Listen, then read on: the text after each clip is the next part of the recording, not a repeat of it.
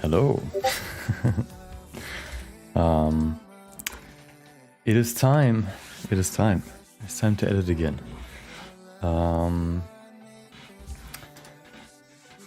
Yeah, let's go. I mean, you know, so yesterday, hold on. So there's something happening today. I guess you could call it a surprise event that I didn't know about, which is that today we have construction workers right on my window. We live in a house, like on the lowest whatever, like on the floor, basically, and I'm just checking the volume meters to see if you can hear them. You can hear them a little bit, but basically, when welcome OG Heriko. Hope you have a good day. They're currently trying to break, or they have broken, like a little bit of what you call it, like concrete, because there was like some weird root or whatever, or they wanted to, like a tree root underneath it, and they wanted to break it so they can clean it up and fully, you know, make the ground perfect. And that is happening right now. How exciting. So probably for how long I need to mute myself for a little bit until they're done, you know, slamming their sledgehammers into the ground right next to my window. But you know, I guess it is what it is. We need to edit, and there's you know, I need to edit at least, and there's no excuse that justifies not doing it. So if it gets too loud, just let me know, and then, you know, I'll just mute. The problem is, because I have headphones on, it's not as loud for me as it is for you, because you know, the microphone doesn't have a headset on, so it will be louder for you. So if it ever gets too loud, just let me know, and then just hit, like, say mute or whatever, and then I'll just do that. Welcome Shadow Strike, welcome. Have you watched Reserb or RE-Zerb? I don't know what that is, so I haven't. Nope. Oh, you mean RE0? I think hold on, let me RE0. I have not. I'm watching. Oh, is that okay? I know the character Rem. I've seen them a lot of times. I guess that's one of the most popular characters from that series, or maybe, I don't know, because I've seen that one before, or a lot, but not where they came from. So now I know, but I haven't watched it myself. Welcome Nerux. Hope you had a good day. Hope you have a good day. I don't know why I'm still saying that your day is almost over. Okay. So yesterday I did, you know, edit a little bit more off stream, because I wanted to just get more done. So after we finish this, like this amazing mind-bending transition, hold on, there you go. I wanted to do a little bit more, and this next bit is fairly simple because it's just like a few clips together, so there's no crazy effects. Maybe I'll add a little bit of that at some point. Sometimes I have an immediate idea for how I could spice up, you know, a section. Sometimes I just add all the clips together, and then afterwards go and see if I can see like opportunities of spice and add it then. But right now I'm just, you know, here right now, for example, I added just a few clips to show off some of the sections, and then afterwards I'm talking about the gun that he of course has. Oh, here I added some spice, there you go, which is, so to create like a somewhat smooth transitions, because this clip here of Deadpool pulling out his gun on Wolverine in the trailer has like this depth of field effect where it, you know, blurs and then reveals the gun in focus. Let me lower the music a bit. Also, let me switch to a non-vocal track. There you go. I wanted to use that to create like a smoother transition between this shot and this shot. So I just created like I used the, what's it called, like camera blur effect to blur this one out and then create like, oh, as if it blurs out and then switches, still blur it out to this one and only focus on the gun. It's like a small thing, but well, it looks cool.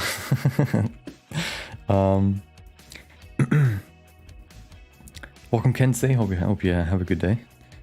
Made a video about my Elden Ring character in Blender. Just gonna shamelessly plug myself. Okay, there you go. Yeah, it's Da Vinci. Okay. So I've only just, added a few things here and there. Not too much. I also removed one section at the end right here because the voiceover just seemed a bit too repetitive. So I removed one line. So it's actually, I basically edited even more than what you can see here, but just by removing some. So the progress has gone forward without me adding stuff, but just removing stuff. And now we're at this point. I also made this little animation here. It kind of looks like a Fortnite gun right here, but it's basically just showing how this gun, I bought this gun on Sketchfab, but it was, in my opinion, a bit too complex for like an anime style animation. Because if you wanted to draw this for every frame, you probably don't want to, every time perfectly draw these holes into the gun. So I just simplified it and made this little animation to show off what it would look like. Yeah, and now easy to draw, of course, and then we get to the next bit. So we've almost reached the next song, and maybe we'll, depending on how far we get into this song, maybe we'll actually today get into an exciting topic, which is finding the next song, which can take hours sometimes, but having good songs is important, and is, it's, in my opinion, one of the most important parts of at least my videos. So I always try to find the best ones that I can find. But we're not there yet, so let's see if we can get there today. Yeah, I think, so this spot right here, but I think I'll have to do even more to make them look 2D. But of course, the 3D model is just one part of the equation. Yeah, so this one I think can just be filled by, just a few more clips. I'll have to do even more to... Yeah, so I was already looking for something. I think this one could work well to kind of show off what the gun somewhat looks like at the end. Just kind of play around with the shader and already seeing some line out here. Right after this, I'm talking about the... Okay, please, no voiceover, please. Oh my god, all the songs here have vocals. Let me just pull up something new. Let's see, what are we feeling today? Lounge music? Sounds kind of boring. We need something... Oh, I know what we're listening to. Hold on. Jazz. Let's see. Hold on. Yes, of course, the good thing is if you're just using Epidemic Sound as a playlist, you can also specify what kind of mood you want. I want something energetic because we're just starting workday. I am, okay? For you it might be later, but I am just starting. So let's get some restless jazz in here. There you go. Let's see what we can find. No vocals, perfect. Usually jazz doesn't have any, so let's go. Bam. Ooh. Sounds pretty good. Let me make it a bit quieter. Okay. Yeah. Usually if I try, usually my shots, I try to not, so I wouldn't use the shot if I'm like talking way more about the gun or whatever, and I'm later getting into how to turn it more 2D. But since I'm already almost there, I'm transitioning into it. I can already add like a teaser in my thought, of what it could look like. So I'm just going to use something like this where I'm trying out some like 2D things. And I think this clip could work pretty well. And here's how I actually go through hundreds of hours of footage. because, you know, I'm recording everything that I do during the project. So I then afterwards put it all into one timeline, which is this. And then I go through everything and basically categorize it. So for this recording, I basically, you know, made one to find references, creating Wolverine, creating Deadpool, and then the final shots. So where I kind of, I guess, build what the final look could look like. And then if you go in here, we can see all the different parts of it. And here, for example, for Deadpool, it was roughly 50 hours. Then for Wolverine, it was roughly 25, and then fiddling around with the final shots, and so on and so forth. So this project was a bit shorter, but it's still good to categorize it all, because then it's much easier to go through and see, find what you're looking for. So now, for example, I moved all the way to the end, so I forgot where the gun thing is. But of course, I can already see where I taken some things out of the recording, and I can also see the markers that I made. And I think it was roughly somewhere around here. Nope, it was earlier. And then I basically just go in, and if I need multiple shots, so for example, over here where I just, you know, put multiple shots together, what I'd like to do is I just go in here, let's say over here, I select, okay, this clip, I then mark it orange. I have it, you know, I have it a hotkey. Then I do the next one. There you go, and then the next one. And then if I just go here to, oh, you can't see it, but actually let's do this. There you go. Then I go to timeline, select clips with clip color. I don't think you can set that as a hotkey, unfortunately. And then orange, because I always mark them orange. There you go. Now everything that is orange has been selected. Now I can press Ctrl C to copy them, and then Shift R, so that when I need more clips, I don't select these again. I only select the new ones that are marked orange. And then I can move over and Ctrl V, paste, which still means that they're all on the same, they still have the same distance from each other time-wise, which is why this one is like at minute 26. And we started somewhere over here, you can see. Okay. And then to bring them together, we can just press Shift C, and then they're all together neatly, like this. I think Shift C might also be a custom thing. I think all these might be custom because I wanted to just optimize me finding and putting them all together. So if I ever need clips and I need to, or if you ever need clips and you have like a lot of footage, you can do it the same way. Select them all, mark them as a color, and then select that color, and then put it over to your main timeline. Oh, yeah, right. I need to find the gun thing again. Welcome, Allison. Hope you have a good day. Lattices. Yeah, that was just a test. That was actually not part of the project that I recorded. It was just to kind of show what kind of what would you call it? What kind of imperfections you could add, and yeah, it was just I just recorded that afterwards because I thought it would fit well. Here it is, the gun that I bought. But let's see, where's the thing where I added? Oh no, it must be somewhere over here. I should have marked it, but I didn't. So I need to find it again. Oh, it must be afterwards, because yeah, it was right here somewhere. I remember. Nope. After rigging, maybe? Aha, there you go. So here we have some adjustments. So it's the gun, and I'm looking for, when I played around with it, to see the line art on it. Yep, I just simplified it. Aha, here we go. Okay. Productivity over finding, finding good music over productivity, 100%.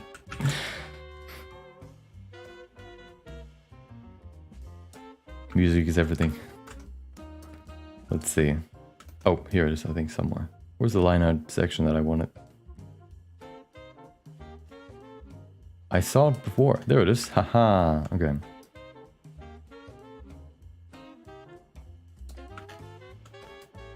There you go. Look at that. Looks almost 2D.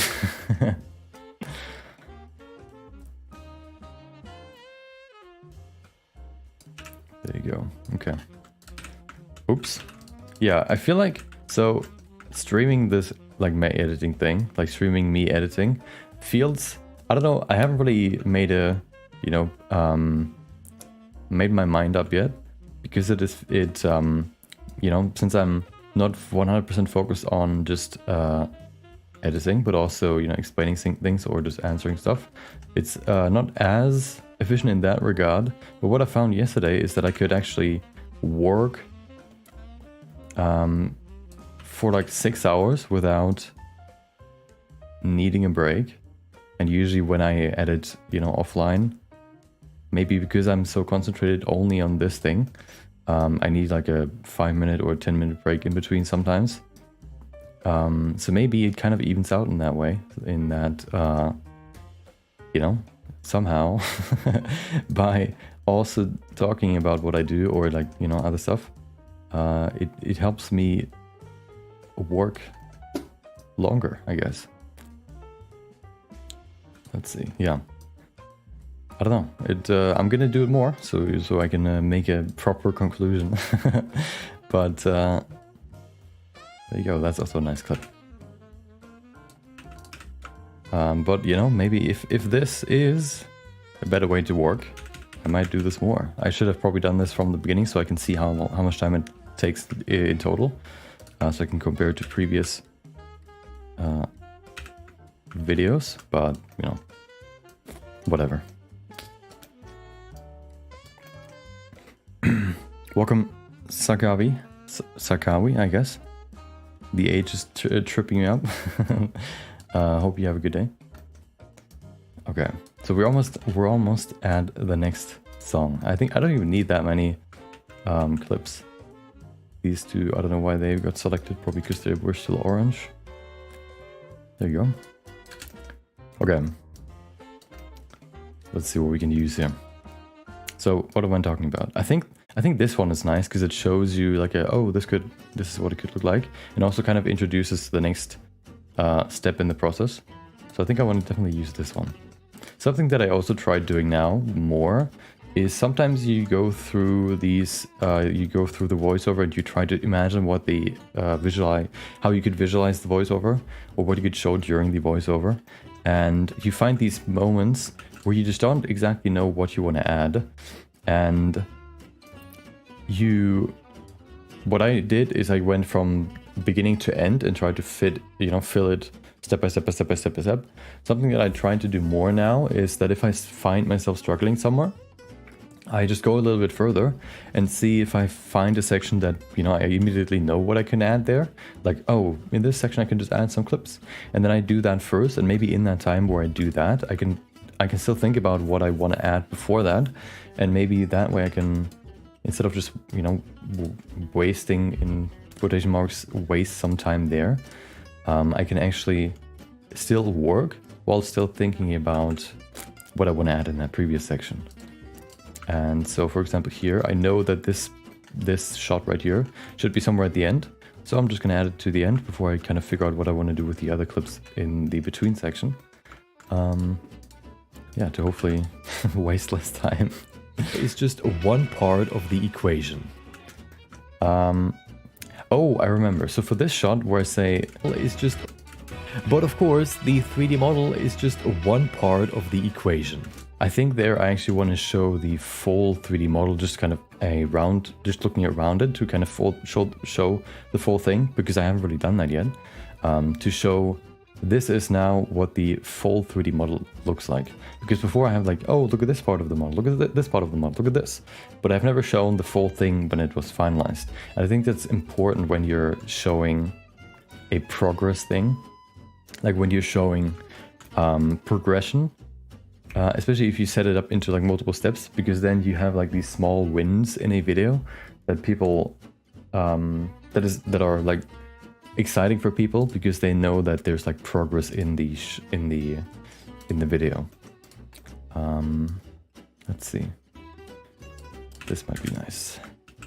Okay, let's listen to where I can add this. Even more to make them look 2D. Okay, I think here it might be nice. Like to make them look 2D. To make them look 2D. To even already show one idea. I think that's nice.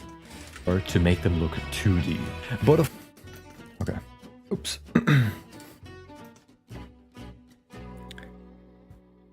What was your favorite frame in the Miles Morales video? I don't even remember all of them. But, I don't even remember, but let's see if I can... I don't even think I have it on my... Do I still have it on... Oh, I have it on Instagram. Hold on.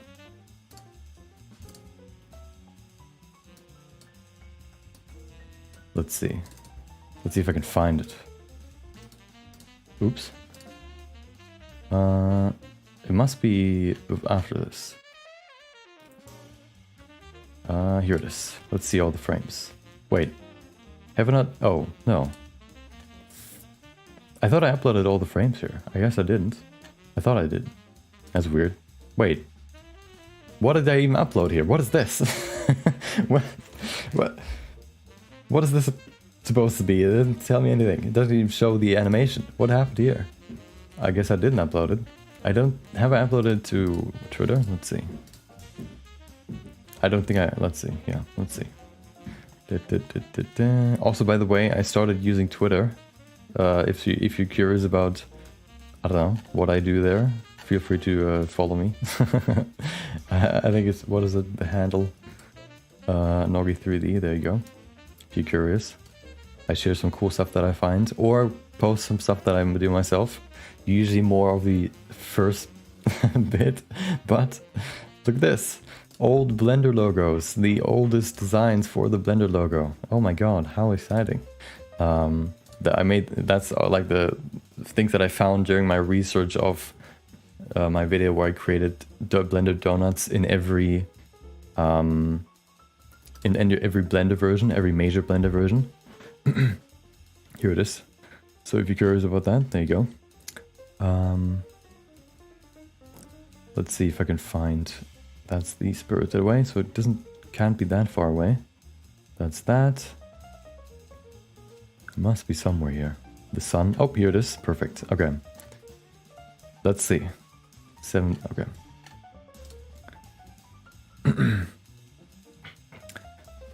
This has been now over a year ago, I think, so it's a bit harder to remember them all. But so one that I really like is this one, because it showed me a different technique. Oops, it showed me a different technique to make something look 2D. This is just like an image texture in front of the actual 3D model, so the 3D model is still down there. It's like a transparent texture, just like transparent plane, and then I texture painted on top of that, like all these small things, like the brush strokes here, this blue stuff, and then these, I don't know, like these dot patterns to make it look like graffiti, and I think it looked pretty cool. So that's one that I really liked, and then the other one, let's see if there's another one actually. I like this one too because it's so different, and this is basically just one a render filter by True Digital. It was called the, what was it? Blender True Digital Blender Live Paint Filter. This one right here. So this is basically just like a setup that you can use for your camera, which puts like a displacement plane in front of the camera to turn it into like these brush strokes, and then adds some like shading to it as well if you want. And you know, you can just put that in front of your rendered scenes and turn them into paintings, which was really cool, and I think looks really nice here. So this one is also really cool, even though I didn't really do much there. But and then this one was also nice because I think this one was like the first frame where I played around a little bit more with grease pencil.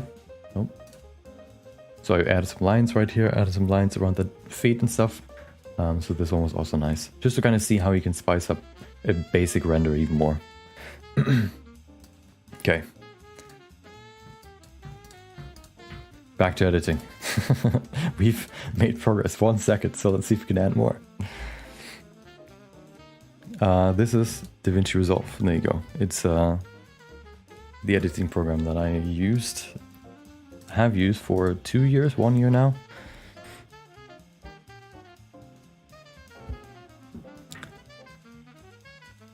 Live paint filter, yeah, is really nice. I don't accept client work, I just work for myself. I've never done commissions, and I don't know if I ever will, but look 2D. So far I haven't. Okay. To make them look 2D. So, I think, let's see. Can I frame this? So let's see if we can fit this on so that there's no... I like to remove clutter, visual clutter in my shots. So I want to remove as much of the Blender UI as possible so that it's not distracting when you look at it. So this could already fit in here, which is nice. Of course, since I zoom in and out. To make them look 2D. But of course... Okay, but it's still good. Sometimes when I look around models and I try to frame it for the video, sometimes I zoom out, which is still nice because it still stays in the middle of the frame, so it's not like somewhere over here, but sometimes I also move it. So I would have to also animate the clip so that it's staying in the middle. But luckily for this bit, I just zoom in and out, and I don't have to change it, which is nice. Okay, on to this little bit right here. We're almost at the end right here. Let's see. I like this one. I don't know why. Let's see. I kind of like this one because it shows the line out changing as I move the gun. So I think I'm going to use this one. It might actually be enough for the rest of this shot. Is there anything else over here? Okay, I'm going to probably use this bit because it shows the perspective change a lot. There you go, if we add that here. Oh, but I think I'll have to do even more to make them look 2D. I think that's nice. And I don't think we need these two. Get out of here. Perfect. But I think I'll... Okay, let's frame these real quick. And then we're good. Something that I use a lot, and I think I've heard at least one other person do that too, and I think it's important, is visual ease, I guess. So if you, for example, watch something and let's say you go to this part right here where I have multiple little things right here, multiple little clips that change what you're looking at. What I like to do is I like to add this right here, the alignment image, which is just like a few, lines. So I can basically focus everything, or so I can focus what you are supposed to look at into the middle of the frame, as good as it can be. So I would try to fit everything that I want you to focus on to be somewhere around the midpoint, and if I can, into the middle, so that you don't have to look around during the video with your eyes, because that gets confusing and also tiring. So here, for example, I framed all the things so that it fits better into, so that basically when you still, even if you just look at this right in the middle of this frame, you will still recognize what I do and understand what I do, and you never have to really move your eyes. I think that's important, especially the faster you edit, the more you should do that, because otherwise, you just can't see anything anymore because you don't really understand what's happening, which oftentimes can be a problem for like, I've recently watched a few, like, what would you call them? Like anime AMVs, animated, what do you call them? Animated, whatever videos. Animated music videos, I think that's what AMV means. And oftentimes what they of course have to deal with is that in anime, sometimes people are on the right side, on the left side because of framing and because they give the scenes more time. But if you do animated music videos, of course, you can't really just you usually cut very quickly between frames. So there, for example, it's harder to focus it right in the middle. And in some of them, for example, I saw like, oh, I need to look here, look here, look here, because the focus changes so much. But I think so it's important to, at least for me, it's important that you don't have to move your eyes to keep track of what's happening. So let me actually grab this bit and see if I can line it up real quick. Bam. Look at that. Perfectly in the middle. Draw. But I think I'll have to do... See, so even if this thing drops, whatever. So this one is like a funny thing that I do sometimes, where I just make it so one part of like the focus point of the previous frame stays and just falls off frame because, I don't know, it's just funny. But you can also use this, like this falling down, as a focus pull, I guess you could say. So for example, if you have nothing here, the fact that this is the only thing that is right here, and you know that like this has existed before, so your focus is still on this thing, because it falls down, you can use this, for example, to lead into the next shot. So what I could do here is I could let this fall down, or let go to the right, go to the left, go to the top, wherever. And if I, for example, have a focus point at the bottom for some reason, because I couldn't change it, for example, I could add this animation, which pulls your attention, which makes this thing pull your attention down. And if, for example, a focus point is right here, you have like a more easy viewing experience, because this moving object automatically pulls you to where you're supposed to look in the next frame. But here I just did it because I don't know, I liked like this little I guess mini editing joke. And yeah, it doesn't really add much here, but yeah, it's just a little fun thing. Even more to make them look 2D. But okay, so now we need a little quick overview of the 3D model. I think for that I'm just going to do a quick like a 3D viewport shot. I don't think I have one right here because I just kept working on it, so I'll just do it manually.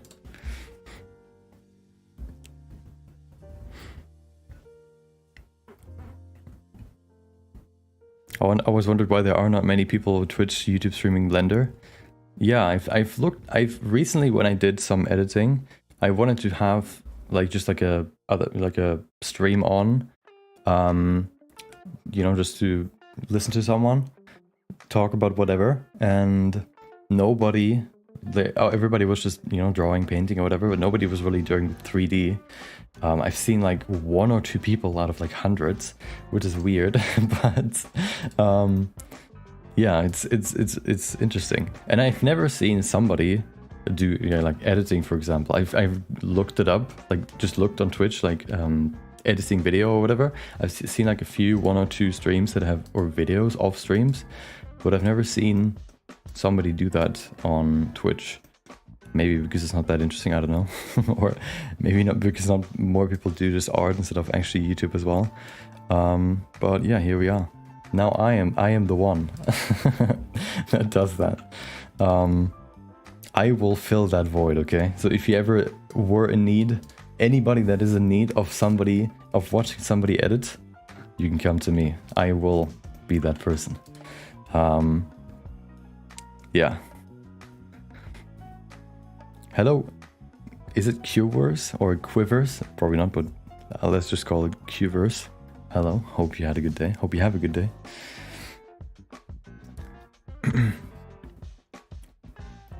Welcome, Stivs. Hope you had a good day. Have a good day. I don't know why. I'm just going to keep saying it wrong and then just accept it. What if someone steals your idea before you finish editing the video? If they can create a video like mine, faster and better than me, or faster than me, maybe on the same level as me, in the time that I finish this video, then they deserve to get the attention, okay? Yeah. If they, yeah, it's, you know, at some point it's just about the hours of working on something. And I guess the only way they could overtake me is by working 24 hours a day, and maybe not even then, because usually it takes me like 10 to 15 days to edit a video, which is, how many hours is that? Let's say 15 times 24, 360 hours. So you could do it, I guess, depending on the project that I do, but yeah, it's hard. And then of course you also need to make the video, so you know, you don't only have to make the project but also the video. So yeah, if you want to do it, then try. You can try if you want.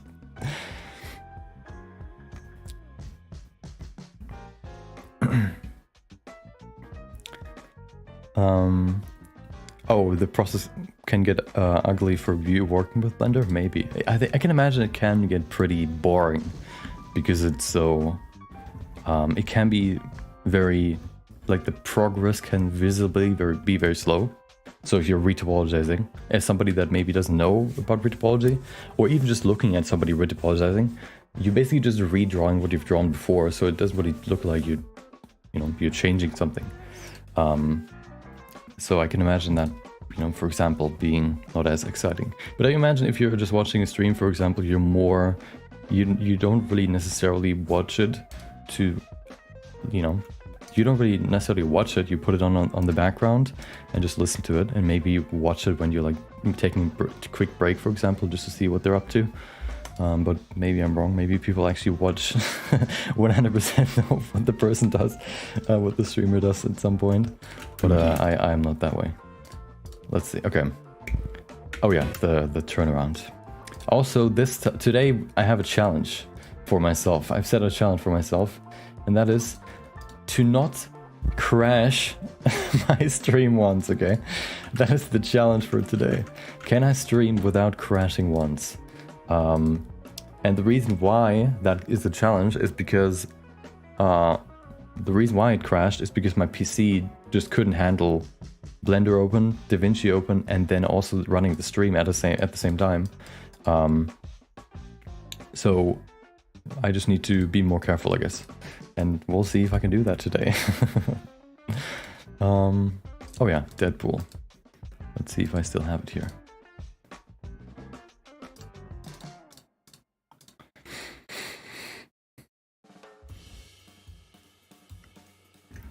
Have you ever get someone ask you to do porn? Nope. I just say, maybe if I said yes to a commendation, to to commissions, but I've so far always said no, so then nobody has immediately asked me like, hey, do you do porn? I feel like that would be like a two-part process. First they would ask, hey, do you do commissions? And then they get to the actual bit that they're, looking for. Oh, okay. There you go. Do I need a ground? I don't think so. But I want to remove all this. I think I like the grid because it feels weird if he's just floating. So I will probably want to keep the grid, but I want to hide everything else because I don't need it. Camera, and then the rings. Look at that. Look at this dude. Let me increase this. There you go. Okay. Yeah, let's set this up real quick. Focus. Oh, I need another OBS, of course, because I need to record now as well. There you go. Okay, quick recording. Let me focus again. And then... Wait, am I in recording? Yes, I am. Okay. I just want to have like a quick look around to see the final version of only the 3D part of the project. And then we can go to the more, like to the 2D bit. Have some quick shots like this. There you go. Then maybe a bit more here. Something that I recently learned is that you, for speed's sake, for example, you could create like depth of field shots and like semi-rendered shots of your viewport renders by just enabling depth of field in your viewport and then using the camera to move around. This way, oh, I can't really focus on him. Let's see if I can do that. And then, perfect, okay. You can create semi, like render style viewport shots by just moving around in the viewport, which I've done actually in a section of the video right before what we're currently editing. And I can show you that in a second, what I actually mean, because I imagine what I just said might sound weird.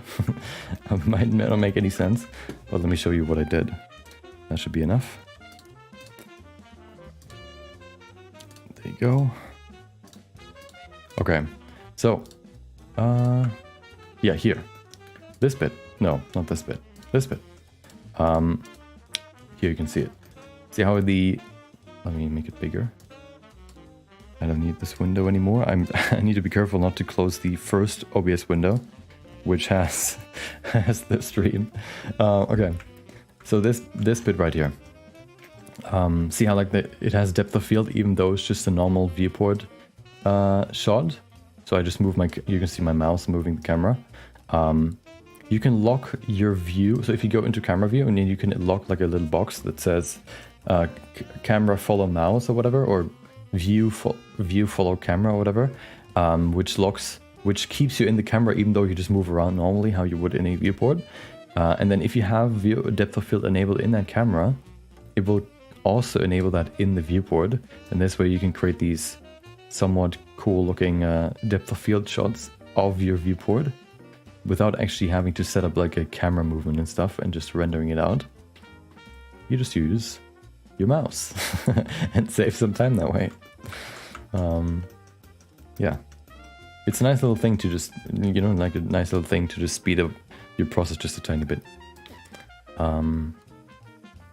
You can even just use that to render like a viewport shot more, I guess, make it more interesting.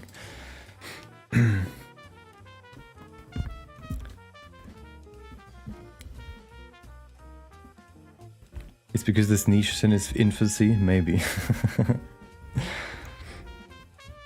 Any chance you would venture into game dev? I've created some like game ideas before, like I've worked in Unreal Engine before, but it's a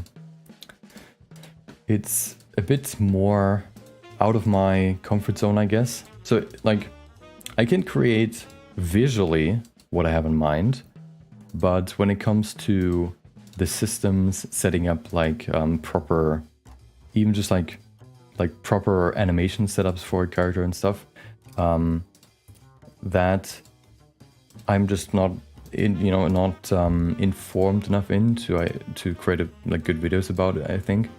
So I would either have to make videos about me learning it, or I just don't do it.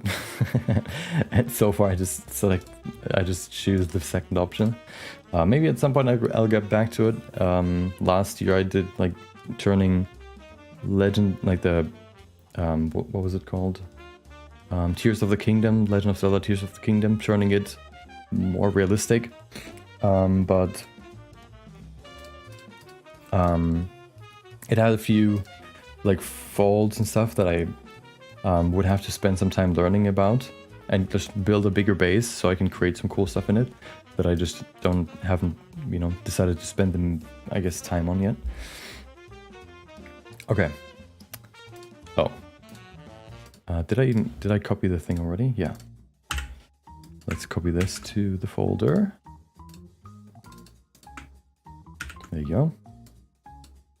That's the wrong folder. Oops. Let's try that again.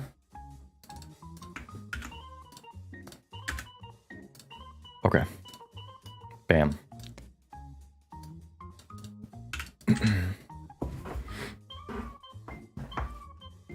Welcome, Rainash. Hope you had a good day. Hope you have a good day.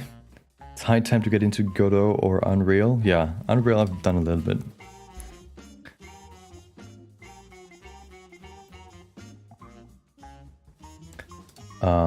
Seems like the construction workers are done, which is nice, so I don't have to actually juggle, another task of muting myself when it's too loud. Okay, which clips can we use? So this one I think is a good one. I'm just gonna select the good ones first, and then we can still select what would work best. Okay, this. And then this.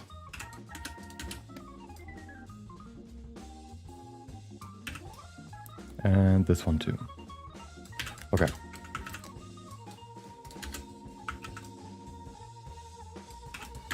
Okay, we don't need that many anyway, so we probably have enough, more than enough. Yeah. Like, there's the game. The thing is, like, there are quite a few people that create very popular game dev videos.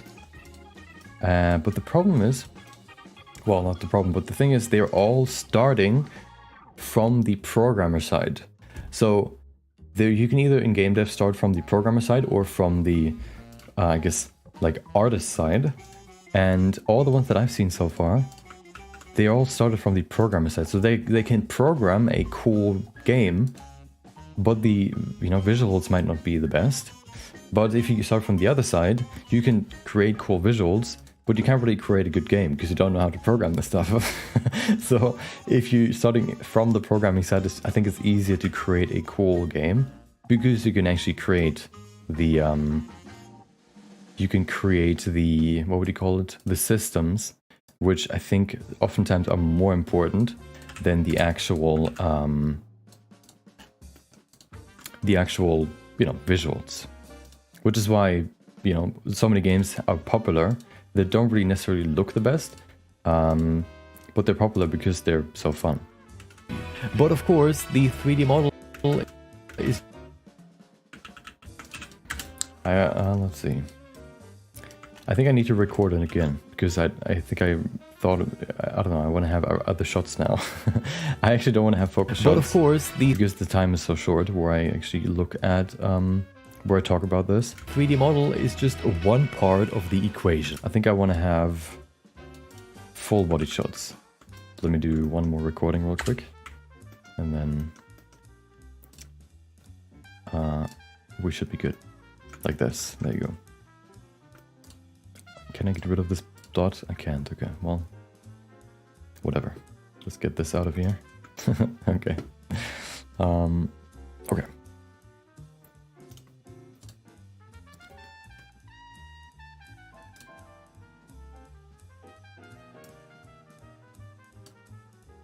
Game is 90% of programming. Yeah. Even though you have the what would you call it? The node system. If you could just program, the node system just kind of makes the programming visual. But if you could just program, you just don't need the node system and are like 10 times faster. And that kind of always kept me away from doing more in Unreal, because I would have to learn programming, I would have to learn Unreal's all the things you can do in Unreal. I would have to learn the so many things around what I want to do that it's kind of like it would be kind of like learning Blender from scratch. And I don't want to do that at this point. Maybe at some point, I can find someone that can just do the system for me, but so far that has not happened. And I don't, plan on doing anything in that direction at this point. Okay.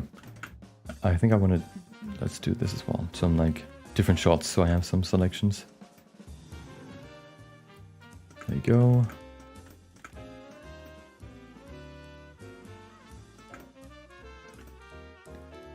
Yeah, that should be good enough.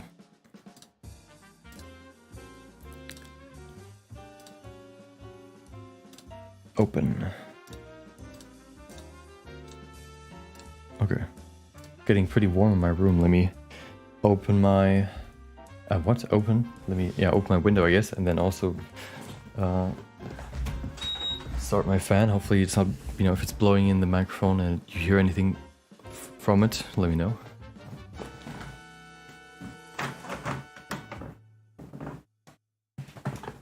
Okay. Let's get this part done so we can get to the next bit. The next bit is exciting because it's a new opportunity for what I'm going to show you in a sec. Let me get this done real quick. Get out of here. Give me this. Oh, I just closed the window that I didn't want to close. Okay. Bam. Bam, bam, bam. Welcome back, Kyochiro. Deadpool got that flat ass wall. It's better for stylization. Okay, for the style that I'm going for. Okay. There you go. I think that's a good shot, just to kind of show the whole thing. Maybe from the back too. Like right here. Going around like this. And then maybe one more going upwards. Or down, I guess. No, upwards. No, down. This one right here. Okay. There you go. That's also why, if you ever see like photographers doing so many pictures, like of the same thing over and over and over and over and over again, it's because, you know, it's better to have way more shots and then just select the 1 out of 1,000 that you like the most, rather than just doing one photo and missing the best shot.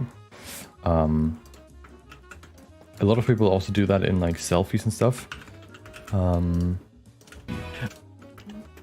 But I don't really do that right now, or I don't really take many photos anyway. But I just stick to, you know, if it's not something that has a fleeting time of it being there, like like a selfie or whatever, where you only have so much time to take a good picture, because maybe other people are around. You just want to make, you know, a couple of pictures, so you don't, for example, click exactly when one person blinks. If you just click, you probably get 1 millisecond at least where somebody didn't blink, and then you don't have to, oh, like photo, somebody blinked, everybody get back in the spot, photo, somebody blinked, somebody else blinked, and yeah, you just click, and then you should find a good one. But of course, the 3D model 2D. But of course, the 3D model. But of course, the 3D. This one's good. Sometimes I like to edit to the music, so to the beat, and sometimes I like to edit to me saying something, which sounds kind of weird, but sometimes I find these like beats in my voiceover that I like to just switch the frame to. So here, for example, you see, I could also just, before I had the cut right here, right on where I start the next sentence, but that is actually not exactly where I start the sentence, it's where I inhale, I guess. So I switched it further back, but of course, because that's where I actually start that's where I start saying something.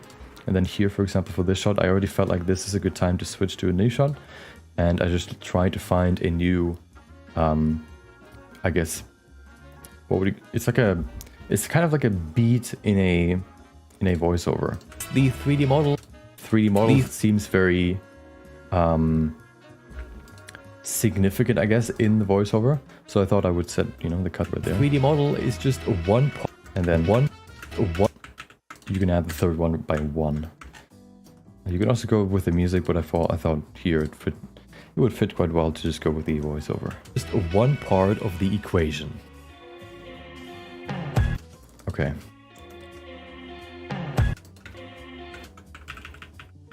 Oh.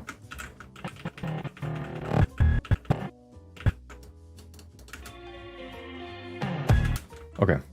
I think that's good. So this one, of course, is way longer because we get to the transition to the next song. And in this area here, right here, I want to have some sort of compilation, which means that like compilation of what is about to happen next. So of course I can't do that right now. I'm just going to set a quick marker here, which will be red. Show me that this bit needs to be done. Oh, there you go.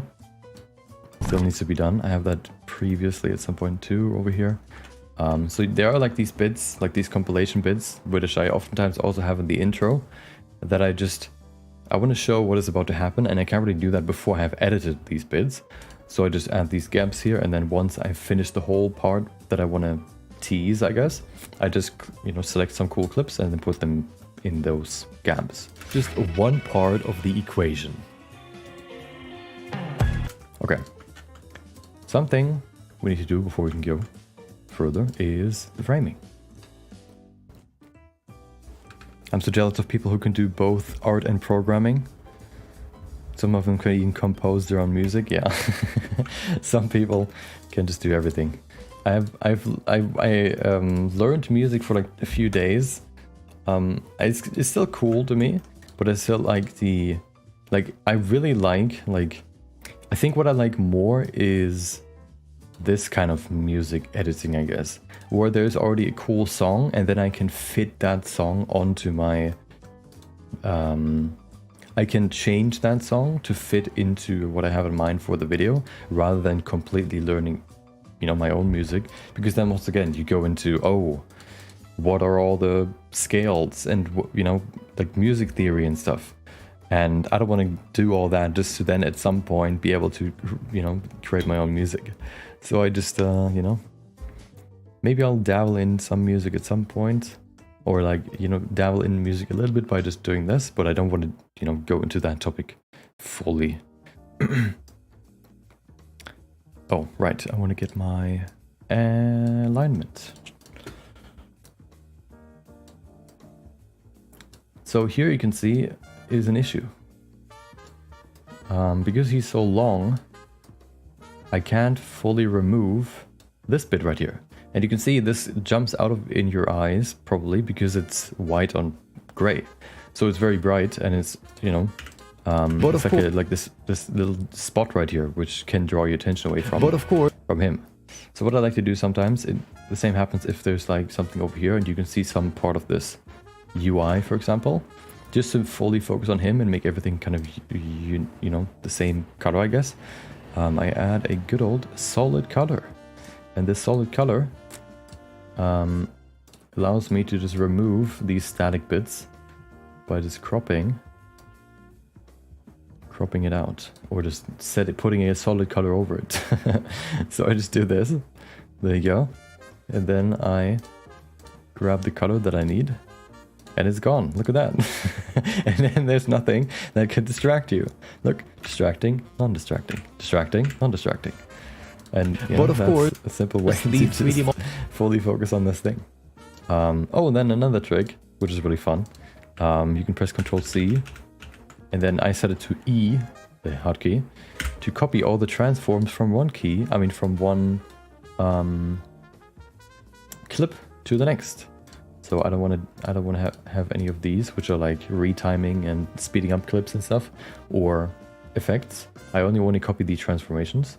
And if I apply this, it looks exactly the same. And then I could just move this over. And then both clips don't have this spot over there. Just one part. It should also work for this because all the framing is the same. There you go. And bam. And now one part of the equation. Boom. Easy. That song is fully done. Nice. Unfortunately, I can't really just play it. First of all, because I'm scared that it's just gonna crash my PC. No, the stream. Because it even starts lagging sometimes when I just play something, when I just play this without streaming, because it has to load all the footage in real time, and sometimes the footage is too big to load, so it can't keep up and it lags. And the more I replay or the more I load these older things, the more it starts to lag because it keeps it all in the cache. So we're just going to keep working. Unfortunately, I can't really show you what it looks like so far. Yeah, because I don't want to crash the stream. But you know, that gives you more incentive to watch the final video.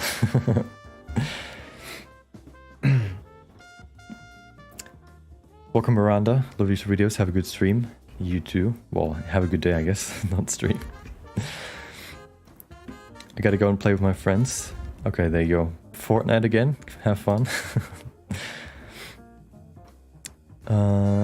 Wait, can I do that? So oh. Ah, there you go.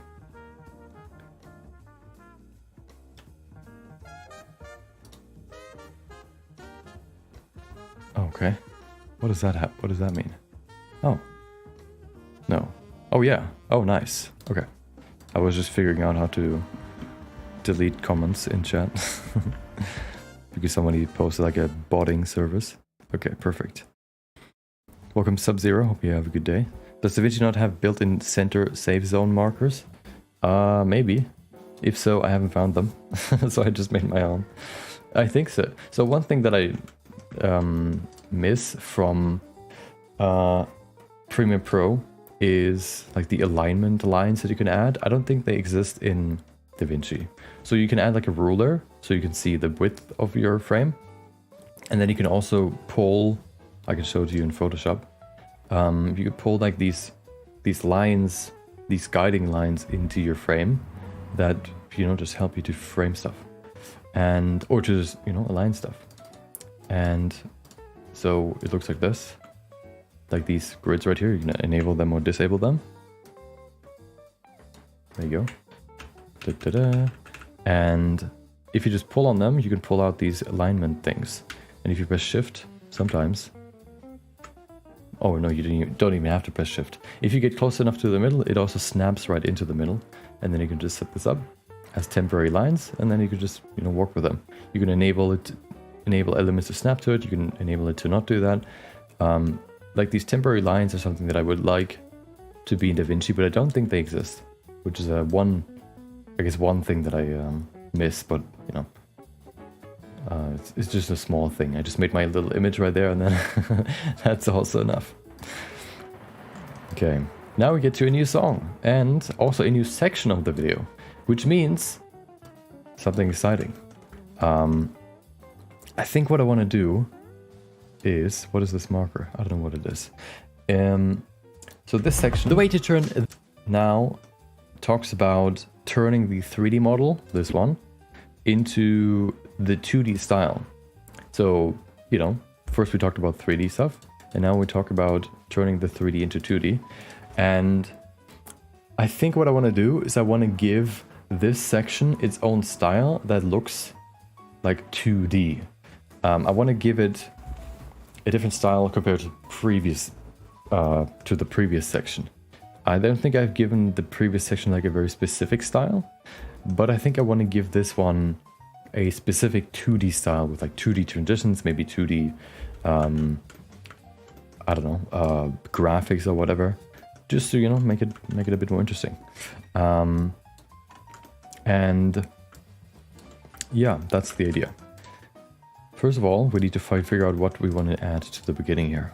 I think this one's pretty simple, but let's see. The way to turn this into this is with this setup right here. Yeah, so this one's pretty simple. Just show the shader setup. It is a very basic cell shading shader setup. But with this setup, you can only really determine the highlight and shadow colors. So to add the leather bits of his suit, I painted a quick texture. It basically allows me to choose different colors. Okay, so basically up to this point, I can just create some footage real quick that shows exactly what I'm talking about.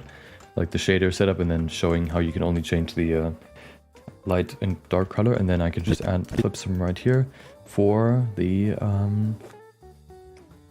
for how I paint the texture, because that's not something that I want to recreate, because if I already have it recorded, why would I? Me to choose different colors for the white and black areas. But this technique has one flaw, which is right here on the edges. Okay, yeah.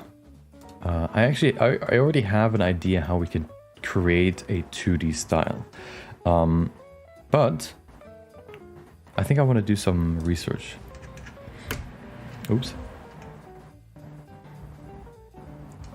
Your friends can't play? Well, unlucky. Well, you could play alone, I guess, but maybe you don't want to do that. When are you switching to Affinity? Maybe at some point. So far, I haven't really put the time into test it yet. Let's do some research. I want to see if I can find like a very cool style that I want to use. I have something in mind, but I just want to see if I can find like something really cool that I could base my style on. So on Pinterest, I have a board for, where is it? Video inspiration. There you go. This usually has mainly, what do we call it? This has mainly like 3D things. So this one is probably something that I'm going to do at some point, like this separate, like very small environment in this very gray and neutral scene, I guess. which I think this looks really cool. This one I actually did for this video, for showing off like the references that I found. But what I'm trying to find now is 2D, I guess, elements that I could add. This one looks really cool. I like this one, Let's just select a few that I like. And maybe we can find like a theme that we can build this style that I'm kind of trying to create, I guess, that we can build it around. So I like this one because it has like this 2D graphic kind of interplaying with the 3D stuff. So something that would be cool would be like animating a few sort of graphics that play around with the footage that is playing. That could be cool. Like for example, here you can see they also added, oh no, they didn't actually, did they? It looks like they've added some like drawn on graphics right here, but that might just be the reflection of some yellow bits. Yeah, but you know, something like this could be cool. Something maybe playing with text could be cool. So I'm gonna save this one too. Something that I found too, which I don't know I don't know if it could work here that well, is this. Like using more graffiti stuff. And then also like this halftone thing. This halftone thing changes the visuals a lot and makes it, in my opinion, a bit harder to see what's going on. So I don't know if I want to use this a lot, but it could be a cool thing to include in a few bits. Just like, you know, this halftone effect, because it looks so cool. I don't really know exactly how I'm going to do this, but if there's a will, there's a way, and I will figure it out. And then this one's also cool, like these 2D elements that are like in between, or like play, like kind of work as if they were actually in the scene and the 3D object interacts with it. That also looks pretty cool.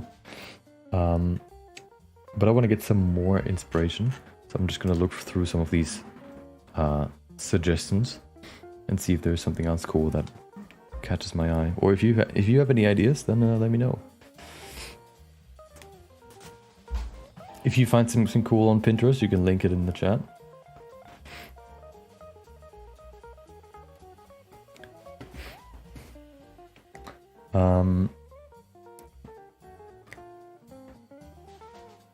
Something that's also cool is like this. This one's cool, like the 3D style, just by creating text that looks 3D.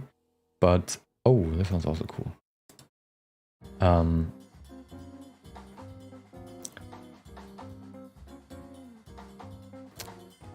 Yeah, maybe I'll work with text, because text is fairly simple to create. If I do like full-on custom graphics, that of course takes a long time. And if I work with text, it might be easier to create some cool effects. So I might do that. I actually remember one person creating, I don't remember where it was. It was like a oh, I remember in what video it was. Let me see if I can find it. There was like a Instagram Shorts creator that worked with like very unique subtitles. You know, usually you just have these auto-generated subtitles underneath the video. But he actually, or they worked with like, sometimes they were 3D, sometimes they were behind the character, sometimes they were attached to the ground. And oh, I remember the video that I saw it in. Let me show you what it looks like, and maybe that could be cool here. Watch later? No, history. There you go. Let's see if I can find it.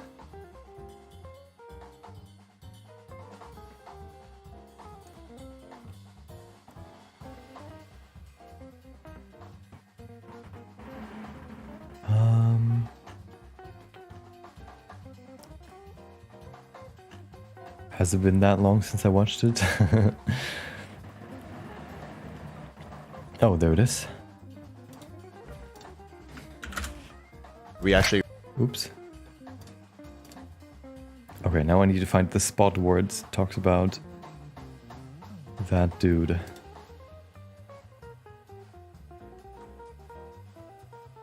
Oh, is it this one? Yes, it is. Oh, an ad. Nice. Hold on. Okay. Here it is. So this is what I could imagine. What's the name? It's so small.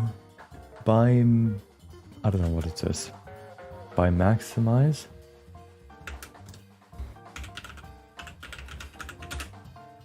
Aha. This. Like making the subtitles play with the footage.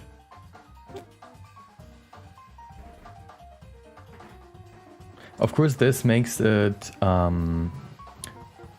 it gives the subtitles more focus, and it could draw away from the footage. But I think if the footage is less interesting, or if you make the footage a bit less interesting, I think it can work. If both is very attention grabbing, I don't think it works that well. But if you have like this one, for example, more either longer and more chill shots, or just, you know, less interesting shots, I guess you could say, then I think you can do that. This one actually doesn't show like the 3D effect that well. Let me see if I can find another one. No, this one's just a quick loop.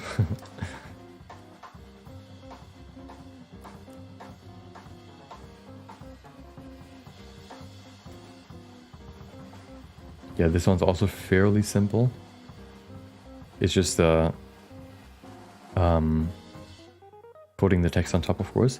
There were others that where they played with the oh, like this, going around him instead of on top of him. But there was one that was like the 3D effect. Let me see if I can find this one. No, is it this one? Kind of. No, actually not. But yeah, there, you know, some of these have like this 3D effect, and maybe I can play around with like text transformations to make it look cool. That's the idea. Okay, that could be one idea. It's from this video. What he learned from working with 10,000 creators. Yeah, if you want to watch that video, there you go. But yeah, that's cool. Like this, for example, could be like that. But I want to look a little bit more, because I feel like, yeah, I think there's a little bit more that could be added to that. Welcome, Zach. Hope you had a good day. Hope you have a good day. Oh my god, that's the longest name I've ever seen. Welcome, James.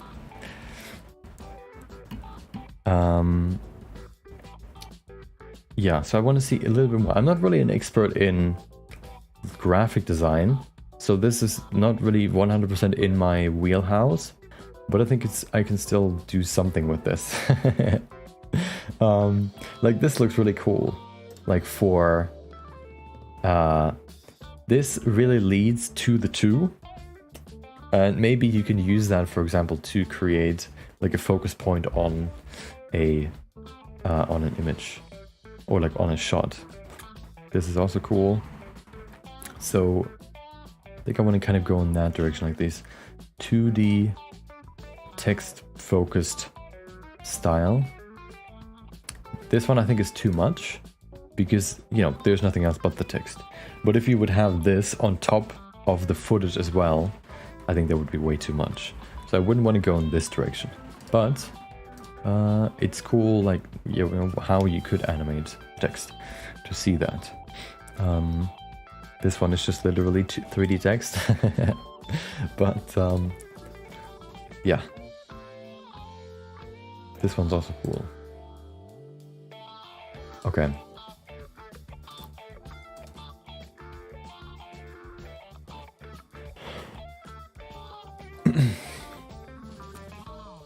Okay, yeah, kind of like this graphic design text style, I think could work well here. To turn it into like this 2D, to make it look more 2D, to really go into that theme of 2D. Let me put this over here. Actually, man, so many tabs. Oh no. Let me save this one in there, and then I have them all in the same board. Yep. What is this?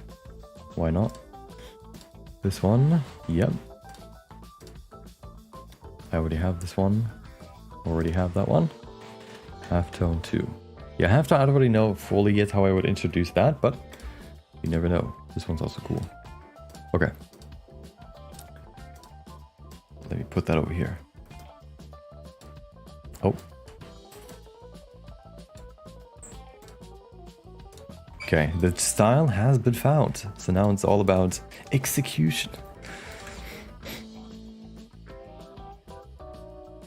Okay. Welcome, Sholian. Hope you had a good day so far. My day has just begun, but it seems to be off to a good start so far. Nice.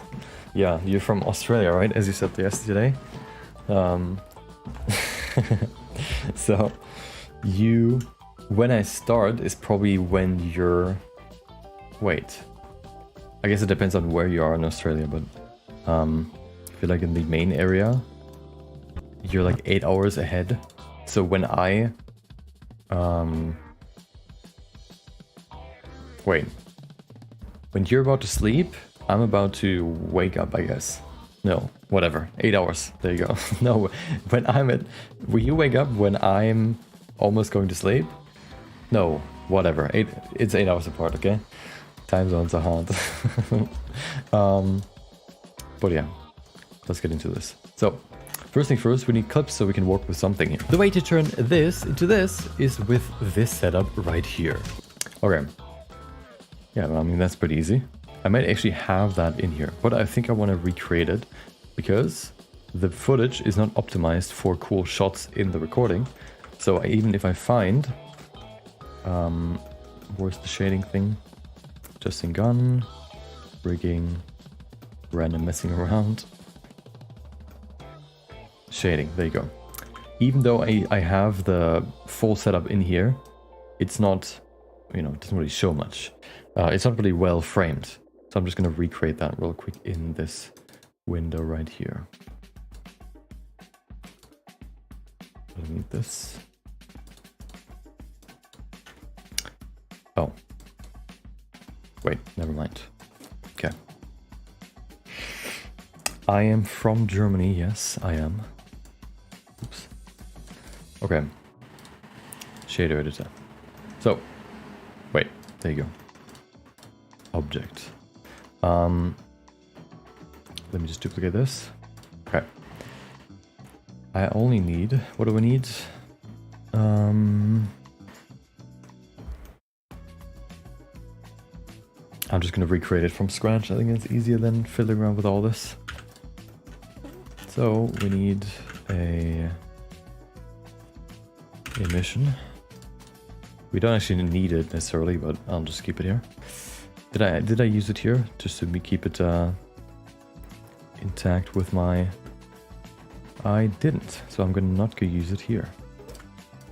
I used diffusion plus a good old color ramp plus...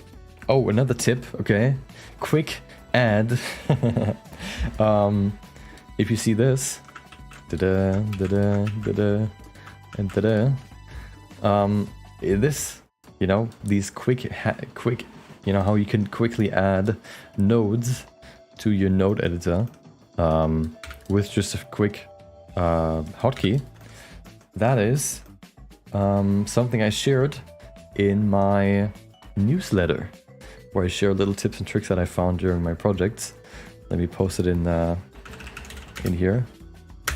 And the tip there, so how I do this basically is pretty simple, but basically, wait, I don't even remember fully how I do it. I think, oh yeah, you can just right click in these menus, like color, brightness, contrast, for example, add to quick favorites. No, assign shortcut, and then you can just add a shortcut here. And this way, for all, if you just work in shaders and you realize, oh, I use these nodes a lot, I use these nodes a lot, you can just give them a hotkey, and then you never have to look for them again in all of these menus. You just press, for example, Control B for the bump map, or the Control N for the normal map. And this way you can very quickly, you know, make your workflow much faster, much easier, rather than having to go through the menus every time. That's just one tip of many in my newsletter. So feel free to check it out if you want. You don't have to sign up if you don't want to. You can also just read all the posts that I've already made. I need...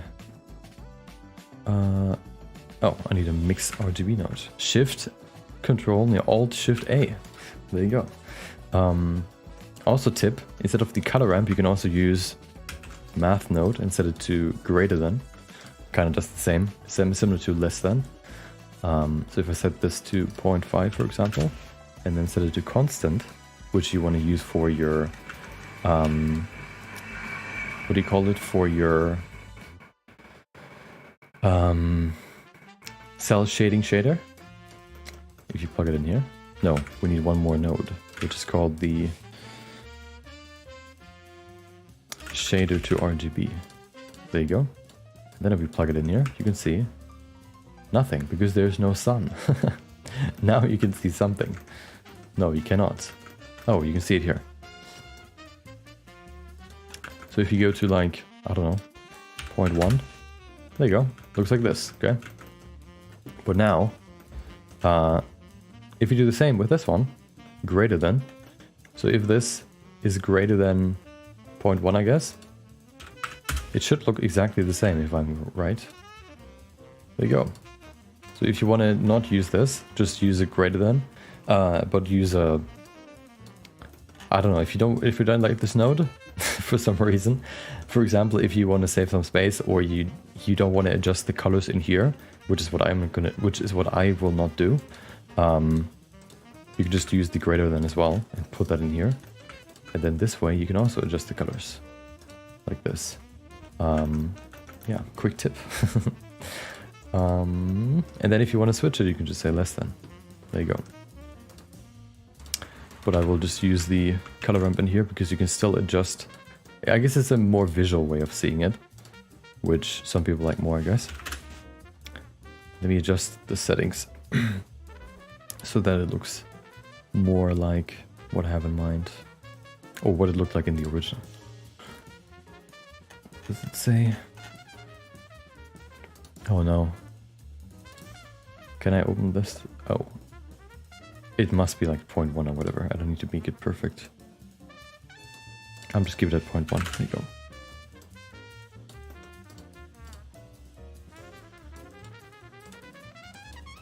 go. Okay. The colors that I used, I don't even remember. So I'm just gonna select them. No, I can just go to here. To the previous body. There you go. Copy them over.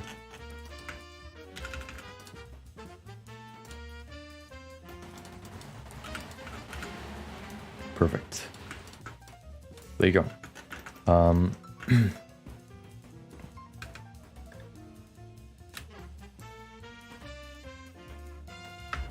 Deadpool has that gyat wall.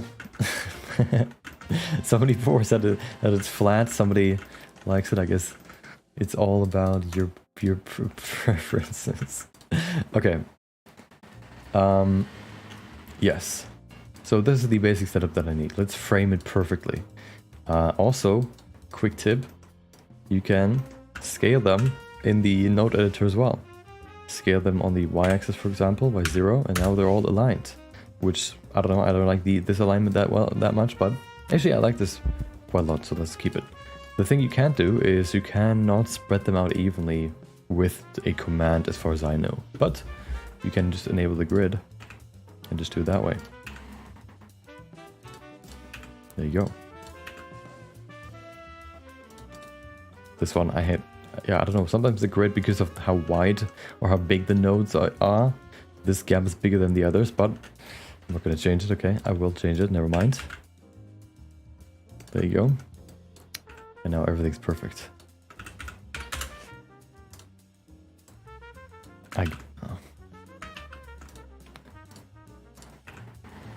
Okay, perfect.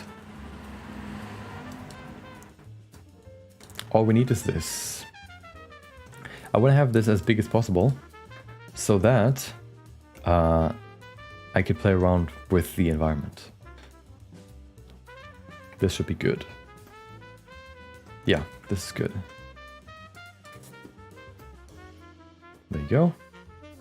I actually just might need an image, so I'm just going to do that. There you go.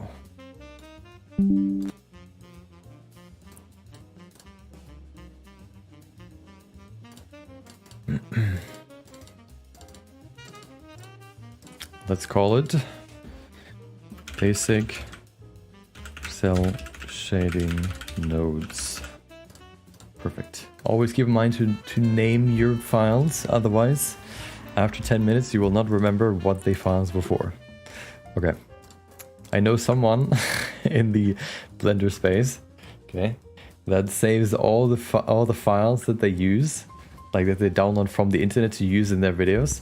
They save all of them in their download folder, so their download folder is just 50 gigabytes big, and they just pull from that folder every time. They need to look through all the files to find exactly what they're looking for. Don't be like that person, okay? If you're watching this, I'm looking at you, okay? You know who you are. And yeah, don't do that, okay? Don't be like that person. Put up a good folder structure. And if you have a folder structure, you can just copy that over to the next project and then you don't have to worry about it. You can just use it in each one, okay? We are advocates over here for good folder structure. It will save you time, okay? Even though it's annoying.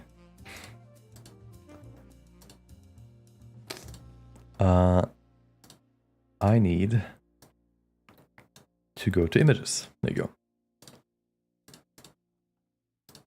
See, now I can just go, oh, what I'm looking for. I'm looking for this project's images. And then I go to images and then I see the image that I'm looking for. Wow. So convenient. So easy.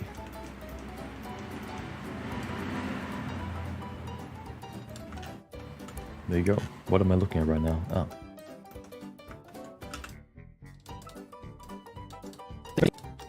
Okay, I don't like this music. I need something else. Any music requests, styles, not specific music, just styles, I will put it on. Give me something. If I agree with it, I will put it on. We're not going to put on hard style or anything like that, because I actually want to be able to concentrate still. Okay. Here once again, the cool, good old trick of using a simple zoom to make something, to focus on something. Start like here, and then just a quick... Oh, where do I even end this? The way to turn this into this right. is with this set. It should be right here. There you go. Okay. Quick animation. This setup right Bam. here. It is Immediately better than no animation, because it shows you that you're supposed to focus on that. Here's something that is really funny to see, and that shows you the power of the focus thing, like the zoom thing. If you go in here and you can see, I can enable this, which kind of shows you more transformation info. So this one's the full frame of the shot, and then this dot here in the middle is kind of like the pivot point where everything kind of transforms around. So if I move this anchor point over here, for example, to this node, and then I play the animation. this setup right here. You're automatically somehow, look at this. You're automatically This setup right here. drawn from this side to this side because the zoom goes to this node. This setup right here. But then if I switch and move the anchor point over here to this node, and then I play it, there you go. This setup right All here. of a sudden, this one is the focus. This setup right here. And that's like a small thing that you can do just to kind of focus something in the image. Just zoom into something specific. Or you know, there are multiple ways you could do that. Some people also like to just blur everything slightly except for what people are supposed to focus on. Would I create a radial blur, for example? Let me do that real quick. If you do a radial blur, put that in here, and we put it to this node.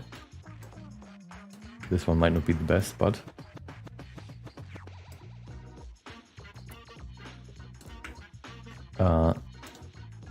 let's see if we can handle full for this image. Perfect. Of course, this one is a bit strong, but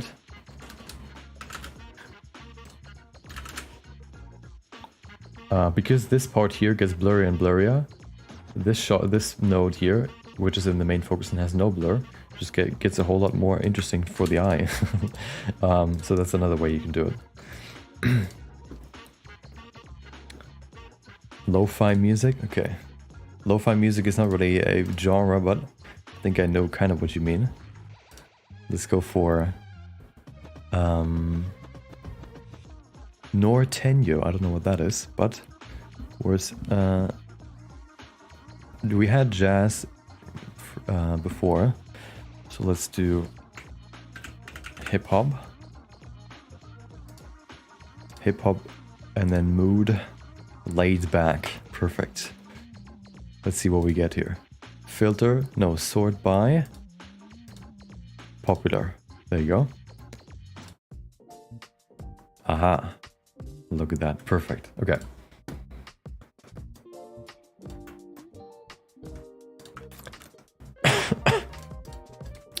Okay.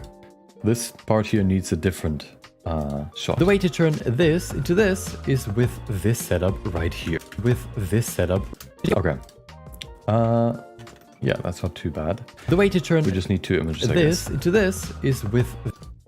And I might even be able to find that in the recordings. I just need to find one recording where I look at my model without the shader, and then one with.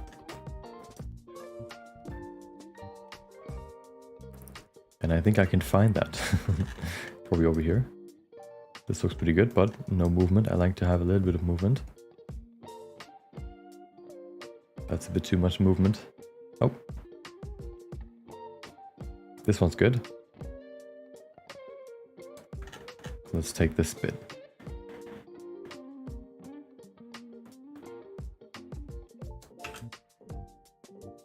Because it also slowly reveals the whole model instead of showing it right from the beginning, which makes the whole shot a bit more interesting. Right here. So if I do this. The way to turn this... Maybe even a bit more, so that it kind of synchronizes with this. Turn this into this. Turn this into... That's good. The way to turn this into this. Yeah, turn good. this. The way to turn this into this.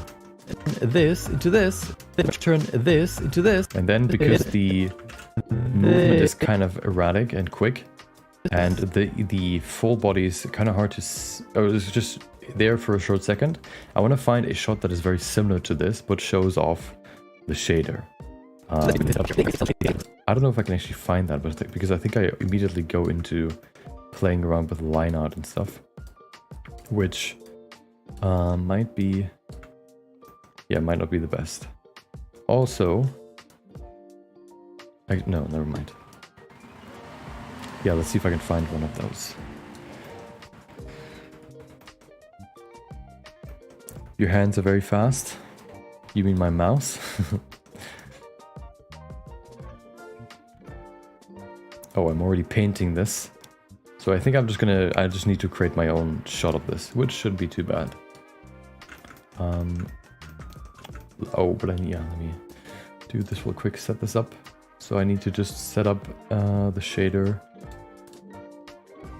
for all of it, but that's fine. I think I actually want to... No, I want to have 2 custom shots. Because I don't think I want to show the gear already. I think I don't want to show it because that takes a bit away from the effect that I want to have. So if I, for example, show... So I want to show how the shader changes the 3D model to a 2D model, and then I talk about how I added a texture to create... to allow me to also add the black parts of his suit. If, in my mind, the gear is here, like is visible, and is already black, that might raise some questions that I can avoid if I just hide all of it. And only focus on his body. And maybe his boots can stay too. No, they look weird. Actually, yeah, I'm gonna... Without them, it looks weird though. So I think I'm just gonna keep the boots. I also need to remove this.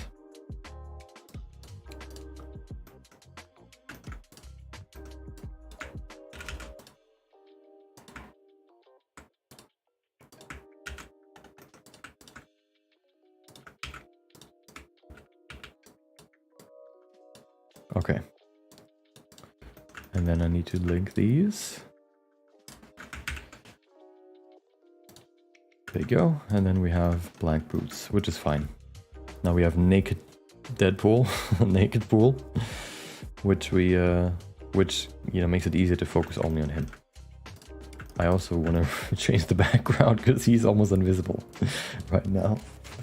There you go.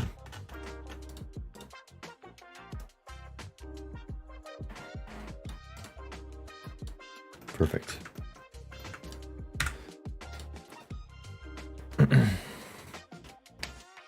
Oh, I have an idea for this shot. This could be cool. I think I want to do that. I have an idea for a custom shot that I want to create in Blender that I think will look cool. I'm just going to show what I want to do. It's going to be hard to explain. What I need is... Wait, no, can I do that in DaVinci? I could, maybe, but it's harder. No, I'm going to do it here, in Blender.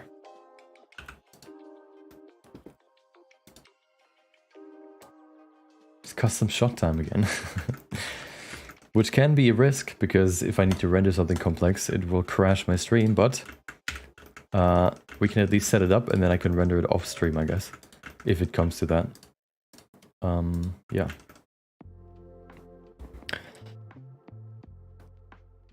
I need a new file.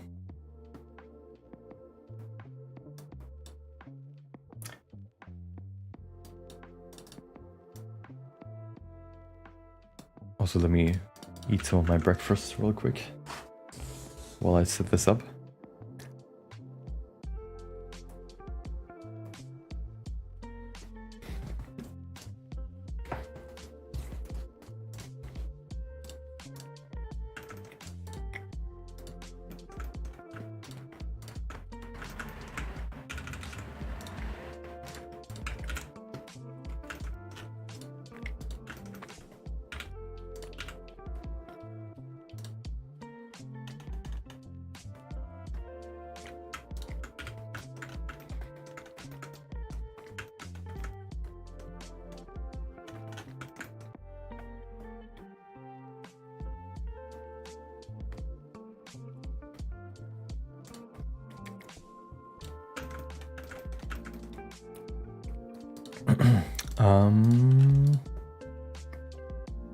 I need 2 versions of them.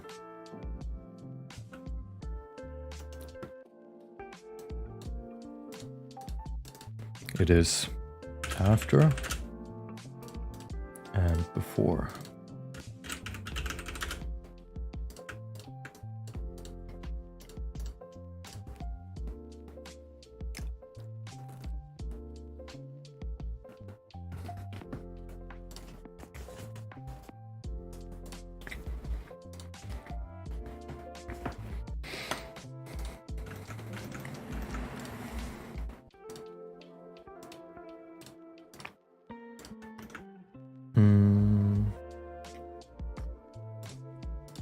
Okay. So here's something I need to think about. I want to show him in this view. No, actually no. It's all fine. It's all good. So good. We're gonna work with Eevee. I think I've never created a custom scene for my videos in Eevee before, so this will be a first.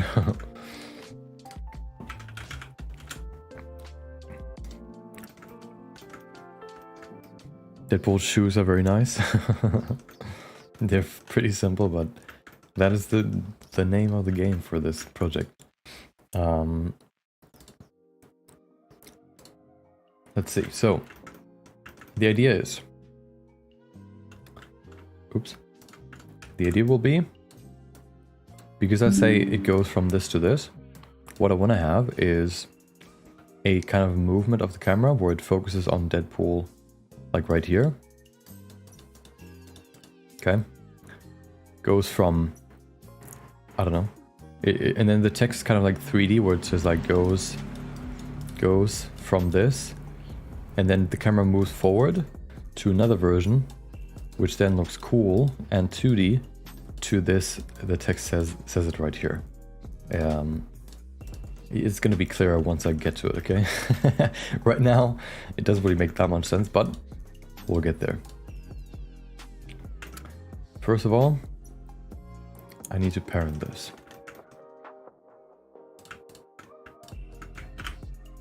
Oh.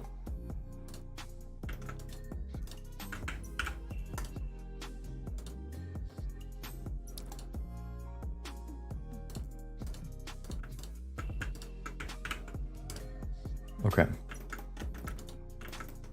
So I need one version that is 3D rendered, like with a gradual change in color, and then one that is 2D rendered with the shader, I guess.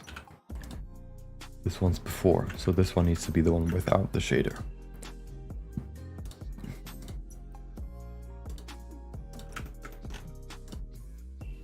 But I think I could still give it color. I think that could work. I think that would be better, actually.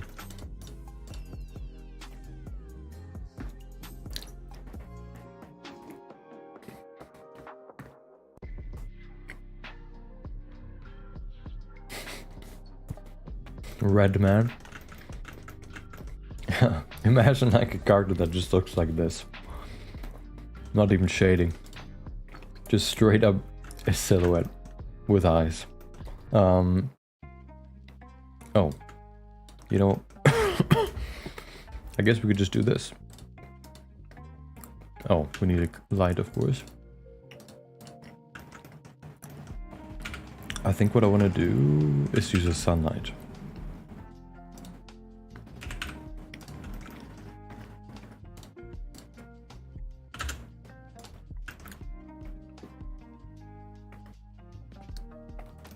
Okay, that's not too bad. Let me rotate it forward a bit so we can see more of them. And maybe sideways. There you go. Very basic shading setup. Also, because we're just using, we want to have specific colors.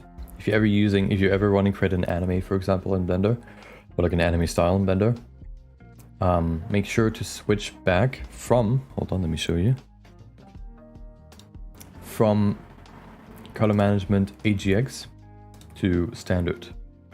Because AGX basically just, it transforms the colors into the AGX format, which isn't the original colors that you've added. So for example, if you go in here and you set specific colors you want to have in the mix color, for example, and they still don't look the same, make sure to check for your view transform and set that to standard none. Only this way the colors will look exactly how you set them here. Yeah, important. I think I actually want to use the gradient here because I want to add more than 2 colors.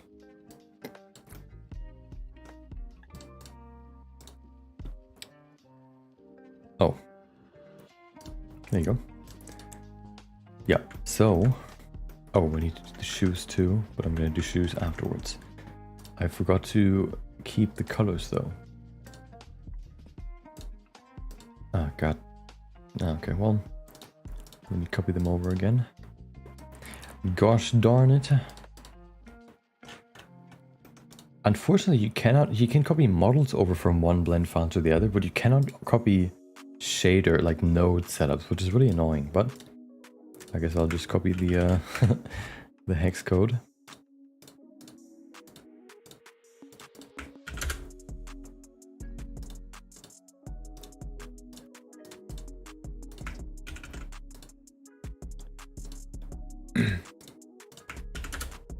There you go. You can append it, but you cannot just Control C, Control V, which would be very convenient. His secret breakfast. I'm eating a lot of things. So what I do now is I set up my food for the next day on the evening before. So today we have 2 slices of toast plus 2 slices of like protein bread or whatever you want to call it, with a lot of corn and grain, not corn, but like different yeah, grains, I guess. And then some here you go. Look at it. Look at this perfection. Yeah, just some good old toast and bread. Nothing too crazy. Yesterday I managed to eat 1 bowl of cereal in, what was it, 6 hours? Let's see if I can do this one, if we can finish this one quicker. Okay. I need more colors. I think I want to add 1 more darker color just to show the shading. Like this. I think this is fine. It maybe needs actually 1 more highlight color.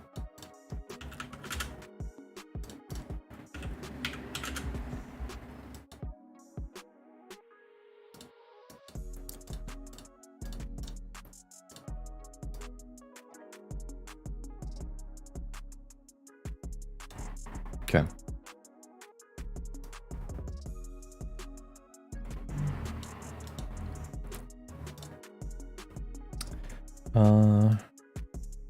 Doesn't look that great for some reason. Although it's fine, I think. Just to show what I mean, I think it's fine. Okay. So we have this dude, which looks very shaded. Very 3D shaded. Let's do the boots as well, and then we can do the 2D version.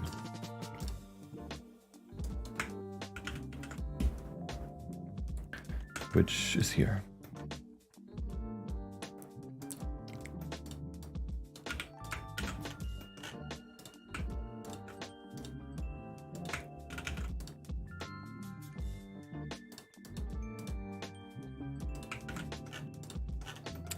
Starting with this.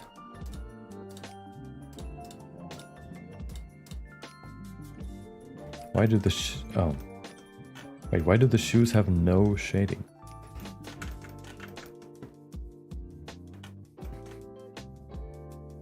I'm missing something. I don't know what it is. Oh, the shader's just over there. Wait, what am I? Oh, I have both enabled. That's why. There you go. There goes the secret. Well, somebody asked for it. I don't have secrets. Bam.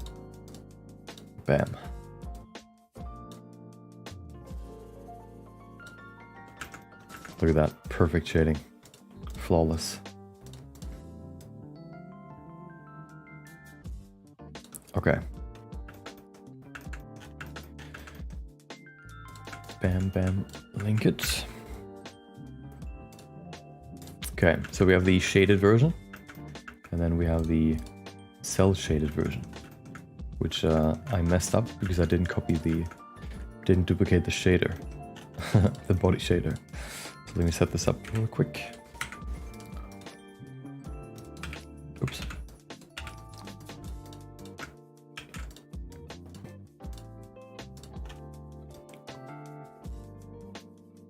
Why is, oh, right, there you go.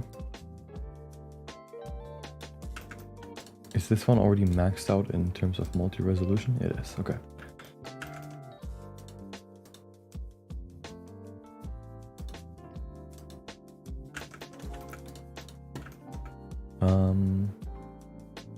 It feels wrong. I don't know why.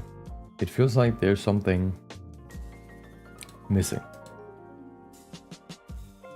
So the shadows look kind of wobbly, which I was able to fix in my original project. Oh, no. by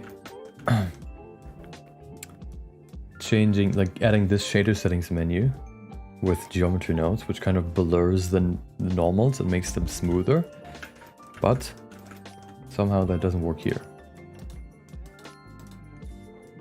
I don't know why, but it will probably still be good enough. Let me see if there's something going on in the geometry nodes. No, it's still here. Weird. Oh, I know why. Because I removed the shader node for it in the shader settings. That's why. I think it was blur norm. There you go. Blur norm.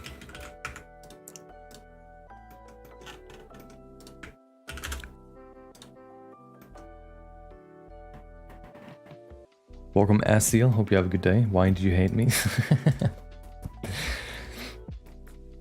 He's so white, I must say. I am indeed white. Sun, what is that? I do indeed not go into the sun too much, because I have videos to edit and to make. Oh yeah, right. How did I add this into the shader?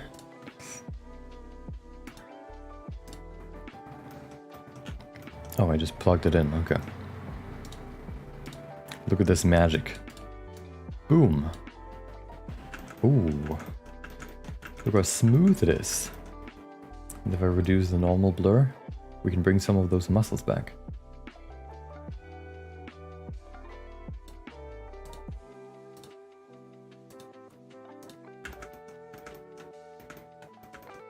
Maybe we can also optimize the lighting a bit to make it look less weird. And then also optimize the shadows. I don't remember the full settings that I used. Let me just peek over here into the main project. 64496.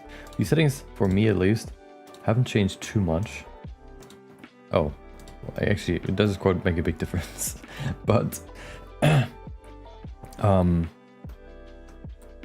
in the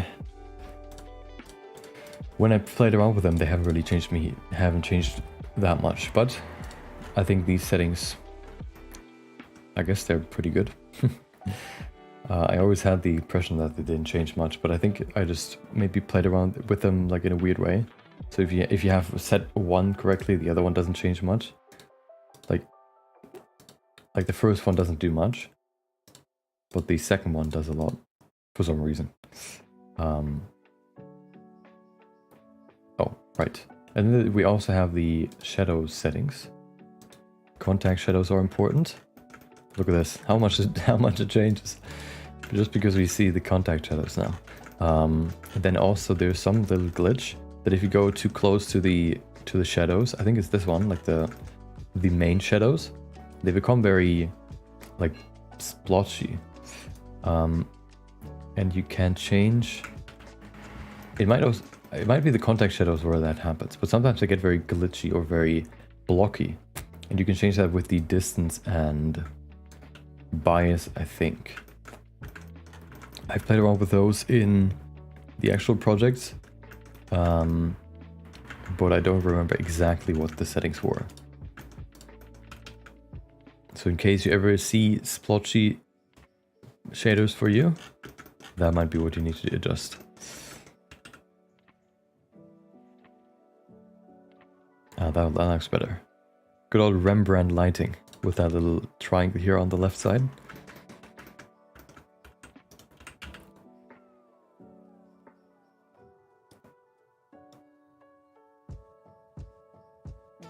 That's pretty good. It's not lighting the right side at all, but I think that's fine.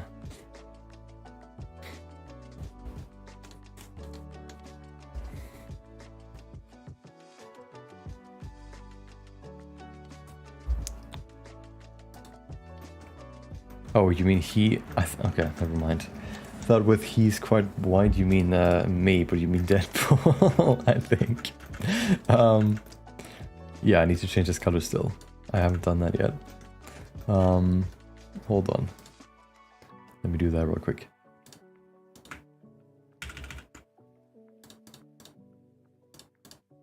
Oh. Bam.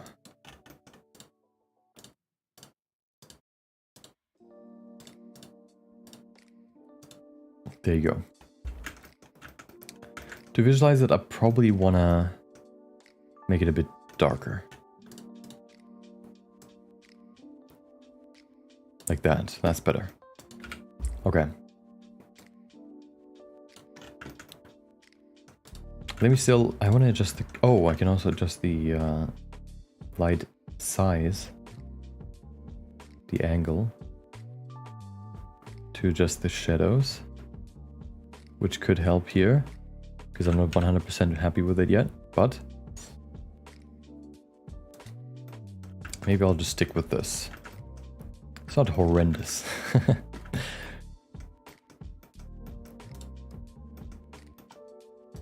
Yeah.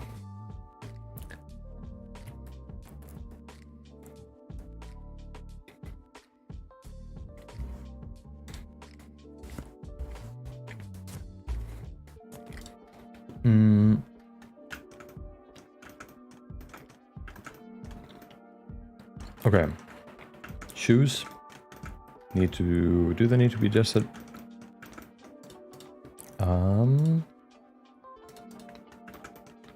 Maybe. I want to add the blur normals to them too, just to see if that helps.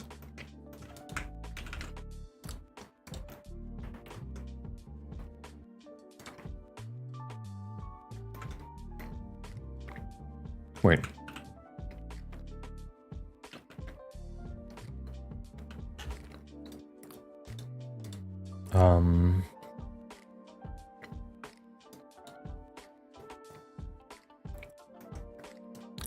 I'm trying to think if this one is already the new version. No, this one's DP grade 2. Okay, I'm just worried that I would overwrite the material again, but I won't because this one's already a duplicate.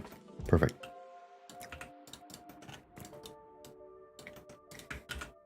So let's see what this looks like. Ah, doesn't do much, but it does something, and that's all that I need. Okay. Actually, I want to play around with the light a bit more. Maybe a more... oh, this one looks much better. Look at this. I think I like this one more.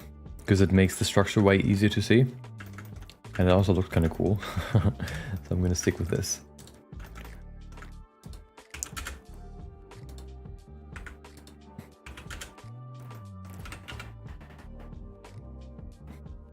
There you go.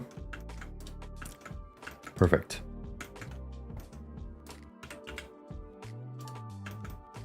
Okay.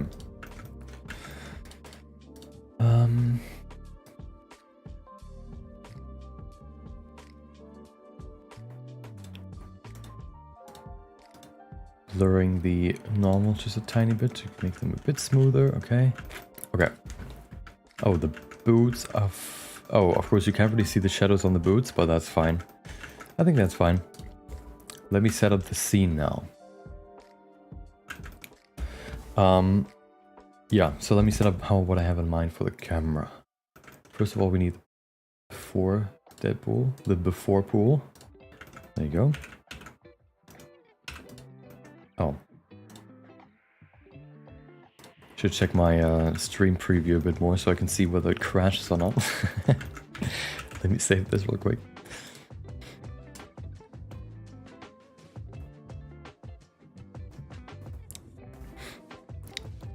Welcome Dark Aqua Fishy, hope you have a good day. Could you show the anime shader? Welcome Caddick, hope you have a good day. The anime shader for the final thing is a bit more complex. Let's see. So it looks like this. It's basically a lot of things, like a lot of things put together. So, oh. Why can I not move it? Oh, because I hold control. It's...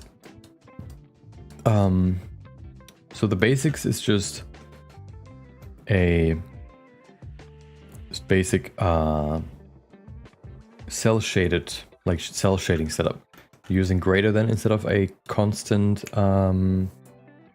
what do you call it? A constant color gradient, whatever it's called, like color ramp. There you go. And then I use this greater than to, you know, determine the shadow and light color. I also have a texture here, which looks like this. So I can determine I can determine a different color for the black bits. And then I also have I have this separate section right here, which basically allows me to also add a rim line to him.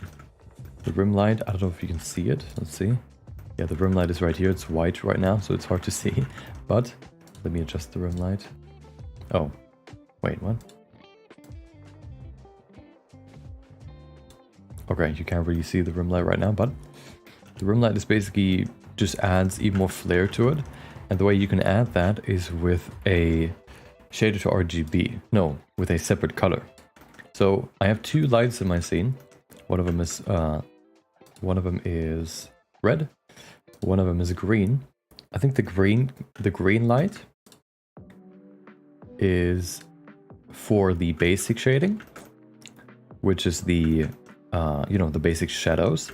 And then the rim light is for the rim light. Well, the other light, the red light, is for the rim light. And if you separate them by color, you can see that if you look at the shader to RGB, you can see we have this red light on this side, and then this green light coming from the other side, because these two lights. And if you use the separate color node after the shader to RGB, you can basically separate the green light from the red light. So the green light would be this, which is the basic shading from left, and then the rim light is the one from the back, which looks like this. And then you can give these two separate colors. So if you go with the green one, you can set this as cell shading, and then for the rim light, you can set it maybe a bit further. You can make the cutoff point harsher, and then you can mix that together to add a rim light on top of normal basic dark and light shadow shading. Let me see why the colors don't work. Rim light switch. Oh, is rim light? No, rim light's on. Yeah, I can also take it on or off if I want to. I can hide the shader, but here I don't really need to. But rim light color, there it is. It is over here, but why is it over here?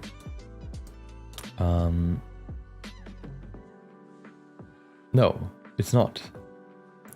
Why can I not change the color? That's weird. Is it... It doesn't take the color for some reason. But yeah, I could adjust the color and make it a different color, but it doesn't work right now for some reason. If I do this, for example, now it's yellow. If I can make it blue, for example, and this way I can add another third color, which can add just a little bit more, a little bit extra on top of the basic cell shading. Okay. This one needs to be, this one can probably just stay here. I'm gonna move the camera. Let me set up the camera movement for what I have in mind. For this, I need a high focal length. 85 is probably good.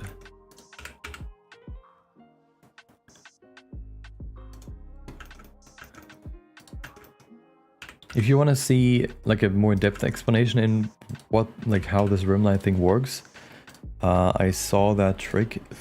I copied it from, what's his name again? Lightning Boy Studio, I think. He made a video about it. I I don't remember what the name is, but he made a video about it, and you can probably find it if you're looking for it. Yeah.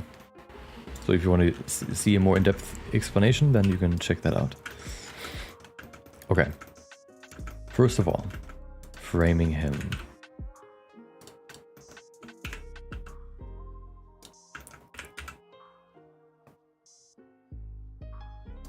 Okay, this I think is a good start, because the focus is in the middle, in the like, you know, in the center of the screen, because that's where I usually center my my stuff.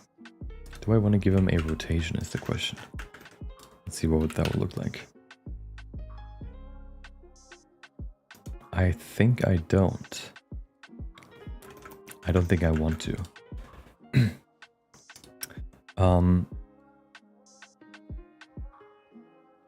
Yeah, I think it's fine like this.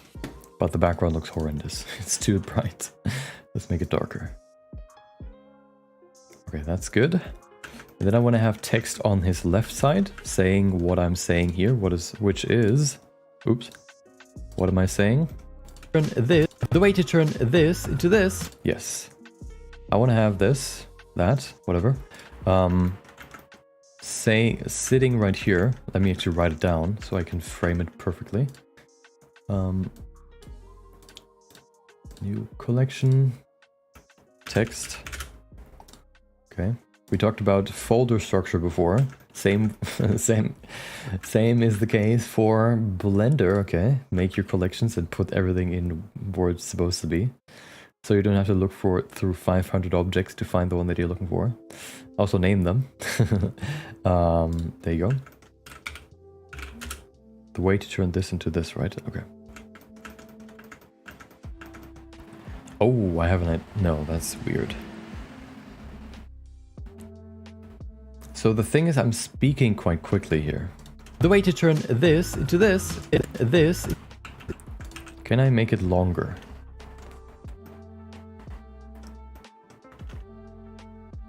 Let's see. This into this is. It sounds weird, so I will not do that. It sounds like I'm cut off. So I can't really elongate this. I could record this again, but I don't wanna. Wait to so let's see if we can do it differently, or just, you know, do what I had in mind, but a bit quicker.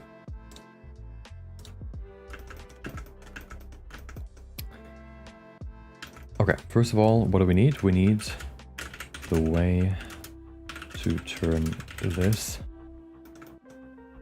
Okay, that's the one that we need here.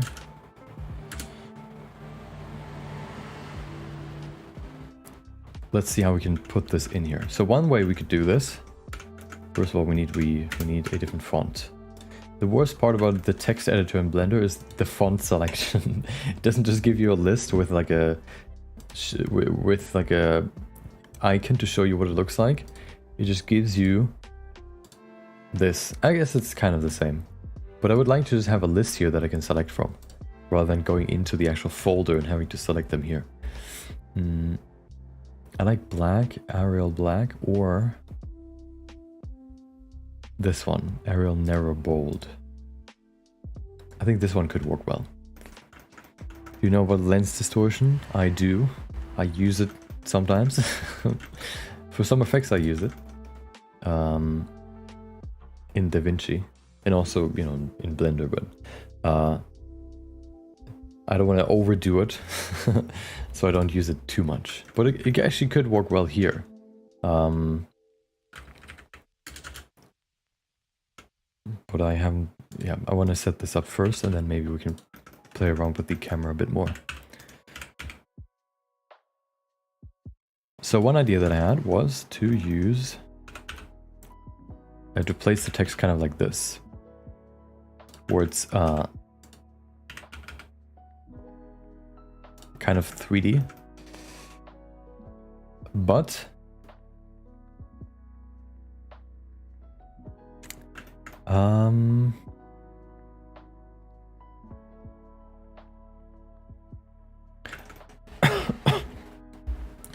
I think I have a bit...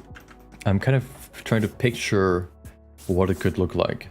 I think it would be better if it was on the other side, because what I want to do is have the after version somewhere here in the front, so that once I switch from one to the other, it moves backwards and then the other one will be in focus.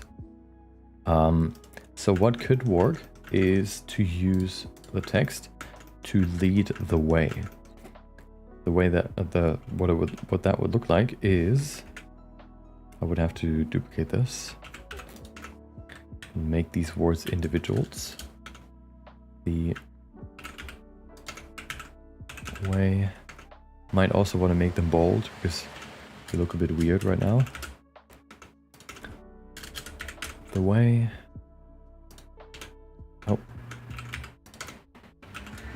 to turn this. Okay, so we have the text. What I want to probably do is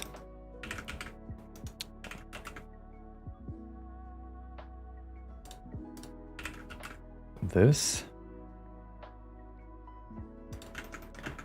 and then go around to the other side.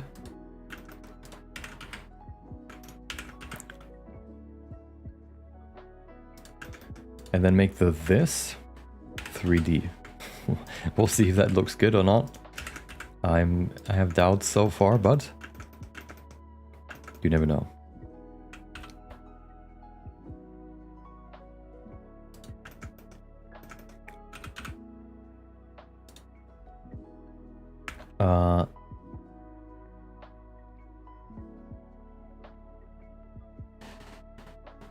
Oh, hold on. I have an idea how this could work. Let's put this over here, turn this, oops, into this. And then when the camera moves backwards, of course it also rotates slightly. I think I need to animate the movement so I can actually frame it well.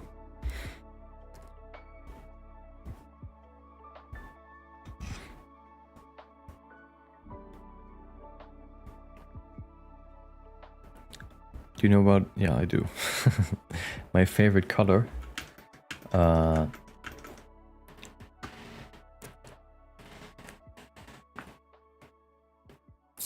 My favorite color is this one. Let me see if I can still write it. It's FF00, I think 66. There you go. Is that the one? I think so. No, it must be like this.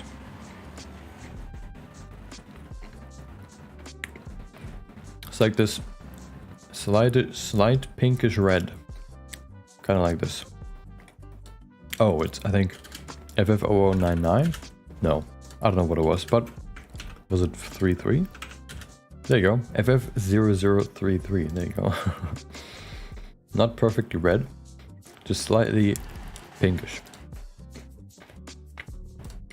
Okay.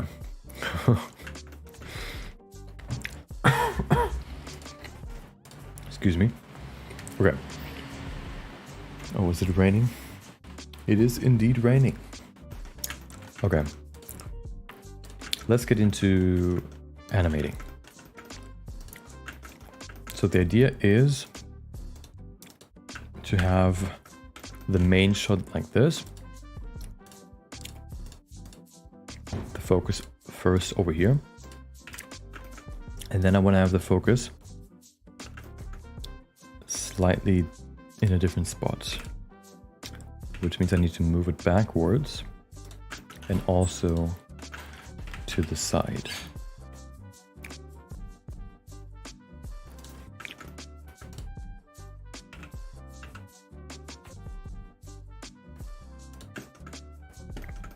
I might also need to move...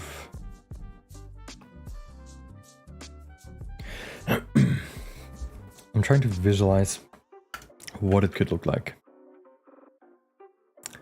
The way to turn this into this. I think I need to move it even further forward. And then this one can be somewhere over here. So it leads to him, to the next dude.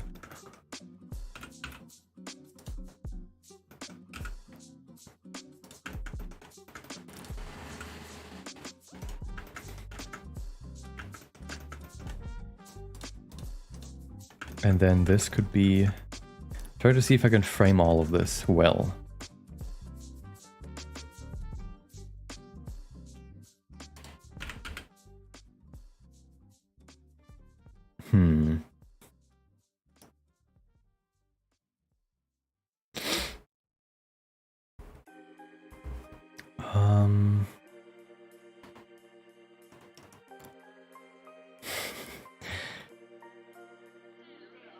I don't know if the text framing like this works well. Let me see if I can... If I move it over... Because I still want to kind of see the original while focusing on the new one. Or... Oh, I have a different idea. That's cool. Let's see if I can do that.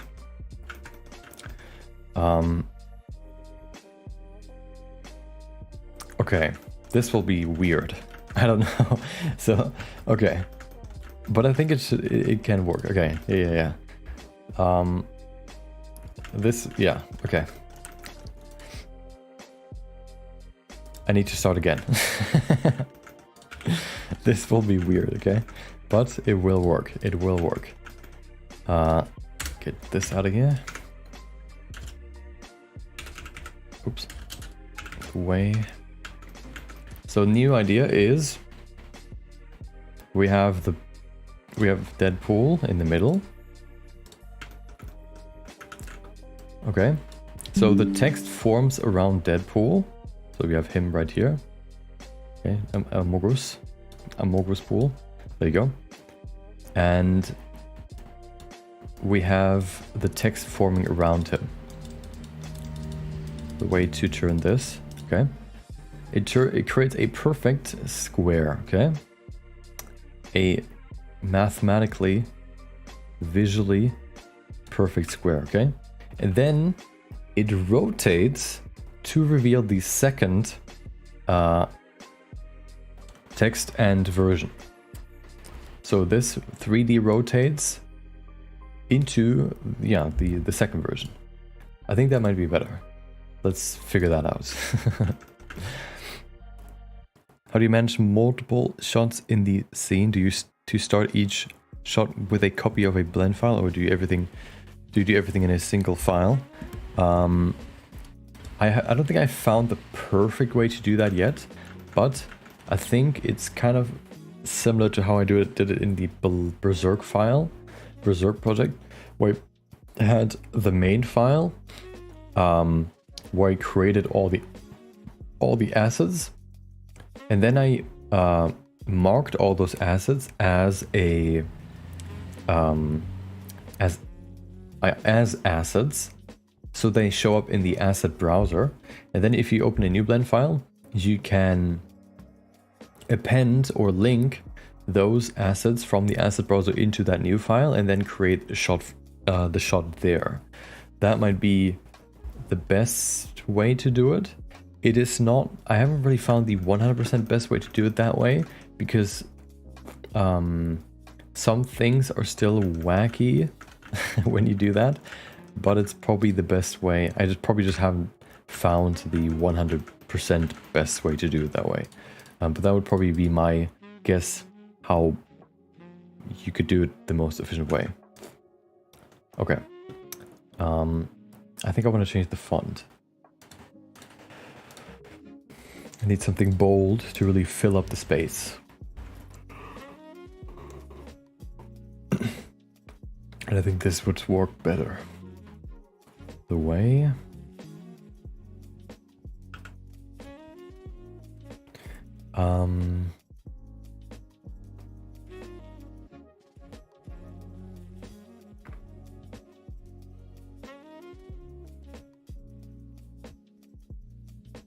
I actually think it doesn't even need to be a perfect square. I don't think so. Because it is the rotation will make it look like it's rotating like a square. So that's the idea, okay? Bear with me, I will try to figure it out.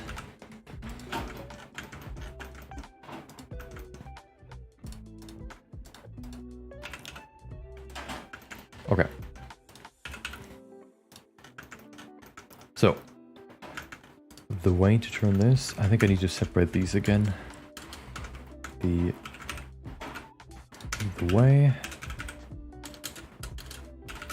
way, okay. So I want to kind of fit these around Deadpool to turn. Okay. Yeah, I think this font is better. So I might actually move 2 to the left side too, because turn is quite long, although I don't know how much I can change that. Let's see. So if I were to fit this into the frame right here, into the camera frame, which I need to frame still, it should be pretty flat and straight on the character, like this. Okay.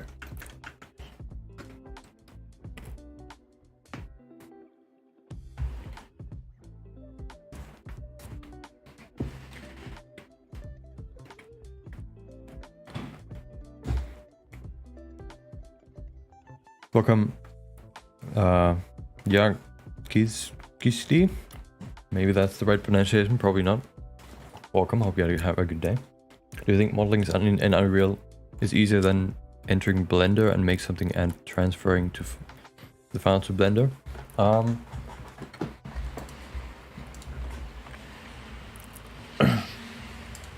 I think it's best to create the assets in Blender, and then if you want to use Unreal, then move them to Unreal to place them there. Because if you want to adjust something and the thing that you moved from Blender fully done to Unreal, if there's anything you want to change, you would have to go back to Blender and then adjust it there again, and then move it back to Unreal. And then if there's anything else you want to change, you have to go back to Blender, adjust it, and then import it again. If you import the individual sections or individual parts and then, you know, figure it out in Unreal, you can just adjust everything in Unreal as well.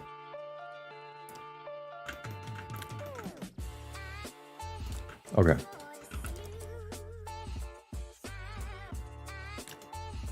Yeah, so I would probably do that. To turn.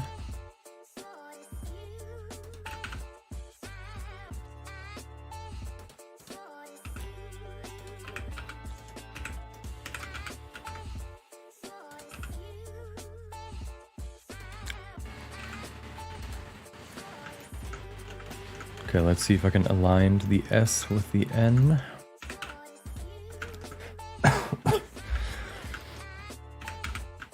Bam. Okay. This looks weird. But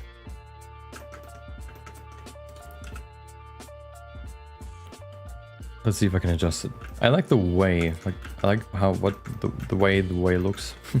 So I want to see if I can kind of figure that out on the right side too. Maybe I just need to make all of them kind of smaller. Maybe 0.6 for all of them.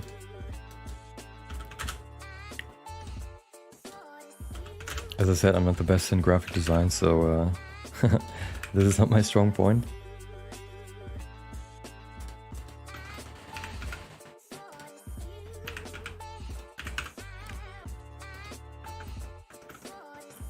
I also, it's over the frame, so 0.6 might be a bit too much. I guess I could just make them a bit smaller. And then see, I tried first to just make some words smaller, some words bigger, but it didn't really look that great. So this one's 0.719. If I make this one the same size, it aligns with these two, but then these two kind of feel out of place. So I feel like this is better.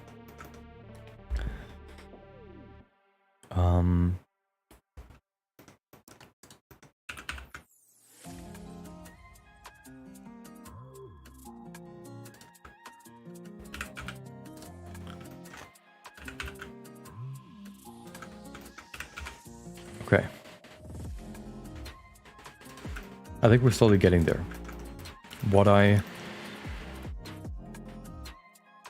don't... So, okay. I think what is good here, but what is good to do is to align like the this, for example, with the way at the top, and then do the same over here as well. Just to create some nice axes, create some nice alignments. That's something I learned during my graphic design apprenticeship, I guess. Which is to align axes. And maybe I could do this here as well. There you go. To make it feel a bit more structured. I think this is not too bad. Also, once again, I like to follow the rules that if the idea gets conveyed, the visuals don't have to be perfect. And that might be the case here as well. So now what I want to try is I need a black cube. I need a cube itself. And that cube will have the same colors as the background.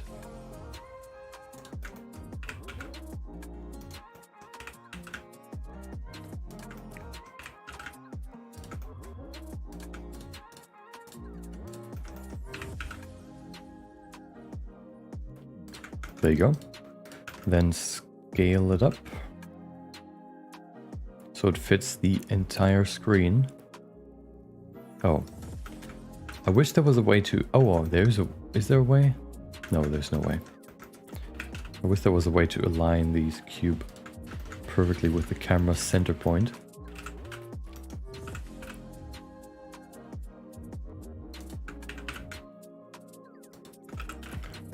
But there's not.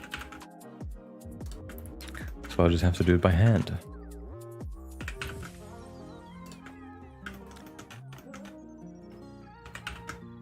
I think that's fine. There you go. Okay.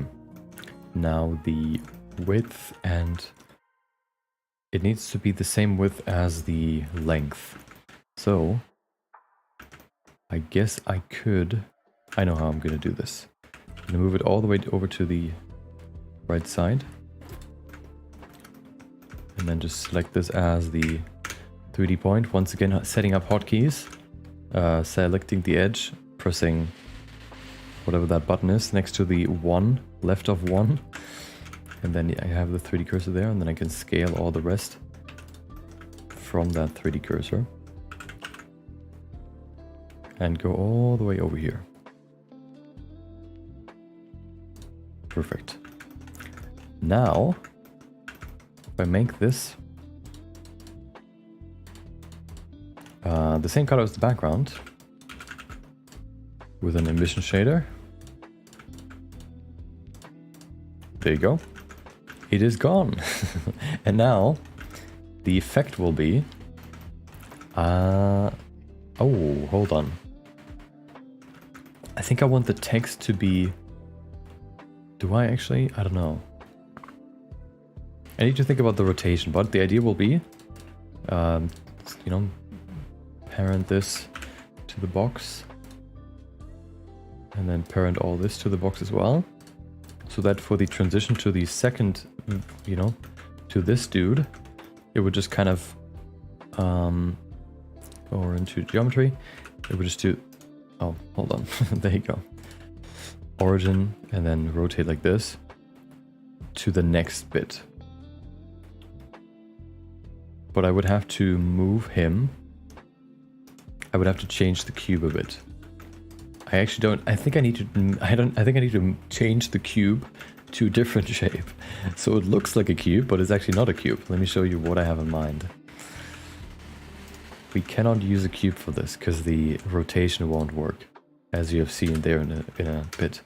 If I rotate this, you can see he is still visible, even though he should be gone with the text. We need to change something. Why don't you just add a plane? Because that has the same problem. Let me show you. I need to get him deeper into the cube. That is the thing that I need to do. You can make the texture turn behind the model. What texture do you mean? Oh. Okay, so the idea is get rid of this, this, and this.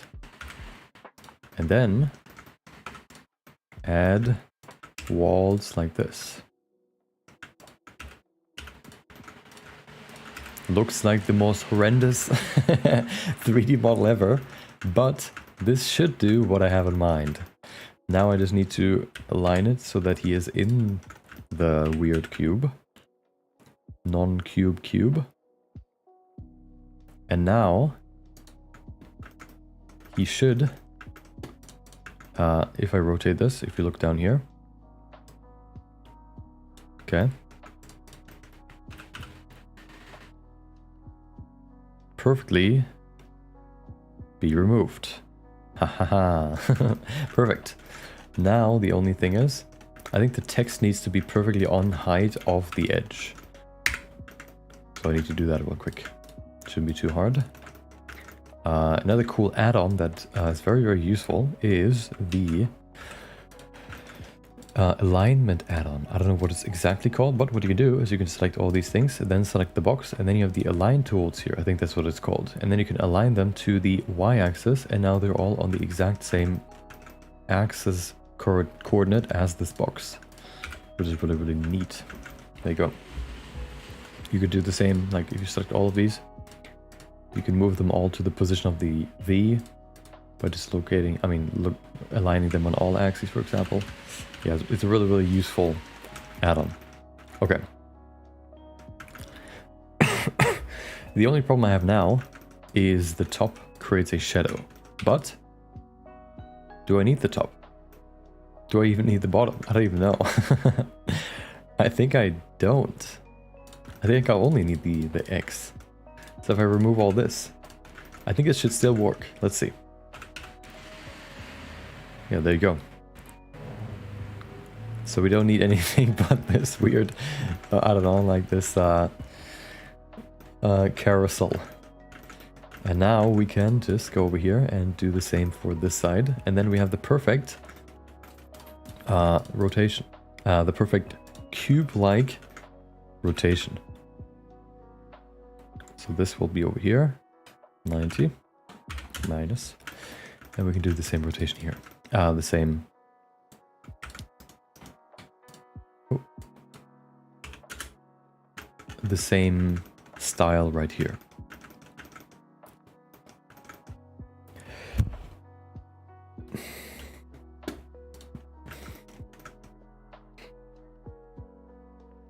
Okay. Now we need text. I'm just gonna duplicate one of these.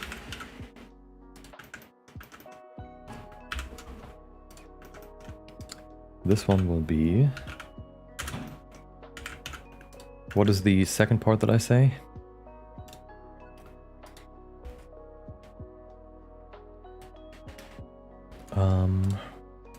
This into this is with this set. Okay. Into this is with. Into this is with. Okay. Wait, I say... Wait. Turn this into this. Oops.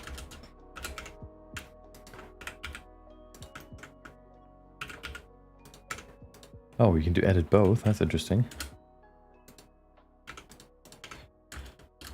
Is with. I don't need the this because I want to change it probably. is with, is that correct? Hold on, the way to turn this into this is with, To this is with this set. yes, okay. So,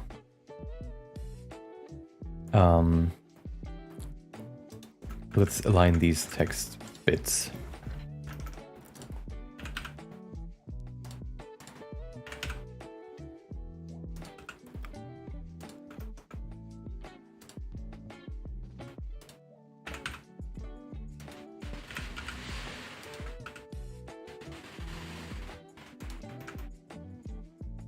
Oh, hold on. No, that's not gonna work.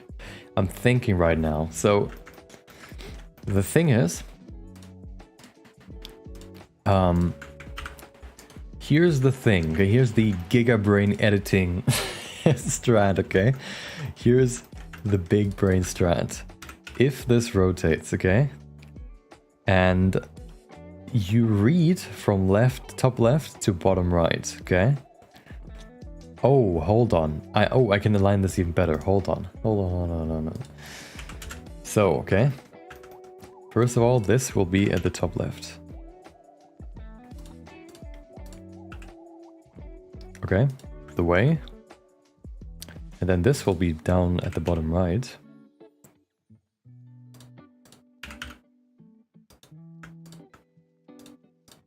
Like this.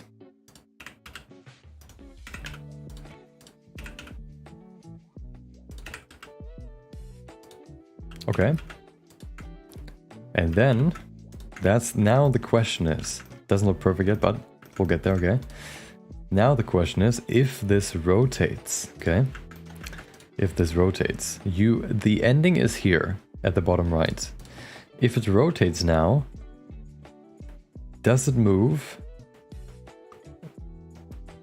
Because it rotates to the left, does the focus rotate back to the left? Or does it stay at the bottom right? Because then you could move the into this to the right and then is width to the left. But I think that will just be confusing because it's such a big change. So I think I would probably, because you're just, in most countries you read top left to bottom right. So if you have a different way of reading, it makes a bit like the rule is gone, so you don't have anything to base your reading direction off of. And so even if the focus might be at the bottom right, I think it would still be confusing if the bottom right is where you also start again, because you would be inclined to just go to the top left again. So I will leave it at the left side.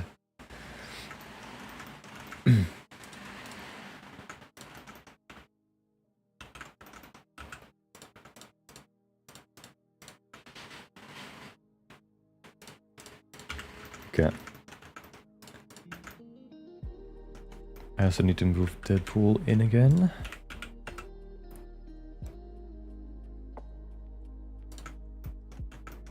Okay.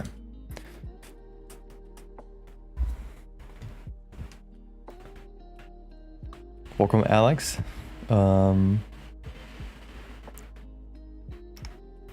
you have a good day. I only knew it when it was the Godzilla video. Well, I have a few more you can watch if you want. I think the character could come out of the cube as at the blind spot while the cube is rotating. I think I want to keep it like in line with this because it's supposed to feel like it's all part of like the cube that then rotates. So I want to probably keep it like this, but let's see if we can fine tune it a bit more once I set up the basics. So maybe I want to keep the into this at the bottom. And then... And then we have the is with, which should probably be somewhere over here, just to make it a bit more interesting. Move it to the top instead of the bottom. I'm gonna see if the top and bottom and stuff looks good like this, or if I need to adjust it, but just to keep it there for now.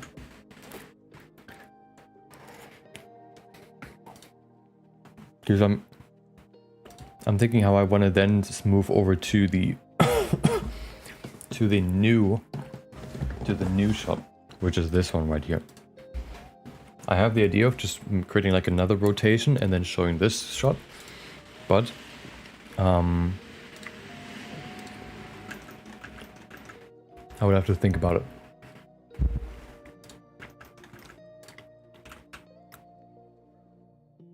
But I think this looks pretty good already. From this zip to this, I think that looks cool. But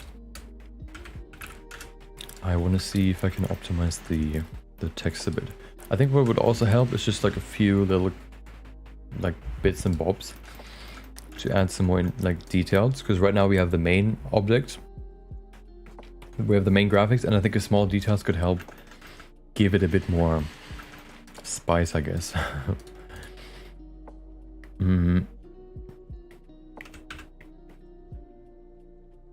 Let's start with this one. First of all, I want to give him the full resolution so I can see what it exactly looks like. The first thing I'm seeing is that we can have some more room on the left side. Why is the music so quiet? Okay.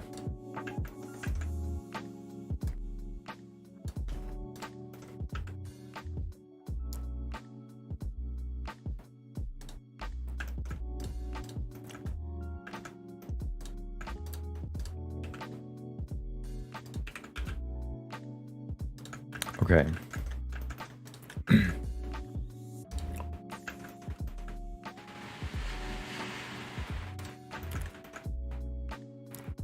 I think what I want to do is use grease pencil here. And for that, I need a grease pencil object. Grease pencil. I want to draw on the 3D cursor from the X and Z plane. Maybe add like a few little details. Make this, I don't know, what's the cool color? I think yellow could work well here. Like this. Just add like a few things like this. I think that could work. Let's see. Make the strength full. The radius can be varying. Let me plug in my tablet real quick and pray that it's not gonna crash anything. It shouldn't, but you never know.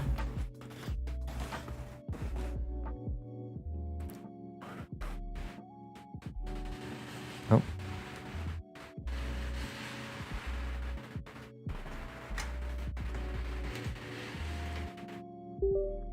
Okay.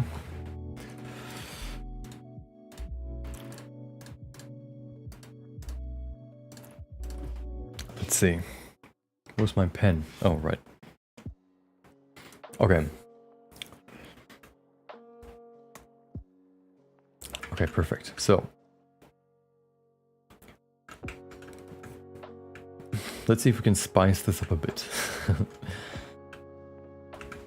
What if you add like a little arrow right here? Go already, look at this. Oh, just like a small detail can already add so much. But we're not done yet.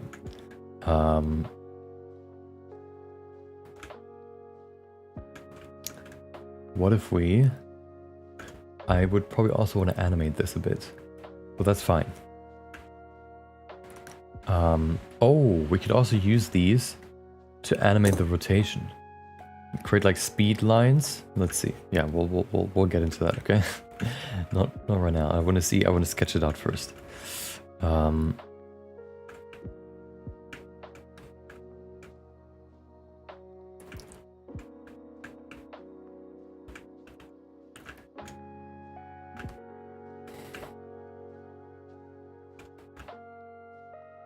To turn this, okay.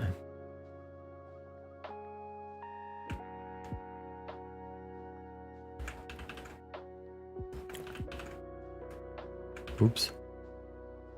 I want to make it a bit I want to underline it to make it a. Yeah, I want to make, dude. I need to be further away. Nope. Ah, come on. I want to create a certain underline. That's good. There you go. The way. To turn this. I need to. Do I need to align it? Oh, yeah, I can. If I parent this. Do I need to parent it? I don't. I don't need to parent this. Or do I want to parent it? Maybe 2 layers. We'll see. Let's parent it first, and then I can focus about... I can refine it later. Okay, let me animate this real quick so I don't have to do it manually every time. 30. Okay.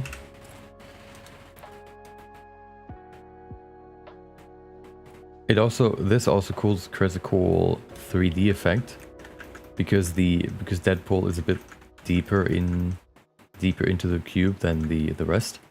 So, you know, we have like this interesting parallax effect where the text and the little graphics go in front of him. Also, oh, hold on.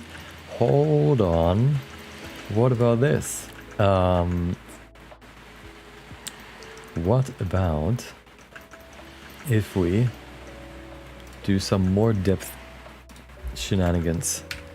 So the cool thing is if you set the 3D cursor to the camera and then you scale from the 3D cursor any object, it will change in size and position, but the camera will see it as the exact same size wherever it is. So if I do this, you can see nothing changes in the camera view, but you can obviously see that it moves. So we could, for example, just move this a bit further back. We could, we can't go further because then the cube, you go past the cube. But we could, for example, move this one a bit further back. As long as it doesn't go through the wall, it should be fine. This one maybe too. This one has a bit less room to play, but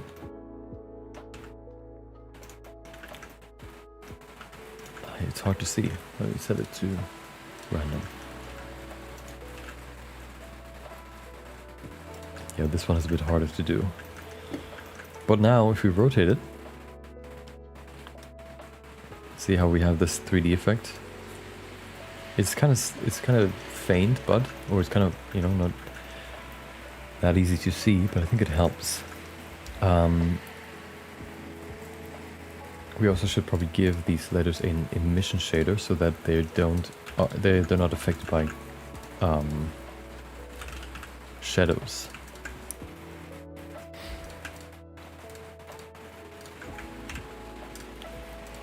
There you go. You know, editing's not hard. Well, you can make it harder or easier on yourself. I choose the latter oftentimes. Okay.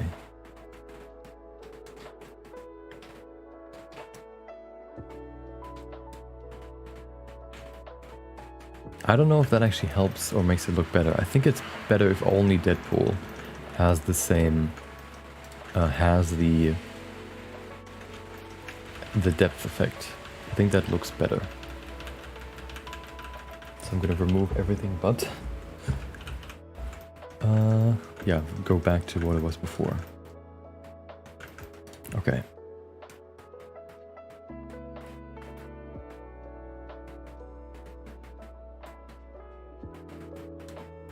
Okay.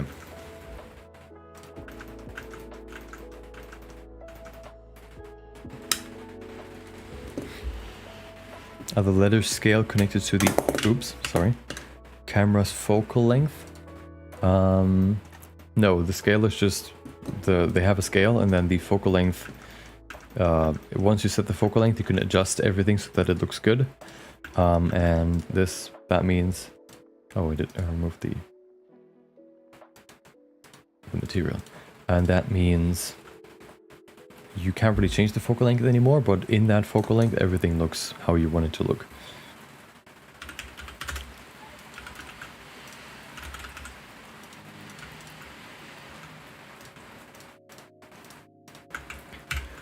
Link materials, there you go. And now, oh, same here. I think the only thing I really want to do now is animate some grease pencil lines.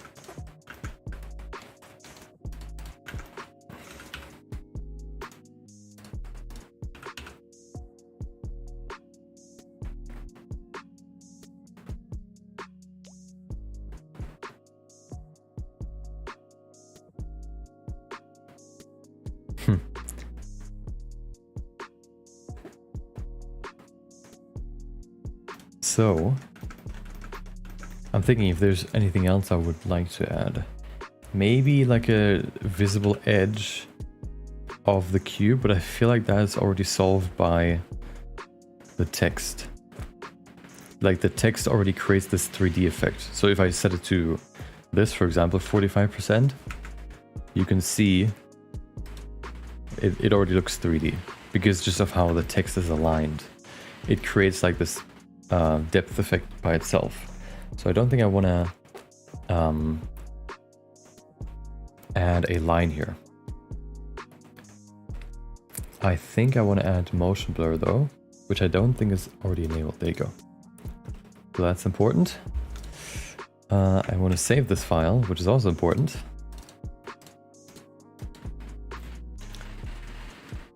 Text box.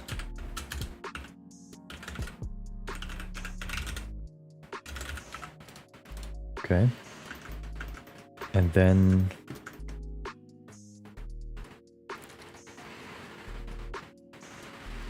I think the only thing I really want to do now is add a bit more like scribbles. So let's do that. The first thing though is I need to animate the text because then I can adjust the scribbles. Okay.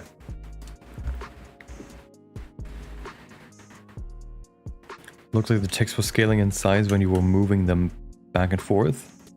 Yeah, so the way to do that. So if you want to make the text appear the same size, even though you change the scale, is by putting the 3D cursor to the camera origin point and then just scaling it from that 3D cursor. Then it does work that way, but only if you do that.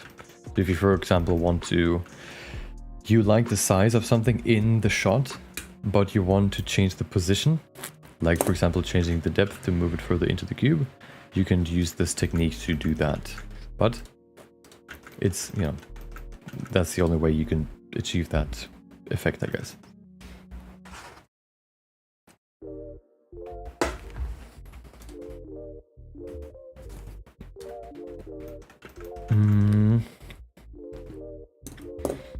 Let me look at my inspirations real quick so I can see. I don't think I can use a halftone here. I could make it more interesting I could do some post-processing though, so that could help with the refinement. Something that you also learn in graphic design is that not having a lot of free space is also very important. You don't want to just fill everything with text or graphics or whatever. You want to have a mix between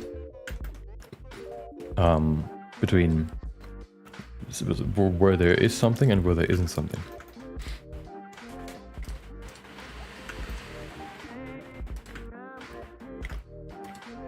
Okay, first of all, we need to figure out how long I have for this.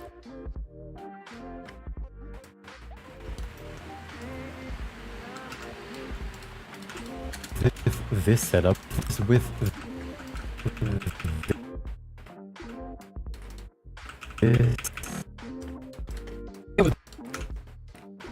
We have 85 frames.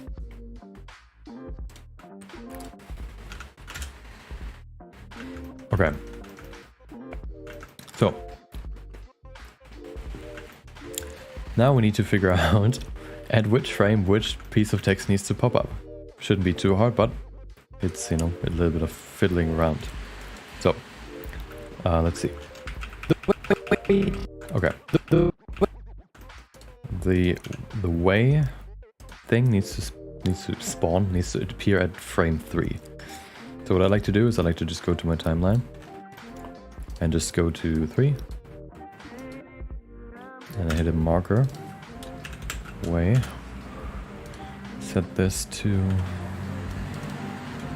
D so I can mark where all the words are supposed to appear. This one's the next one. 7.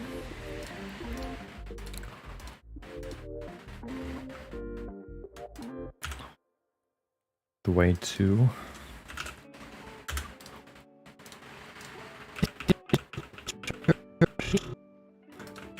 Okay, there you go. 11. We're almost there, okay? This shot will not take as long as the one that we did yesterday. We will do something else today.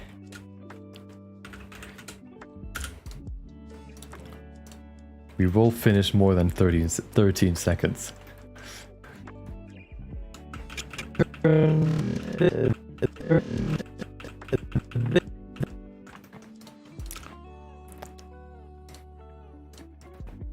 24. Was it 24?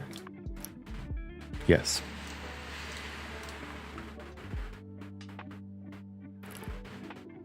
Okay. Oops. To turn this. Welcome, Delicate to Roru. Hope you have a good day. Sorry for bothering you. I want to offer promotion of your channel, viewers, followers, views, chatbots, etc. The price slower than any competitors. Really? The quality is guaranteed to be the best, flexible and convenient. Order. What is that? Management panel? Oh. Okay. I will. I appreciate the offer, but I will decline. Thank you. Okay. Moving on. Let's see.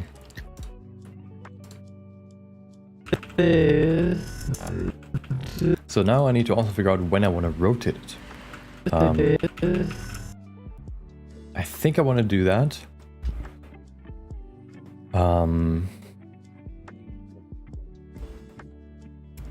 Let's see. Right. Let's see. The way to turn this on the beat. There you go. That's the beat, which is at frame 34. 34 will be the change. That will be called cube turn.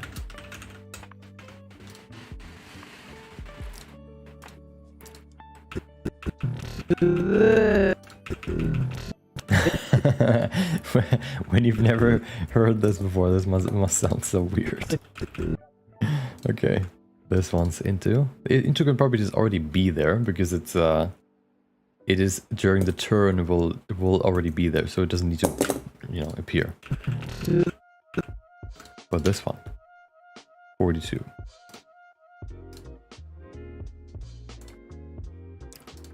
There you go.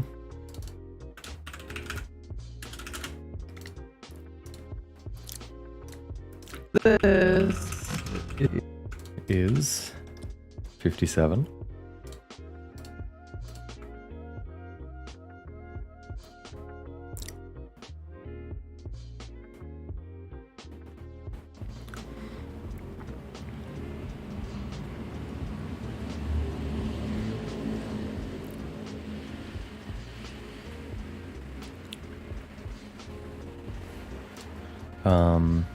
Okay. What was it? Into this is with, yeah. Is, and then with is right here. 64.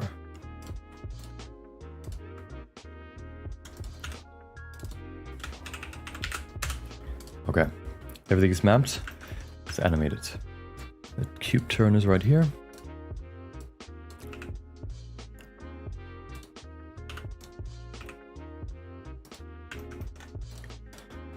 I think it's quite laggy because I set it to the max resolution for the model. Let's turn that down a bit. Okay.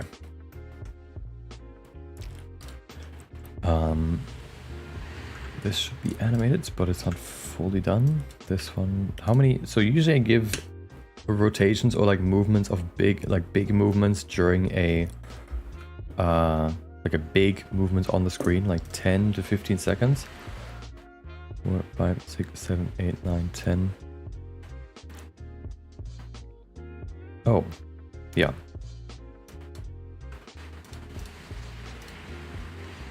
Maybe I could do the cube turn a bit earlier, because right now this appears before the turn is done. So if I do this, maybe that might be better. Okay. Let's see. Oh, hold on. Maybe no. That's too fast. Never mind. I thought maybe I could do the end of the turn when the beat hits, but I think that's a bit too quick. Let's animate these. So something interesting is, in the outliner, you cannot see, you cannot animate the eye, like the visibility status, for some reason. If you hit I on them, nothing happens. Cannot be animated. But if you go into the text itself, you go into the object settings, and then in visibility, you have the same setting right here: show in, viewport, and render. So you can just hide them. And to animate these, you just animate these tick boxes. There you go.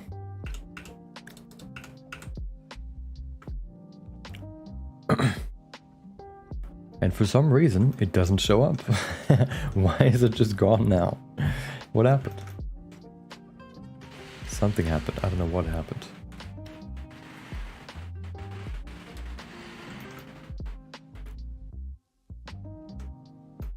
Hello? Let me try that again.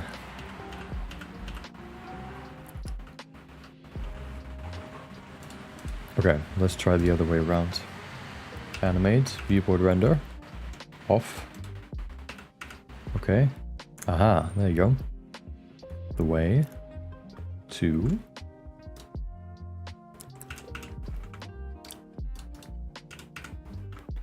okay, that works. Yes, I don't know why that didn't work, but luckily it wasn't a huge problem. That's the worst part, when you want to add some cool effects to your videos, then you have to figure out why that cool effect doesn't work. So you don't have to not only spend the time creating the effect, but also figuring out why it doesn't work. There you go. The way to turn this.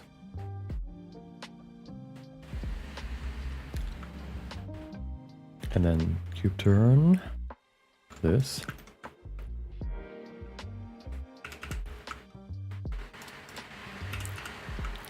Into this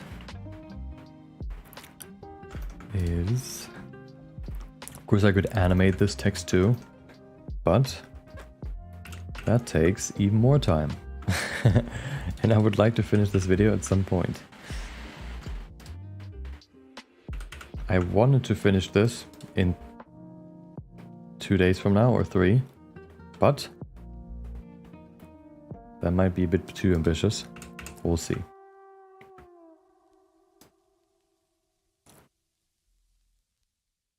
So there you go. The way to turn this into this is with, ta-da, okay.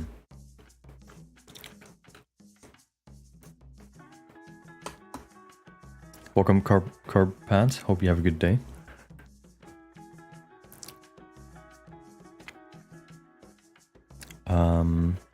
GUI animation, modeling or VFX, if you have to choose which one of them, which one would it be?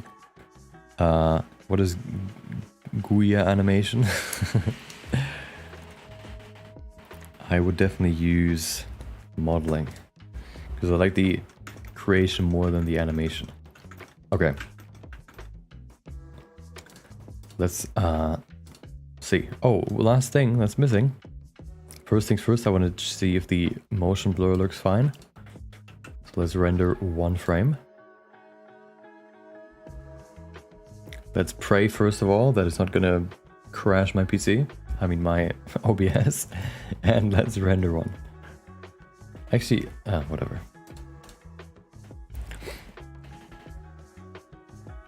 Okay. Perfect. I don't know about the motion blur. It doesn't look that great yet.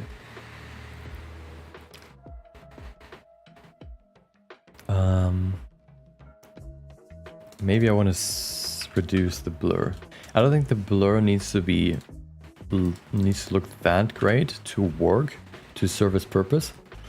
But I think this is better if it's not as big. Okay. Okay, so now the last thing are the scribbles.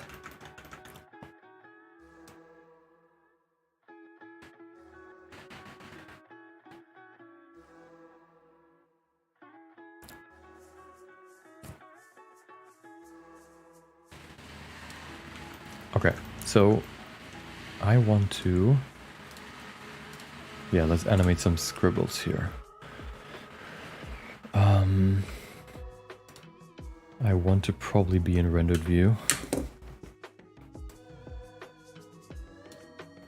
Let me just do one thing at a time. Okay. How big is this? Ah, it's not non-existent. Nice.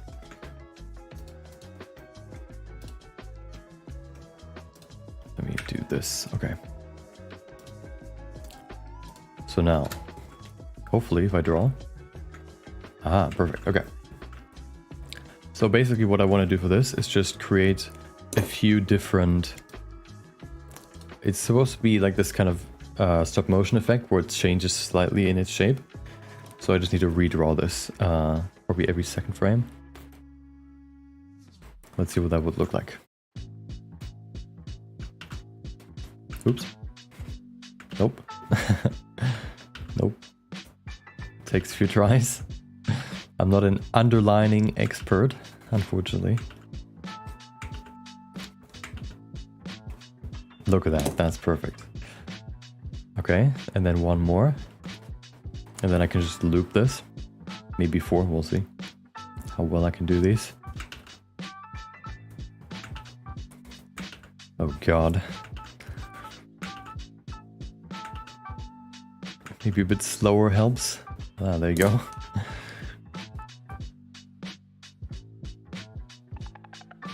I think 3 is fine. So now I can just duplicate this until it's not visible anymore.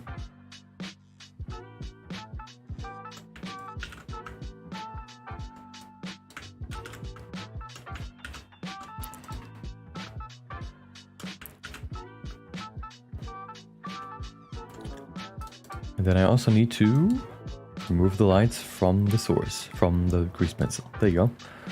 So now, if I look at this, it is animated. Perfect.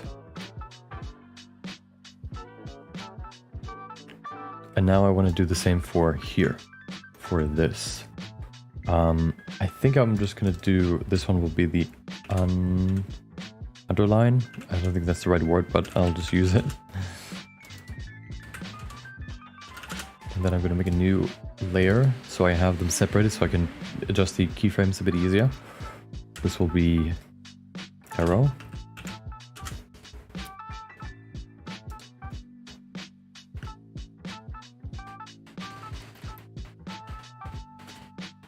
I want to have here, I want to have an arrow. No, I want to have him here.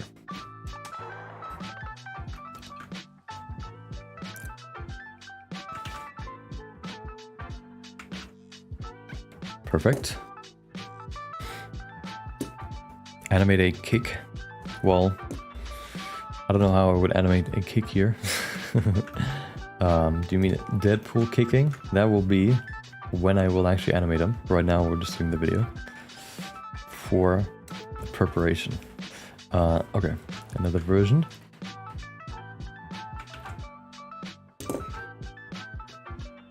And then one more.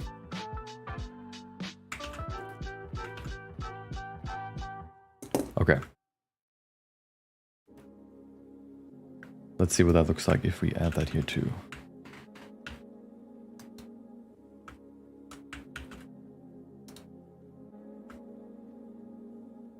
Okay, perfect.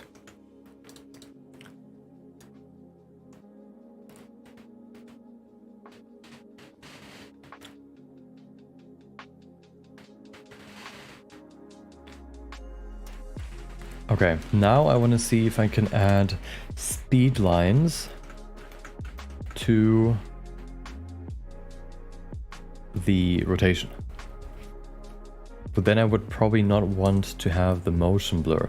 I actually probably don't want to have motion blur because that everything is has very straight lines and no blur really, except for, you know, Deadpool shading.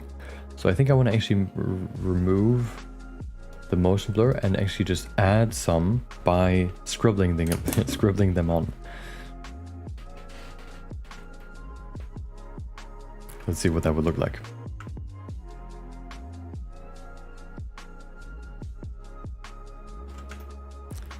So if I, for example, go in here and make it a speed lines, and then just add some simple speed lines here in the background. Let me actually change the background real quick so I can see where the edge is.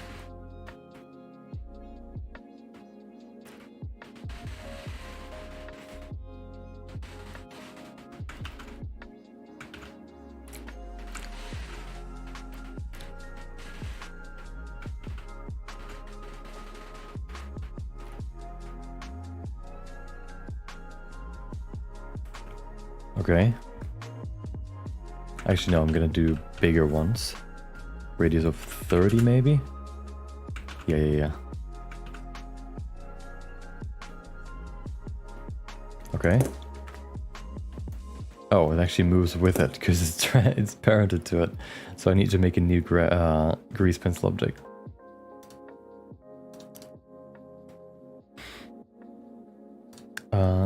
Okay.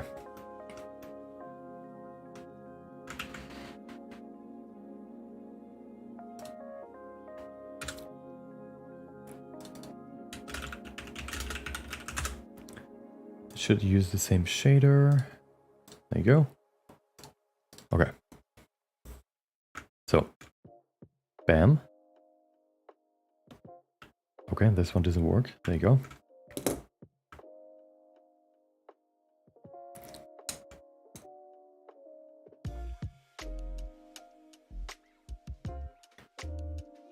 Oh, I need onion skinning so I can see where the lines were.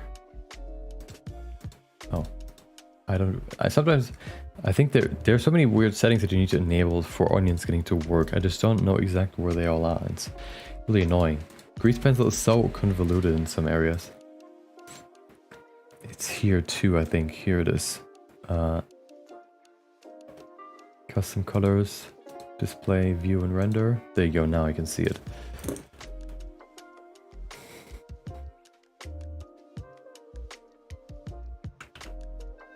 Okay.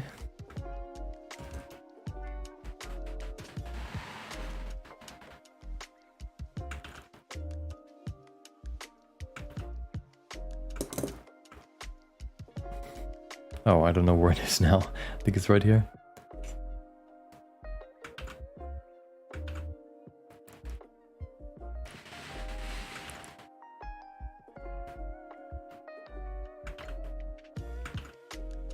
Okay. Welcome, Memes for Heaven. Welcome back. I remember your name. Okay. One more, a few more. This one will be... So you can see, because the rotation kind of goes past the plane that I'm drawing on right now, there is a small problem, which is that the lines, the speed lines are currently behind the text, but that is fine. We can fix that in a sec. It's a pretty simple trick to fix this.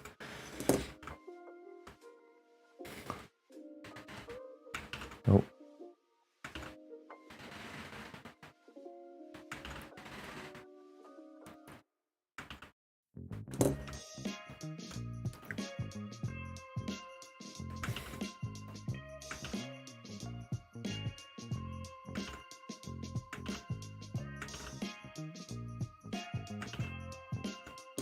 Okay.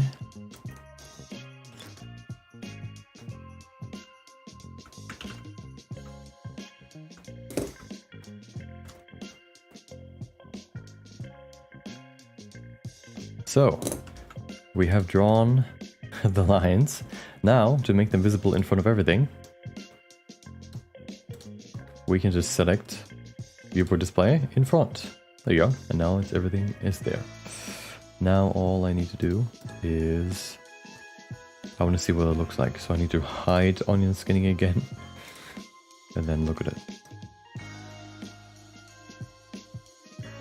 Oh, right. I need to create one more frame where they're not there. Long time it has been. So there you go. I don't know if I like these. Maybe I need to fix them more, but they feel weird.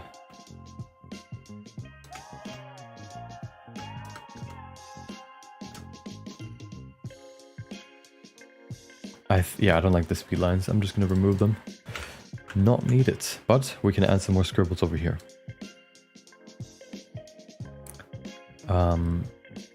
Which we can use the normal, the previous grease pencil thing for. Okay.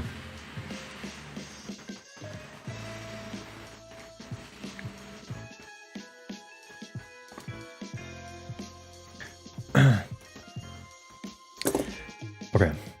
Into this. There you go. This one needs to have a... I don't want to use another arrow. Do I want to use another arrow? Oh, I have an idea. Maybe like this? Oh, right. Wait, why is it not drawing on there? I think it's aligned falsely again. Is it? No. Is it? Okay.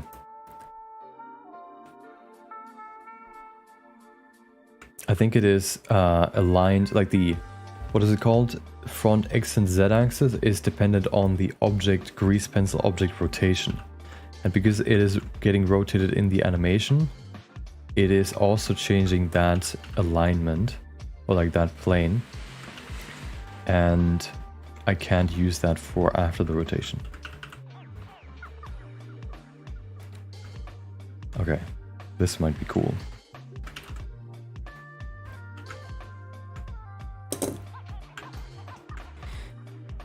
Welcome, Yusuf. Hope you have a good day.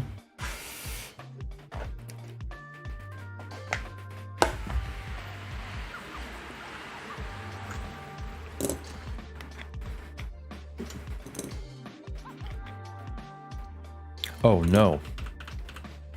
I need to create a new layer. Hold on. This one will be, I guess, this layer. Oops. This arrow.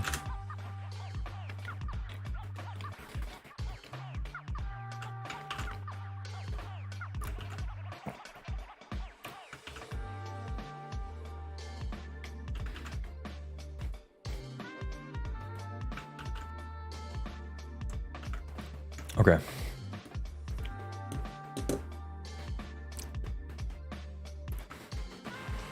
I kind of want to enable stroke stabilization for this long line.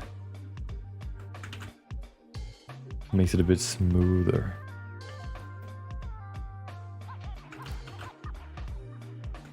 There you go.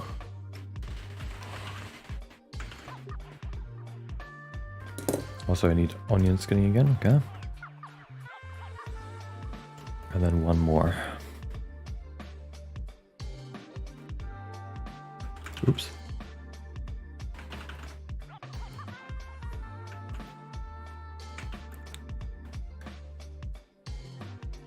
There you go. So, copy it again.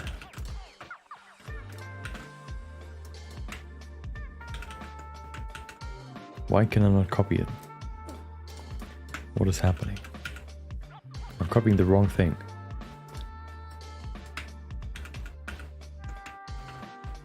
Hello? Ah, now it works. For some reason I need to lock the other layers for it not to copy those. Okay.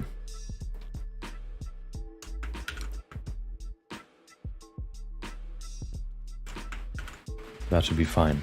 Okay.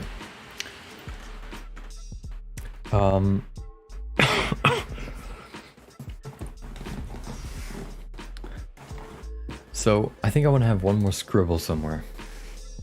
I think I want to have it over here.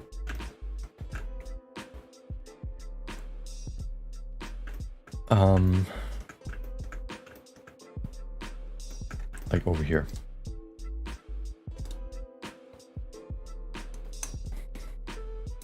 Welcome back, OG. I remember you from yesterday. Let's do those. Like gasp. Gasp, there you go. Or drops.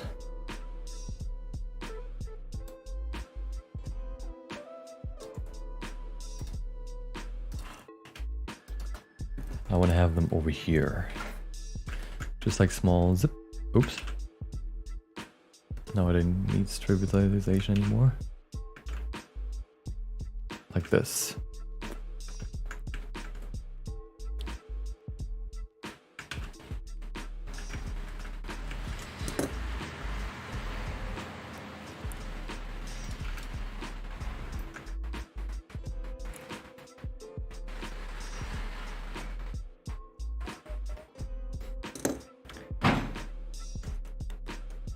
One more. Bam. And there you go. Oh, no, let's do that again. Sack. And then we have 3. So we can copy those over again.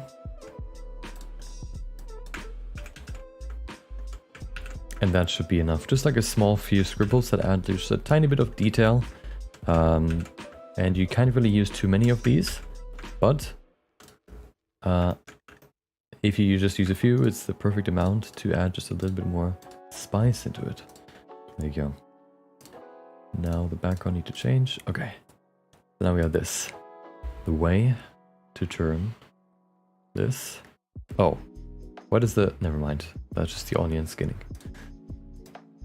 Turn this into this is with...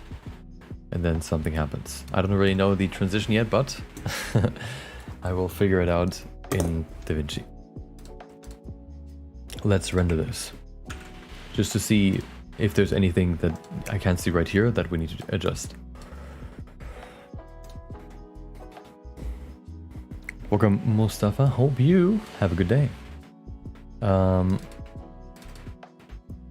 here. We need a, what's it called? Text box rotation. Okay. I think we can just use JPEG.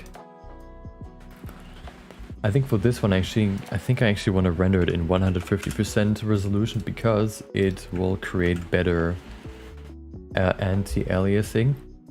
So anti-aliasing tries to make edges, like affects the edges of text or any, any contours.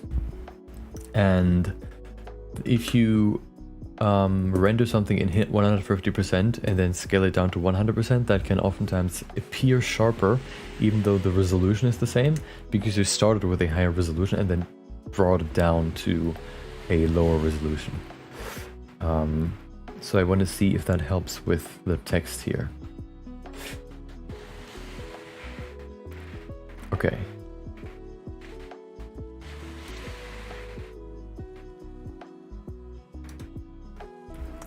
We need nothing. We can just render it now. let's pray once again that the stream doesn't crash. Render animation.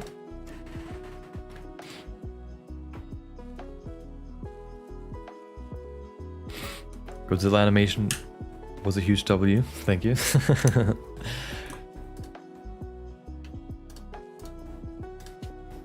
Time for some breakfast at 3:30 p.m.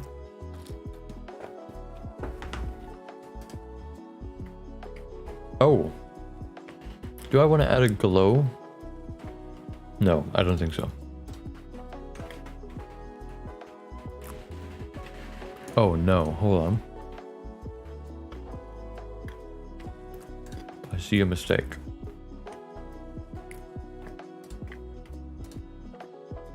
Why do you see the grease pencil through the cube?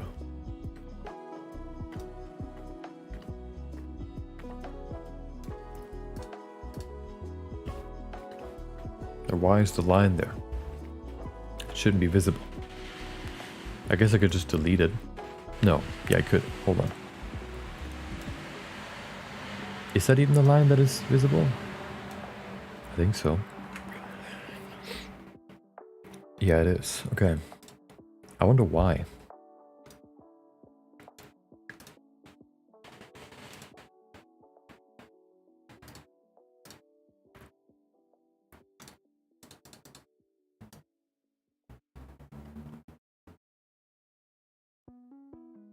Let me just remove it.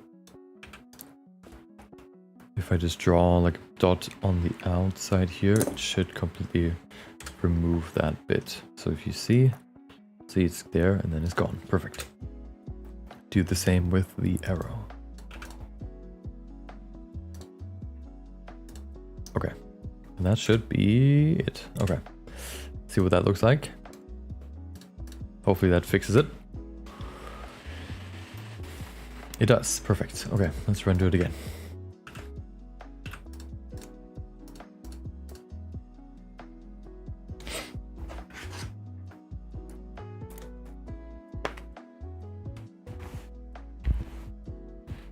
It's night in India right now. Well, it's the afternoon for me, but that doesn't mean that I can't eat breakfast.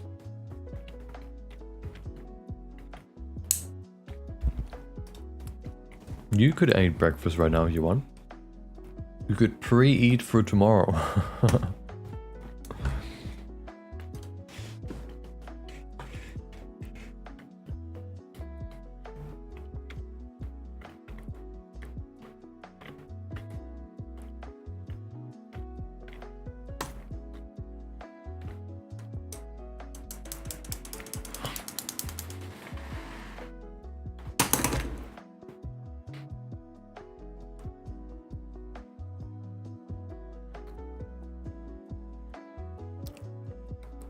Welcome Curva, hope you have a good day.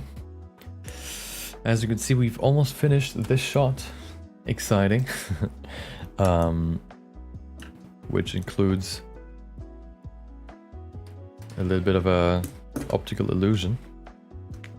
Let's see what it looks like in its full glory. Renders. Right here. No, here. Oh right, I deleted. I closed the window.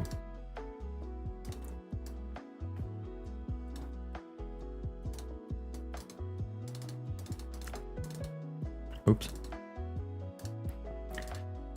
There it is. We need 2D. No, what's the thing called again? Where did I save it? Text box rotation. There you go. Okay. It is not fully done yet, but the rest I'm gonna do in here in DaVinci. So perfectly aligned.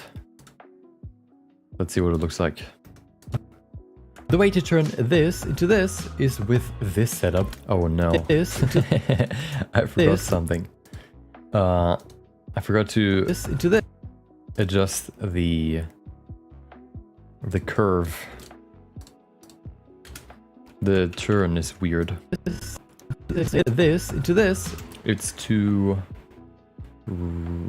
quick. I need to adjust it and render everything again. But the change isn't, you know, both doesn't take that long, so it's not too bad. Okay. I want to have these be a bit sharper. Like this.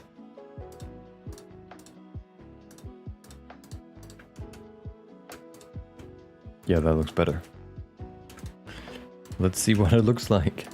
Maybe for this kind of style, a little bit more time would also be good, just so you can take in the rotation a bit better. But we don't have time, so we're gonna keep it. Let's render it again.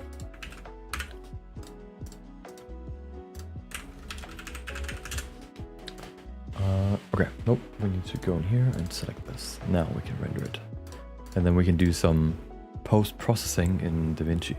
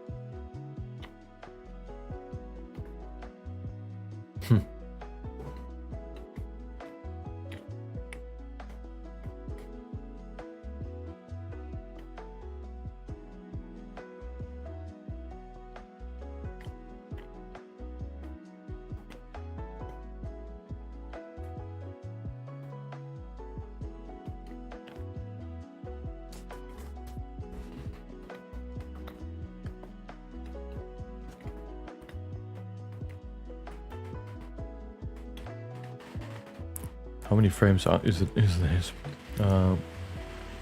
85, okay. Perfect, okay. Let's look at it again.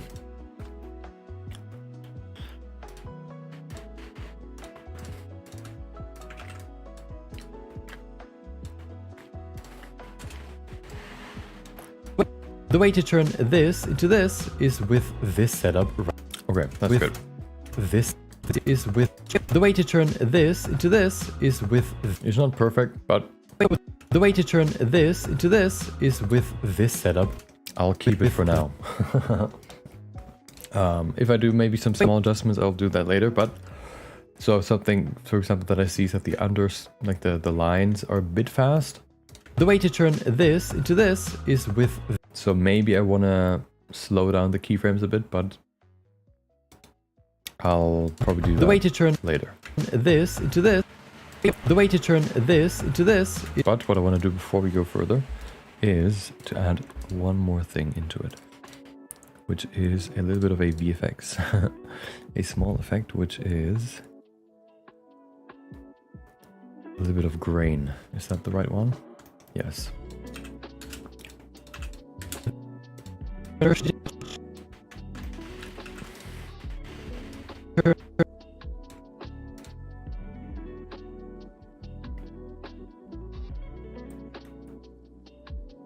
This one's nice, exclusion, but I don't like this bit right here, so maybe I can just move that off. Like, go a bit further, there you go, and then just use a different part of the way to turn this to this is with this. Yeah, that's better. I think that's better. What keyboard and mouse do you use? Good question. Hold on. I don't remember the name of... I don't remember the name. Let me check it out. It was, I think, like the...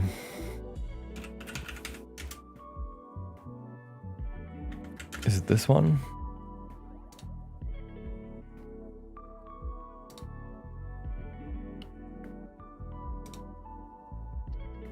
No, it's not. Let's see if I can find it. It's a Razer Viper, maybe? Something Razer something. Like a wireless mouse. Here you go. Ooh.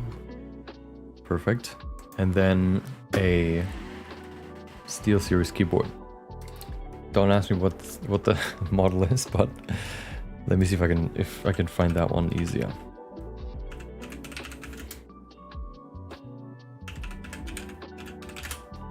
It is the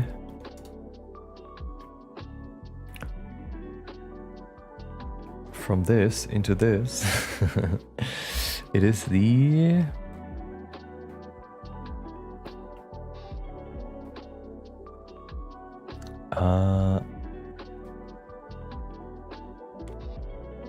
I think it's the Apex 3, maybe.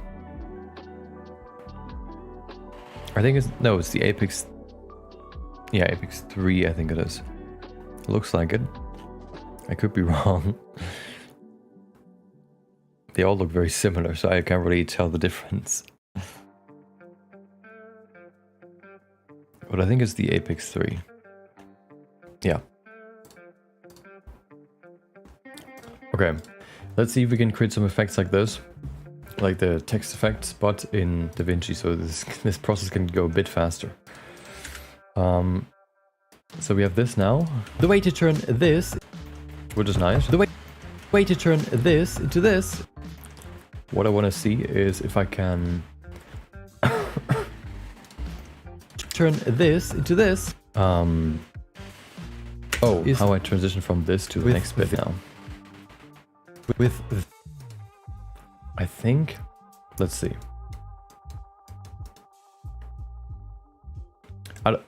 Do I even want? I could also just use this with this setup. I could also just use a sharp cut with this setup right here. But I think I would like to have something here. But here's an idea, okay? What if we... Oh.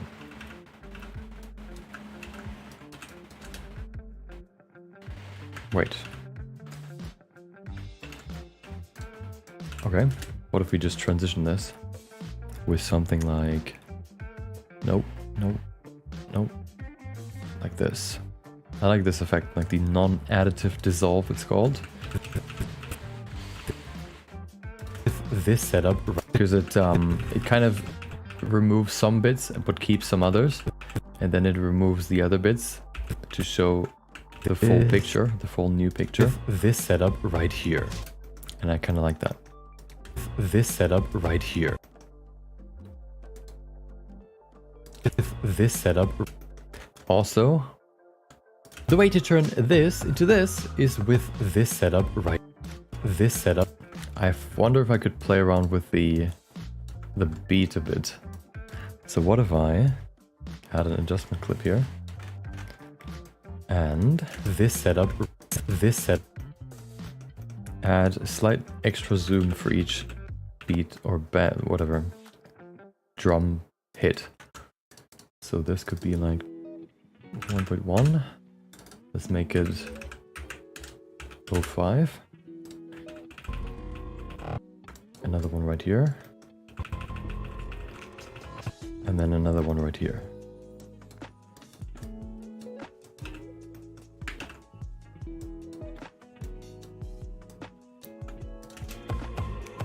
I think that's nice. Just like a little bit of a, you know, playful synchronization with the music. Let's see what it looks like in a full view.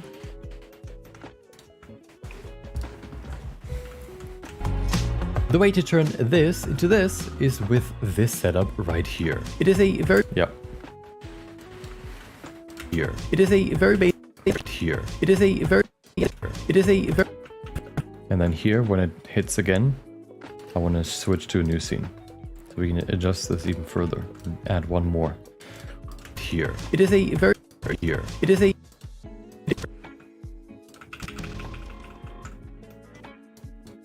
Which is right here. I need one more. There you go. Oh my god. Why does it... Oh, right.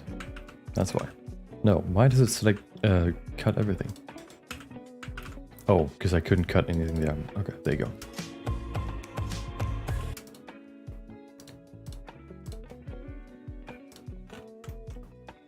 Then one more thing I need to do is here. I need to move this over.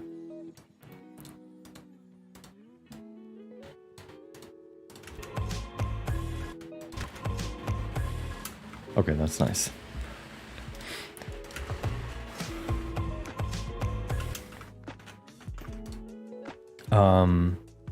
Okay, what do I say next? Basic cell shading shader setup. But with this setup, you can only really determine the highlight and shadow colors. So to add the leather bits of his suit, I painted a quick texture. Okay, right here. It is a very basic cell shading shader setup. But with this setup, you can only really determine the highlight and shadow colors. So to add the leather bits... Let's see if I actually have a recording of me playing around with the shader setup. I should have. Once, you know, when I actually just figured out what the basic shading would look like, I would probably want to show that there.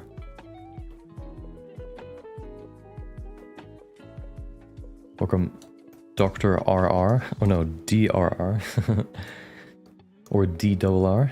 Hope you have a good day. Let's see if we can find the shader. I think this texturing, shading, I think shading is when I already have everything and the lines as well. I don't know if I played around with the shading before. I already have the shader here, so I must have.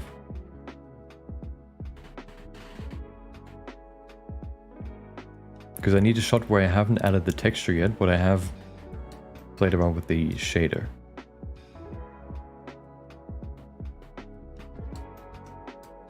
And this part, finding the clips that I need, this part is the most annoying part.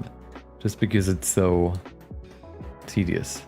You need to find this 1 millisecond, this one second of 100 hours. Yeah. And everything else, you know. It's kind of like Where's Waldo? Where you're trying to find the dude in all the other unnecessary other dudes. And it takes basically just as long to do it. Come on. So this is where I haven't added the... This is where I adjusted the model. Then at some point I must have also played around with the shader when I added the colors. So right now this is just the skin shader that I basically... So with this project I started with the Berserk models and then, you know, adjusted them to fit into this project. Which means I started with this skin shader, but of course he's not naked, so we need to switch it to the red and black colors. And I'm trying to find the moment where I changed it to red. Let's see. Sometimes I also just forget to hit record again when I paused for a second during a project, and then I just don't have the recording of that. But I don't remember that being the case for this. Maybe at some point I see that being the case, but so far here you can see like a cut, for example, but it's still beige, the model itself, so I don't think I've changed the color here, but maybe. Because I remember changing the color after, like the color of the model in the viewport after I changed the shader. So it could be the case that this is just after I already changed the color, which means I would have to recreate this effect. I mean, this, you know, the shot, but that should be too hard. Oh, nope, still skin. So let's see when I change it. It must be when I play around with the gear.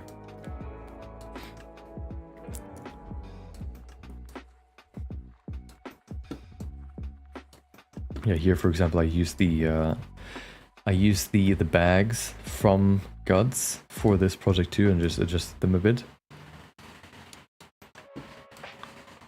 Because, you know, why would you start all the way from scratch if you can, you know, if the assets from a previous project are, you know, just as well suited for this project as well.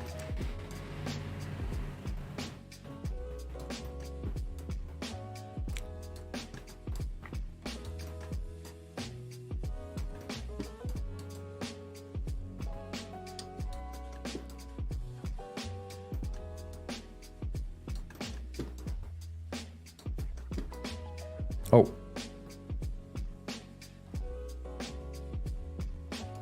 Can I see? I cannot see. I don't know if this... so here I changed the viewport color. But I haven't seen me change the render color. The shader color. So I might just be out of luck and I actually haven't recorded it changing. But I feel like I have.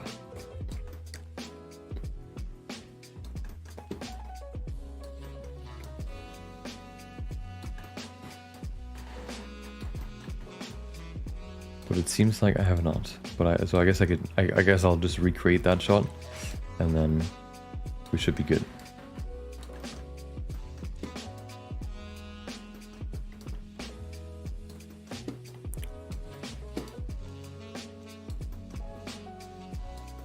Jesus, so much. So much stuff.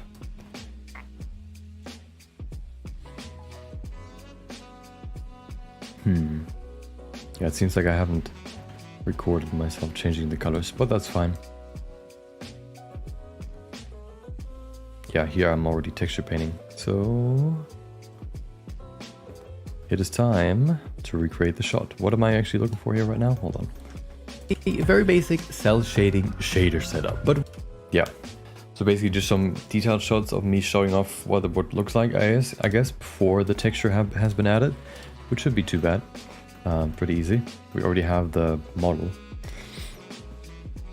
I could probably also just use the original and just remove some bits. And then maybe also add some text in there.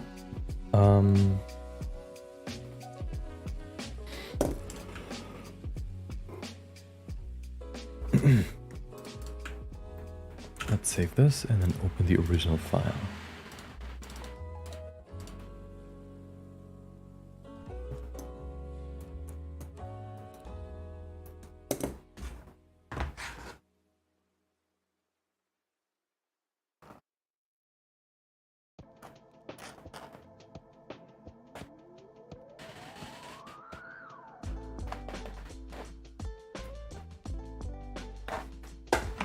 Okay.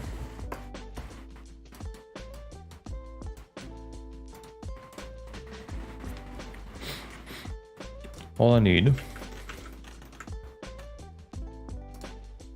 is Deadpool. There you go. Okay.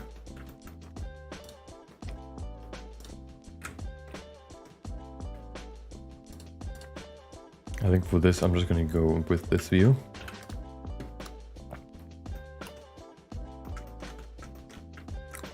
And then, have I shown off? Oh, the model already has all the pieces.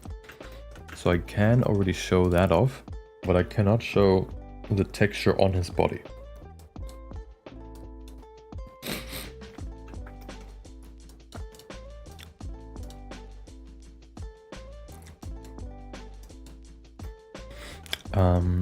I need to change this to object. Okay.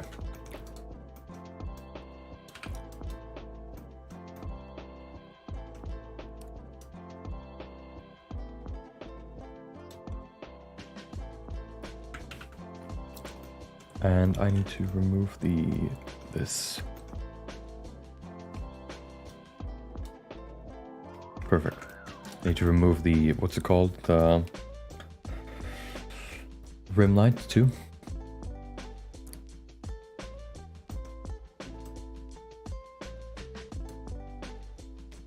Perfect.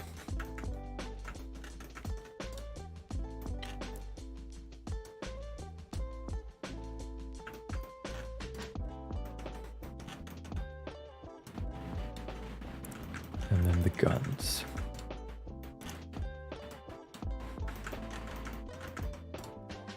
We are at, yeah, this is fine.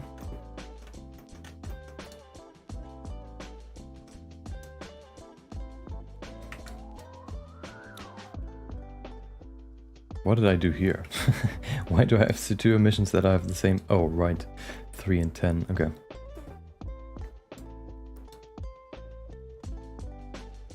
That doesn't remove the rim light. It's right here.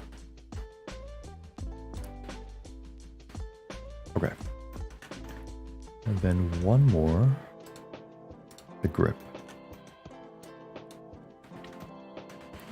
Perfect. And then we need to remove the texture too from his body.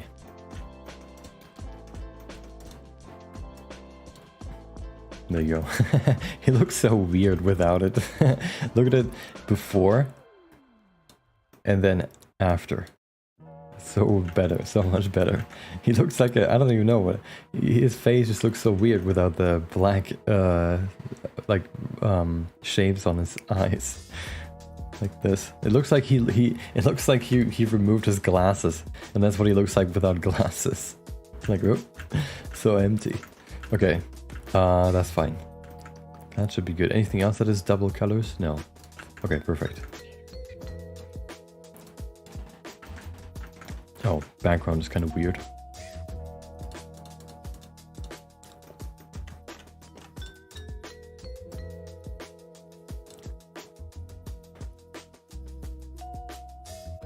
Maybe we can use like a cyan here.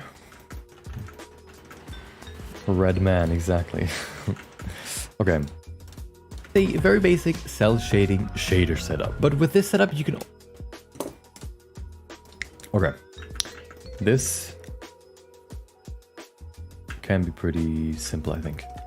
I want to just create like a pretty close-up shot.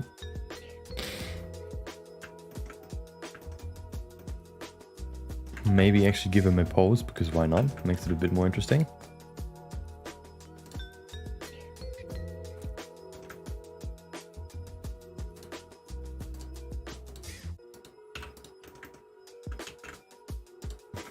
Just a very simple one, just bring his arms down. Just so he doesn't sit in a pose the whole time.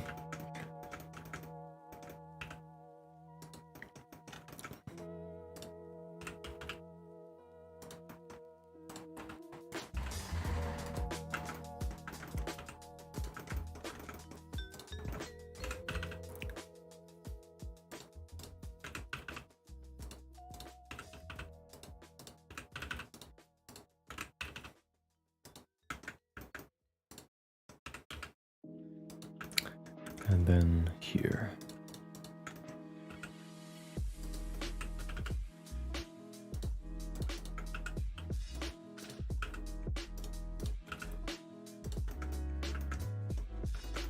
Okay, that's fine.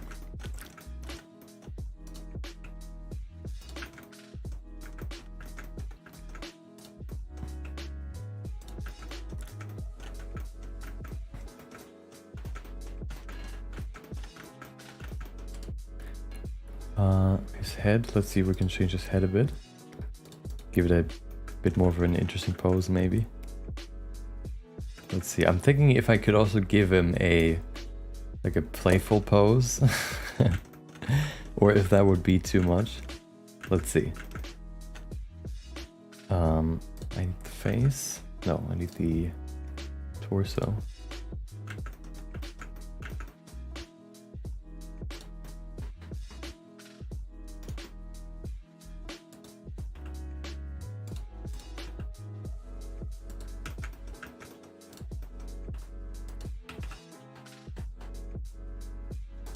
Okay. And then give me his face. I want to make him blink.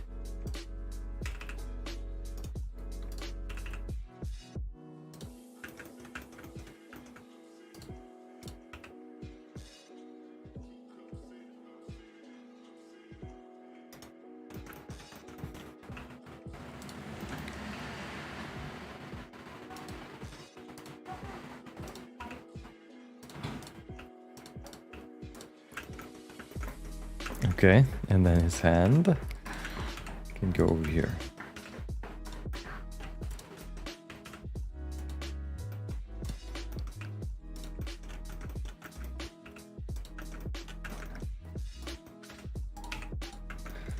How long does it typically take you to brainstorm a video idea and plan everything before you start the process of creating and editing it? Usually it depends. So I have a list of ideas, that if I can go through if I need an idea, and if sometimes I just find a project idea that I like, that I then just want to do after I finish the project that I'm currently working on. If I don't have that, what I do is I either find a concept that I like from my list, or I just do I guess like a 1 or 2 days of research where I just look up certain things. Maybe, I don't know, like for the Elden Ring video, for example, I saw that, the Elden Ring DLC came out, or was going to come out soon. So I kind of looked around what other people, for example, have done with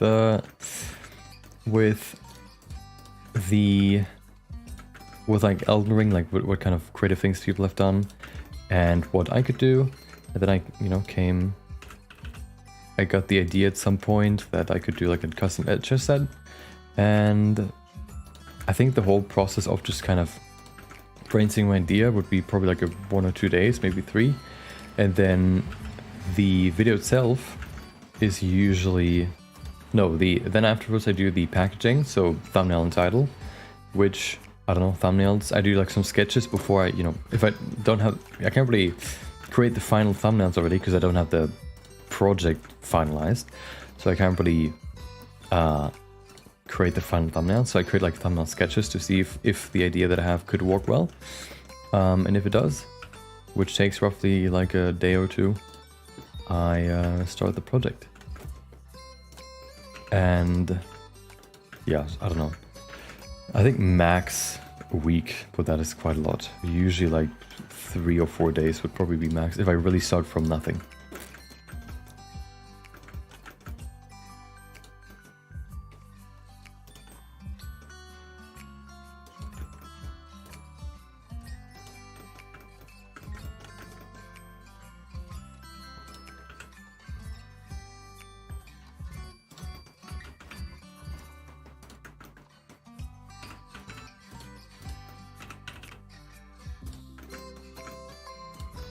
What is this music? I'm here for lo-fi hip-hop, and not where have we reached into? What is this depth?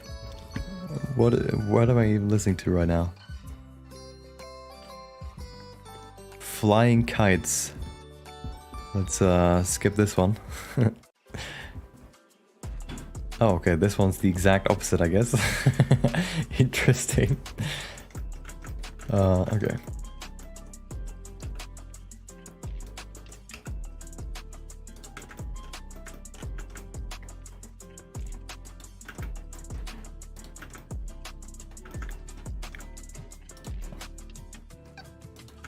I think we ventured into the the Kids Bob category of lo-fi hip hop. Beats to relax to in the crib. Beats to relax to in kindergarten.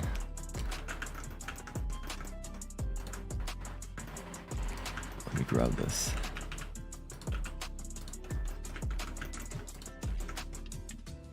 Okay. I think I can do a little bit more with this face and then we're good.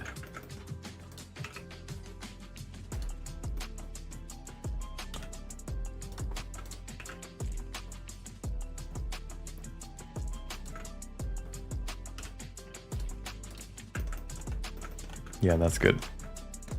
Make it a bit more quirky. Oh, well...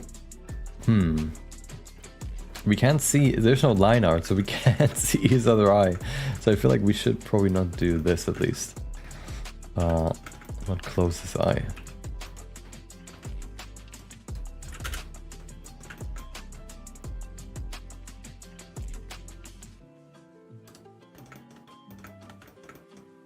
But that's, I think, it's fine too. Yeah. Okay, that's good.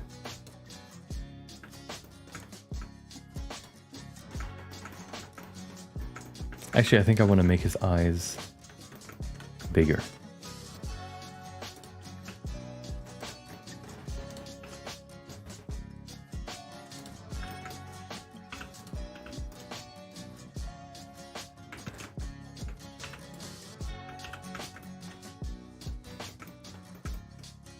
There you go. I think that's nice.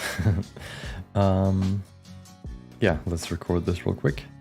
I really only need one shot, right? A very basic cell shading shader setup. But with this setup, you can only really determine the highlight. Yes, shader setup. But with this setup, you can only really determine the highlight and shadow colors. So to add the leather. Let me see. No, I can't. Okay, never mind. I thought I could also record the shader setup. Wait, can I? Hold on. No, I would have to recreate it again. I guess I could do that. Let's do that real quick.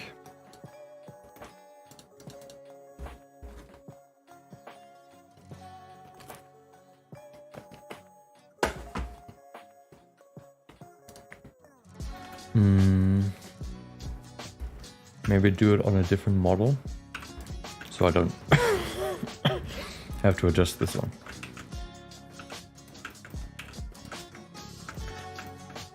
Wait, no, that doesn't work.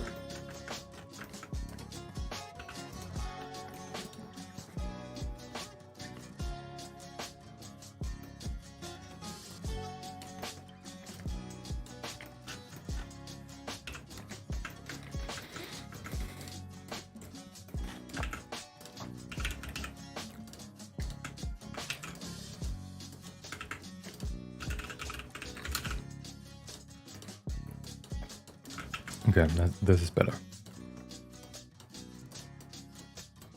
So this was the setup that I showed, right? Yep. Okay. Now I just need the colors.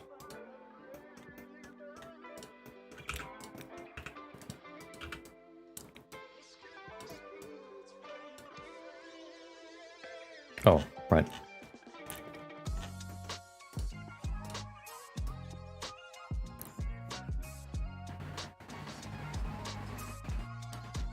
What's the number that I used here?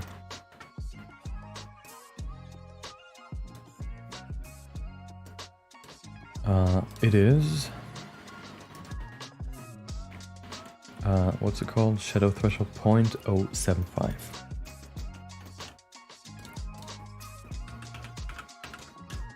There you go. Welcome, Akeem. Hope you have a good day.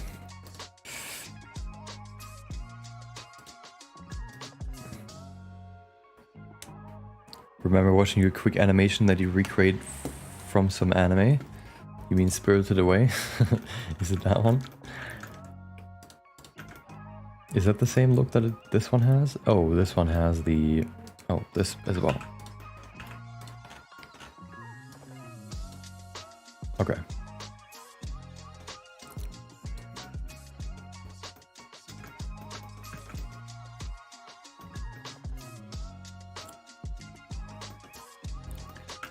Okay, that's good. So, I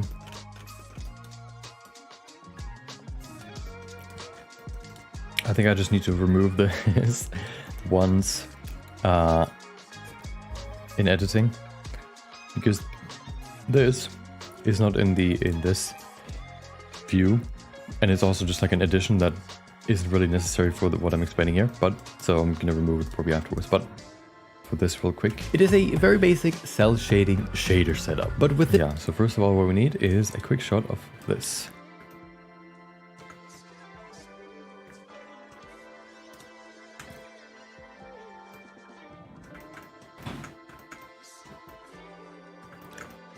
Let me frame this real quick.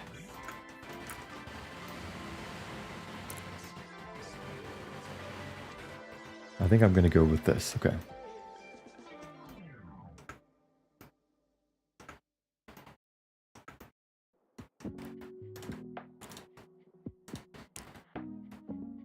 Okay, let's record this.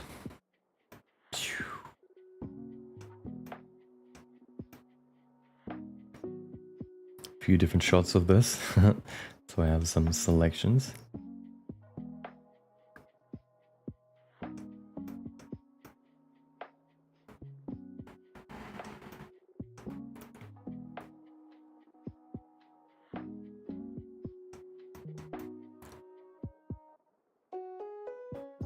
Okay, and then we also need the shader thing, which is right here.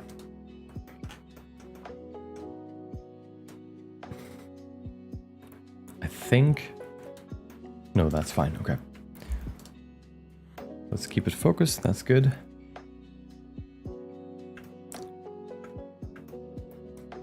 And then let's just change the color. Oh, is it still recording? Nope, it's not. Now it's recording. Okay. So now I just want to show that we can change the color of the shadow. Ooh, and the highlights. And I also want to show a different version where it's just darker and brighter, because the other one might be a bit too flashy. And then this one. Okay, perfect.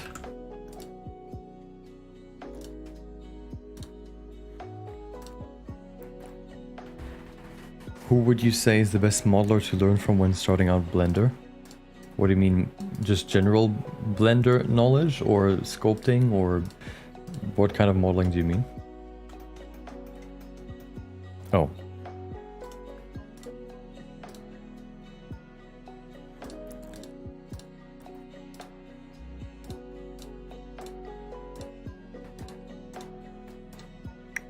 Okay. Where's my images? No, right here. Grab the recording and move it in here.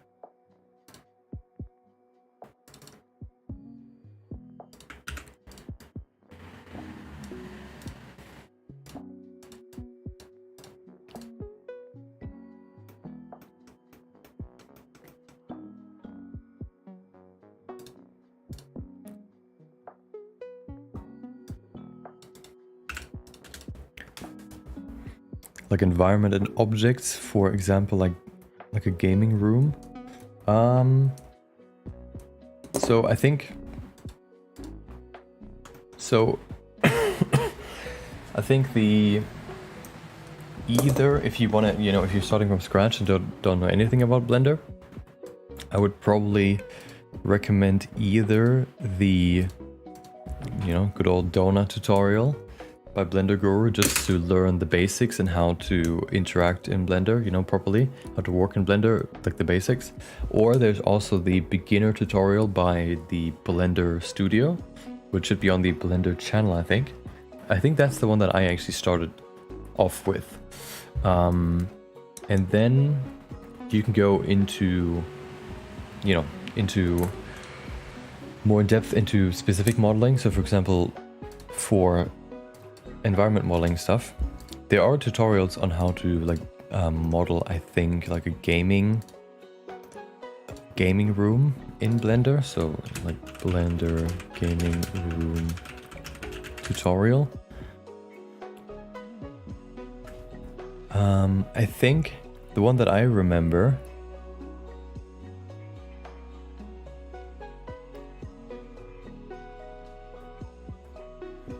I haven't really looked into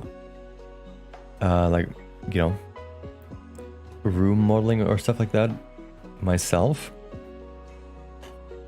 so I can't give you a proper recommendation that I would say this person, but looking just looking up on YouTube Blender gaming room tutorial, for example, I think the ones that I see there are all, they look pretty good. I haven't watched them, of course, but depending on what kind of style you want to go for, there are quite a few different ones. So I would say those are probably the ones you can go with.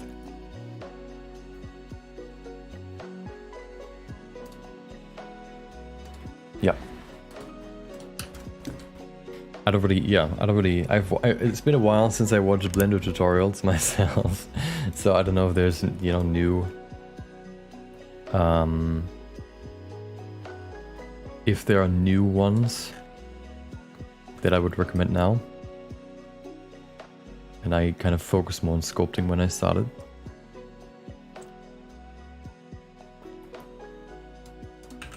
Yeah, so that would be my advice. Google has the best answer. Do you ever get burned out? I think I got burned out at some point when I haven't done YouTube yet. When I just learned, like when I just did Blender as like a hobby, for example.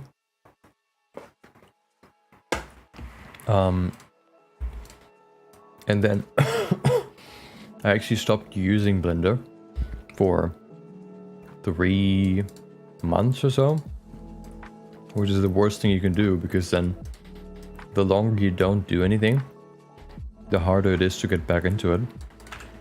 And it took me quite a while of just like doing very small projects and really forcing myself to do it again to get back into it. So that I had a moment where I just didn't want to do it, but I think that was the only moment where that happens. The good thing now about, so basically now what I do is only, you know, I basically only work with Blender now. But the good thing is that the way that I edit turns any project basically into 2 parts, which really complement each other very well. So when I create a project, it is always that I create the I guess there are kind of 3 steps. I like the ideation process where I come up with an idea, because that kind of gives me a lot of, like, I can come up with a lot of ideas and then find the best one, which I really like doing. The next step is then the project itself, and I guess thumbnails too. I like creating thumbnails too, because, you know, they're fun. The next step, of course, then is the project, which I also like. And then afterwards you have editing, which I also like. So you have like this mix of multiple different things that I like. And all of these are different enough that I never get burned out on one of them. Because sometimes I edit on a video for a long time. I edit a video for a long time. But then I might get burned out on that project. And I take like, 1 or 2 days off and just do nothing.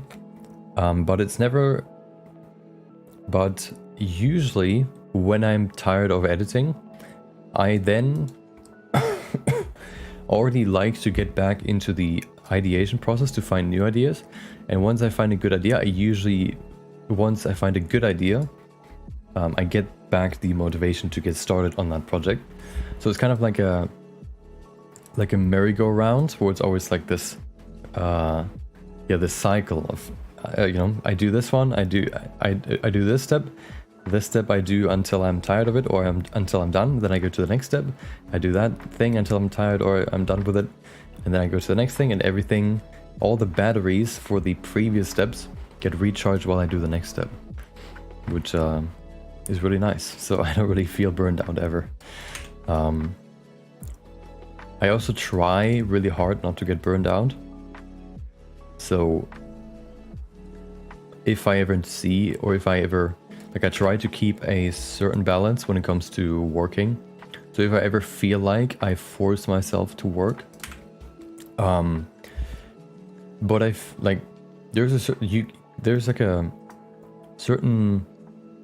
there are 2 different ways of forcing you to work. One of them is you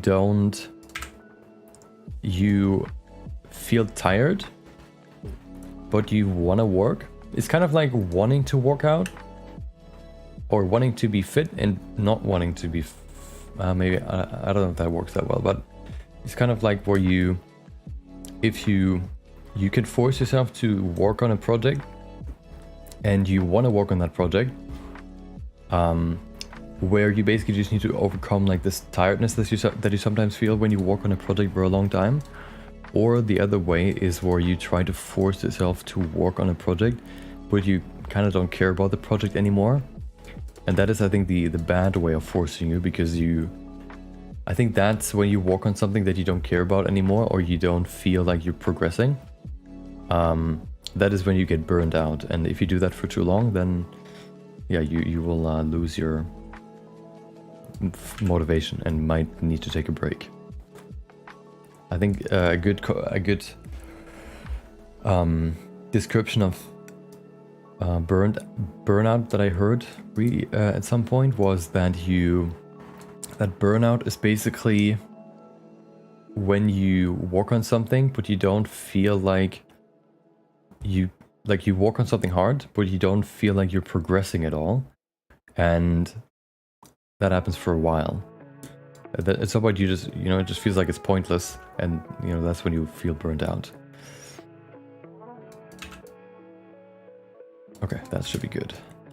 I have this part, and this part. Perfect. Okay. Yeah, so I don't really feel burned out. But yeah, there you go. Nothing wrong with breaks? No. Breaks are important. I feel like breaks are basically how you, sometimes, let's see, breaks are kind of like,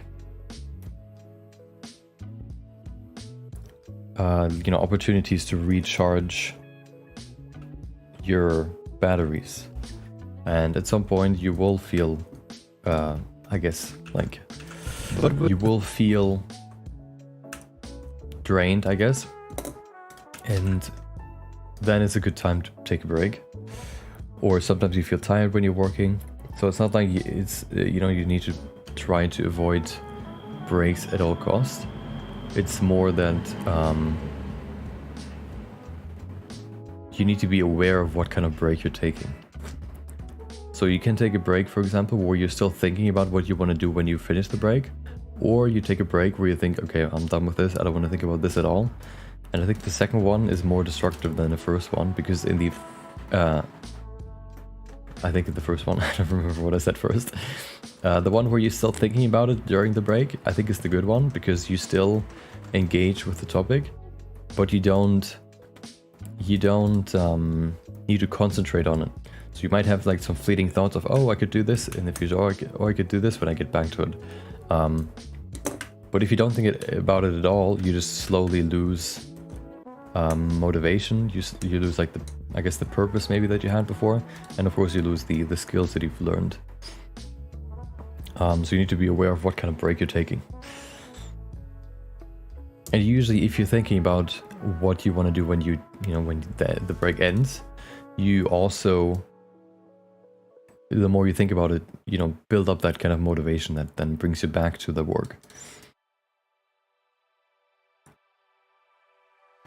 Which rotation looks better? I think I like this one. No, I like this one more, I think. I want to add some text to this, so I think this one's better because this one has less movement. Very basic cell shading shader setup, but with this, I think so. Very basic cell shade.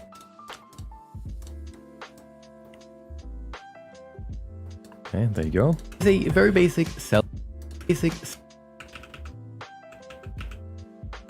And then I want to add a quick adjustment clip to zoom in just a tiny bit.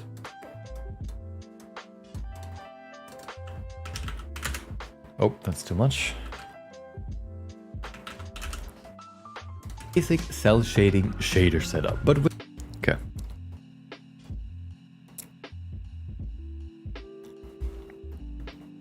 Your projects, yeah. Yeah,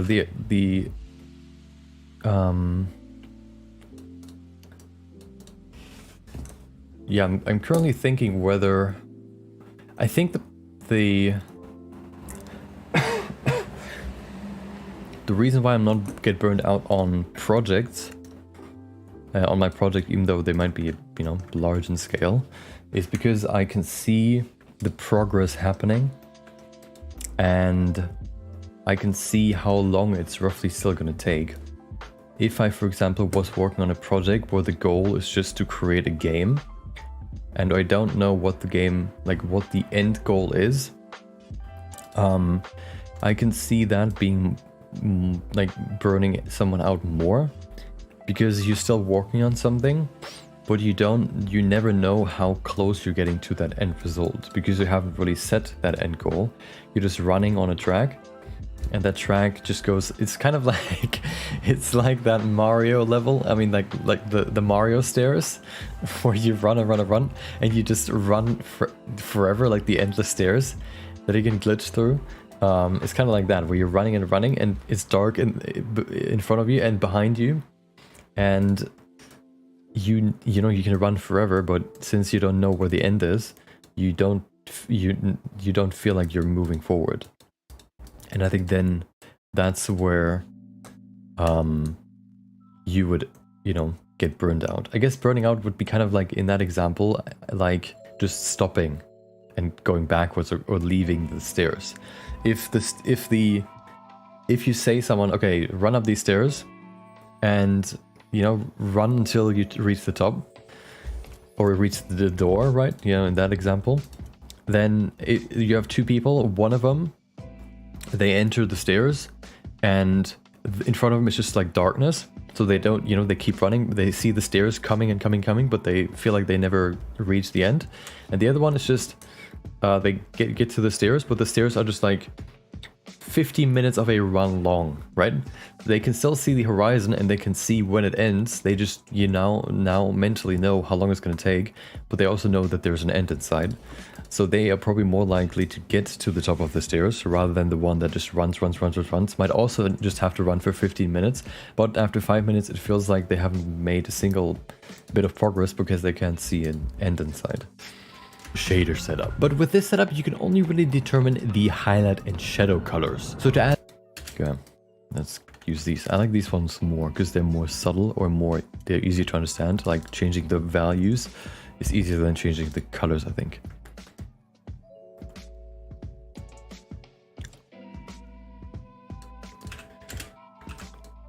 But with this setup, you can only really determine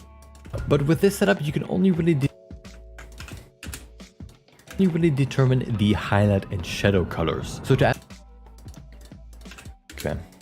add the leather bits of his suit, I painted Okay, now we get to a quick bit, a sprint, if you want to call it that, because we only need to grab some clips and put them together in succession.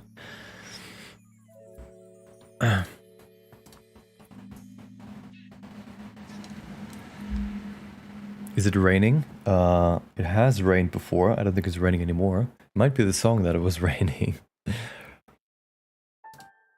Oh, we reached Kids Bop again. I think I used this song before, or I had it. Yeah, I have downloaded it before, so I must have used it before. I don't remember what video it was in now.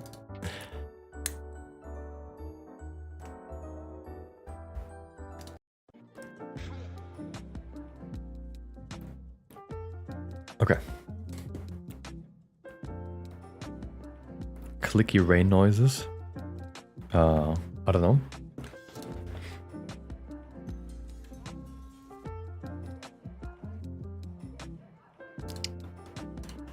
Hold on.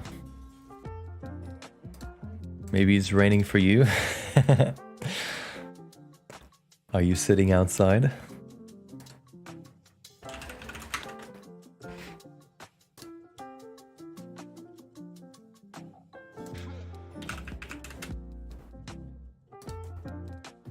Welcome, Kaizen. Hope you have a good day.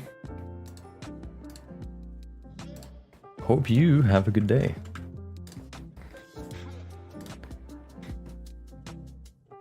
It was. Oh my god. Setup.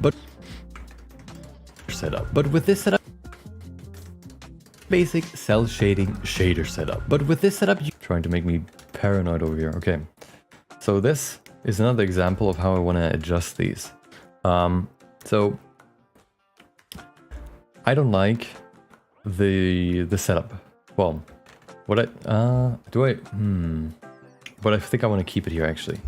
So something I like to do sometimes is just take, if I work on one node out of this whole system, for example, sometimes I just like to take that node, cut it out of here, and then fully focus on him and just put that node like somewhere over here. Just to make this, to make the whole view just easier to understand. But I think for here, it's easier to understand if I keep it in the system because you already are used to this view of, you know, these nodes. So keeping it like this is probably easier, but we can still focus it. So we can do this, for example. Okay. And then we can also do some cutting here. So first of all, we need to remove this. I want to clean this shot up a bit so that we have a bit more,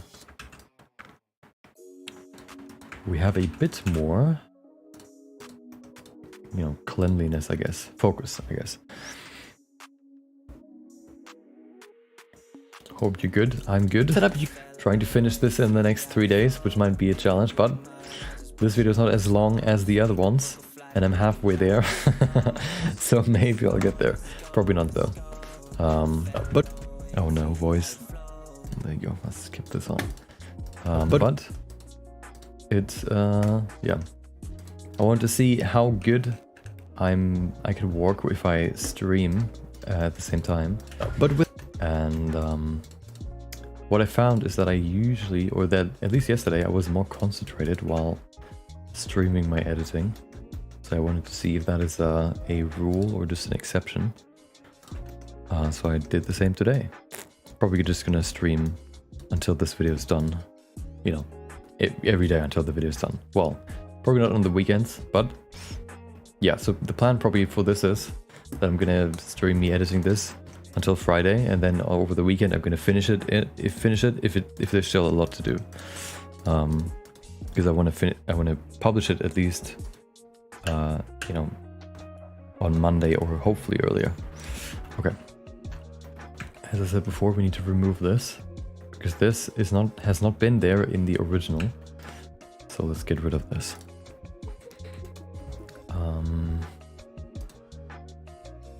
Shouldn't be too hard.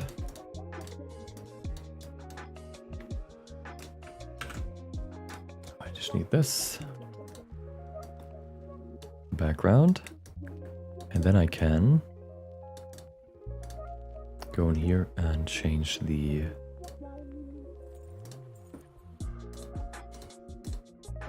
cut it out.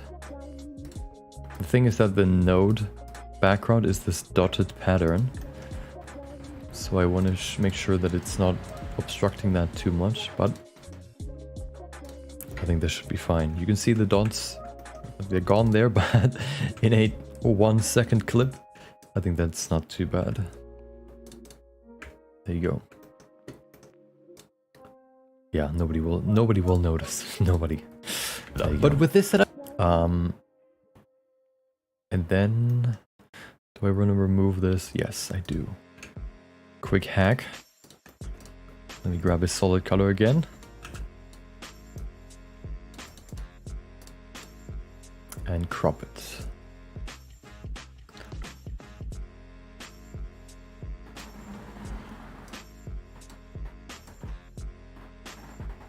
And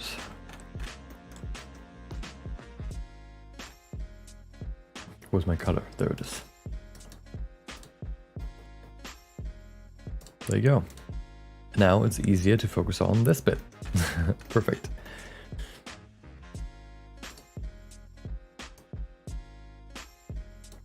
Okay. Now one more thing is cell shading shader setup, but I want to add text. This one doesn't need to be perspective, like in the perspective, I think. I just want to add it like to very basic cell shading shader setup, but with cell shading. I'm also thinking if I should move them over here. Perfect.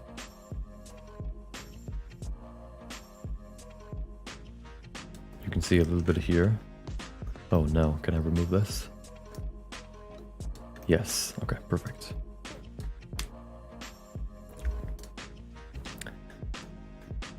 Let's add the text.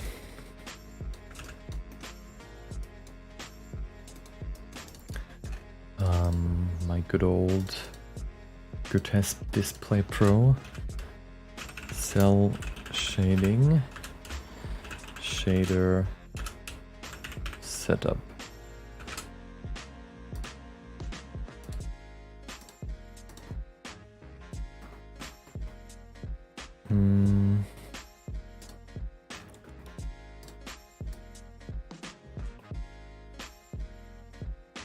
Let's see how I can align this. I think I actually want to move this down so I have each word in a single line.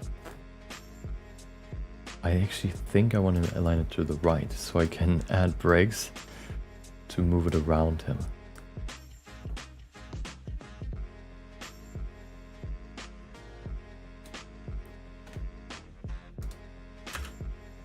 No.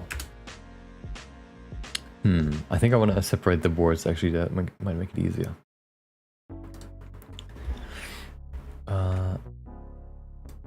Okay, cell shading, shader setup.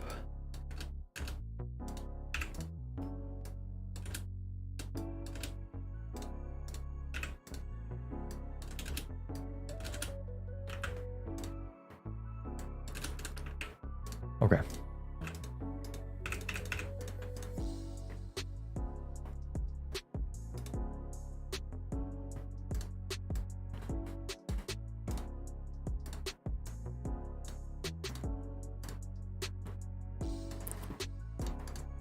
Is it big enough? I think so.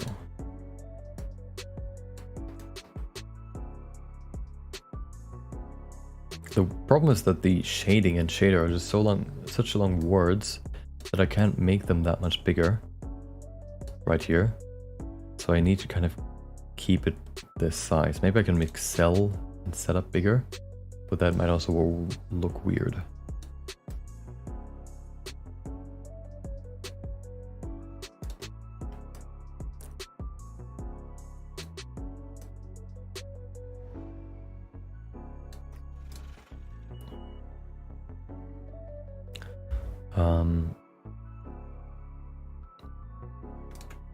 Maybe the color is also not the best.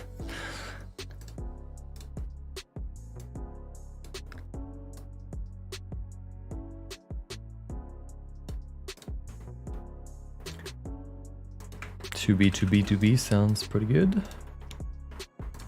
To be or not to be, that's the question. And I would say it is to be. Welcome, Kun. Hope you have a good day. Okay. What does cell look like if it's bigger? And then setup.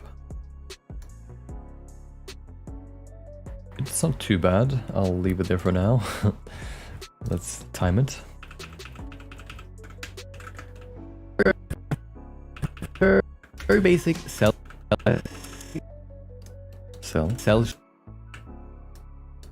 shading shader setup. But with this cell shading shader setup. But with this setup, I think that's fine. It is a very basic cell shading shader setup. But with this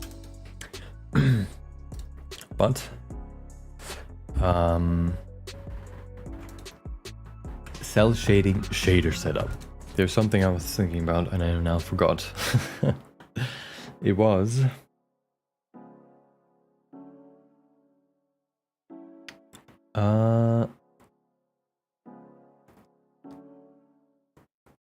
hold on.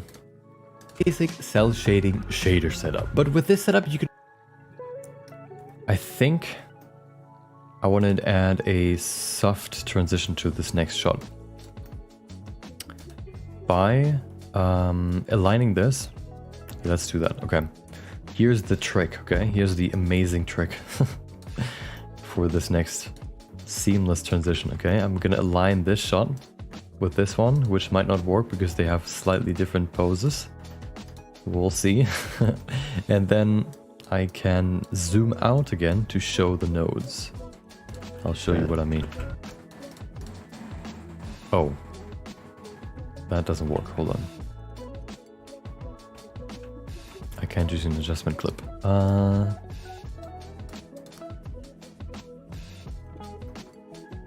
I could just, I guess, do this.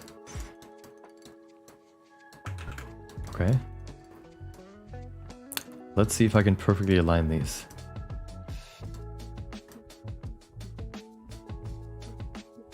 Nope, I don't think... Well, oh, first of all, the window is way smaller. And the pose is different. Is it? Hold on. Is it different though?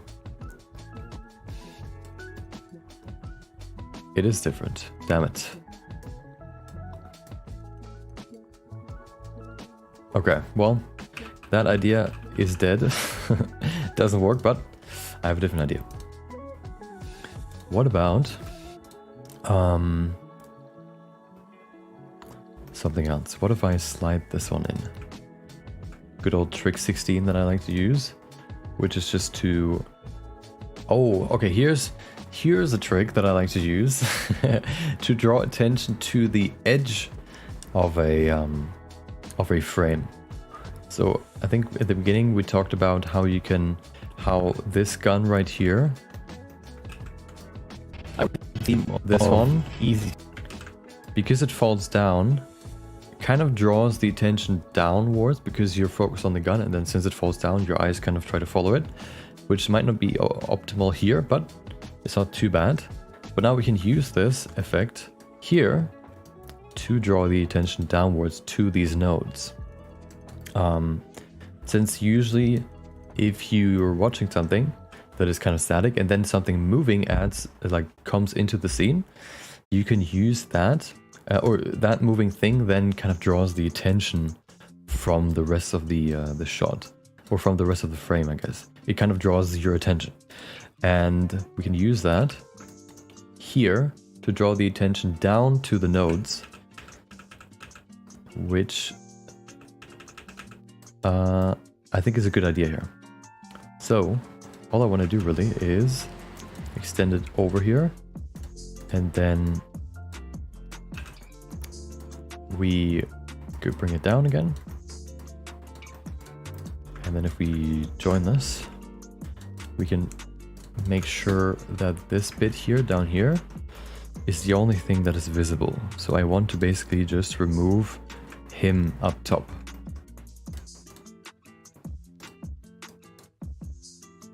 Bam. And then we use a mask to mask it out. Is it in full? Okay.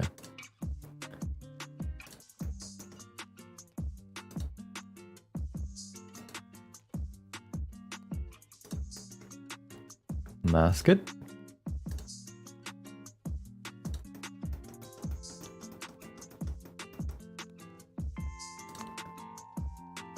Down and around.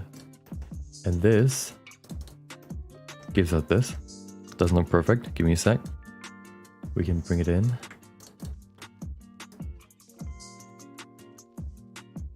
There you go. Remove the weird edge, colored edge.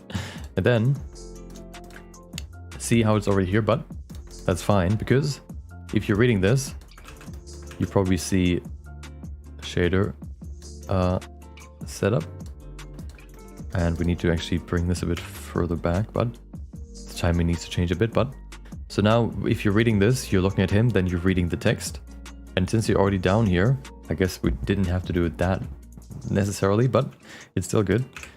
Then this one will just come in by sliding from the bottom of the screen. Oh, one. Let me add easing into these real quick, and then we can pull it down and reveal it. Set up, but like with this.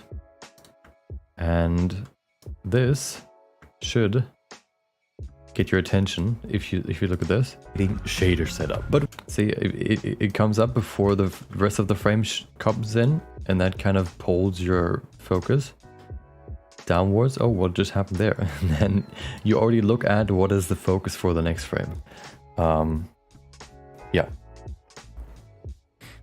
I do have the studio version of DaVinci, yes. Okay. But I think I want to change the timing a bit because the text appears when this thing already jumps up, so you don't see it. So we need to change the timing a bit. Your setup. But with this setup, so I think we can just do this maybe.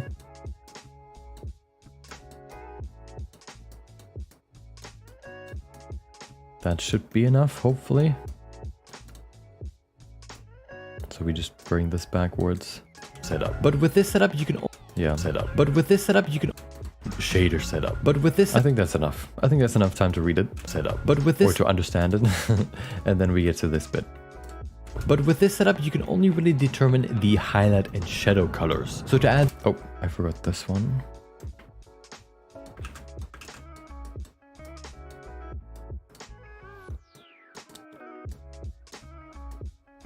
Okay. With this setup, you can only really determine the highlight and oh, I also need to adjust the, I need to remove the other node from this bit too. Here.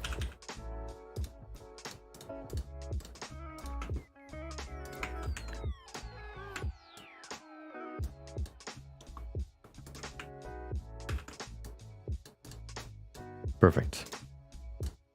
But with this setup, you can only really determine the highlight and shadow colors. So to add... But with this setup, you can only really determine the highlight and shadow colors. So to add... Colors. So to add...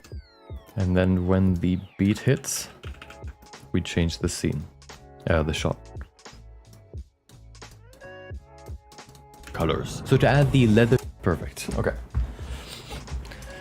Now it's time to find some clips. Let's go clip hunting.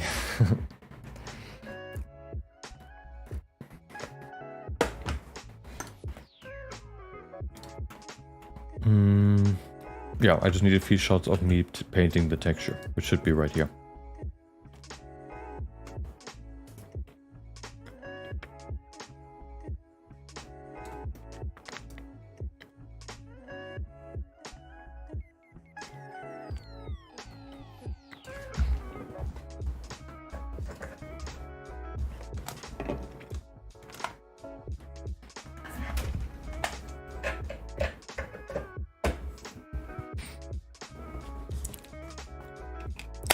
Okay. Had to reload my headset real quick. It was empty. There you go. Okay. This one is a nice one because you can see something I like to do for clip shots is if I'm explaining what I'm doing, I like to visually start with like the beginning of me doing it. So like here, this is the first line that I drew. And then to add the context of, you know, just add more context. I like to then afterwards also show the same shot, but where I'm already working with, like where I'm, you know, but after a little bit more progress.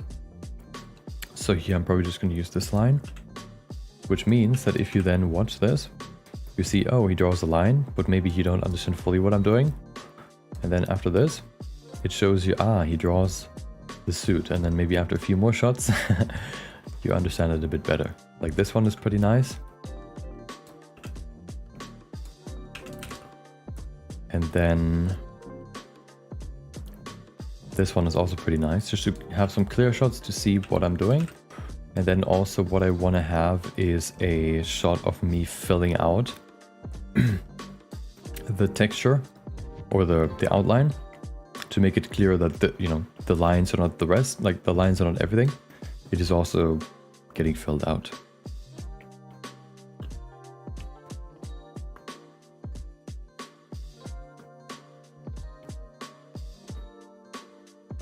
Maybe this one actually, because this one seems to be the more correct one, because I fiddle around a little bit with the shoulder and stuff.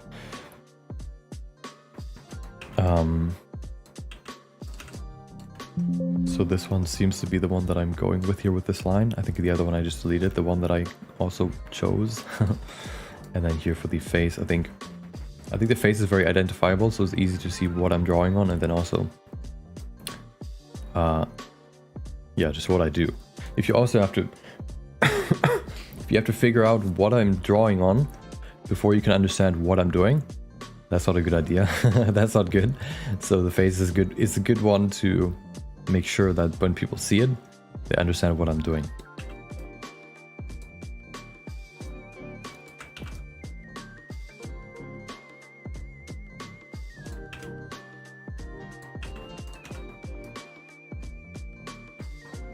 And maybe I also have the shot of me filling out the eyes, which would be perfect.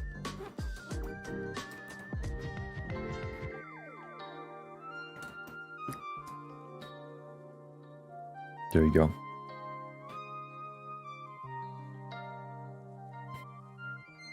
So I'm probably going to do the same here as I did in the beginning, where I introduce this new technique of just filling out, you know, the thing.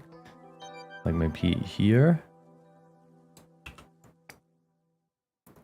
And then a second shot of me finishing that area, which is this one.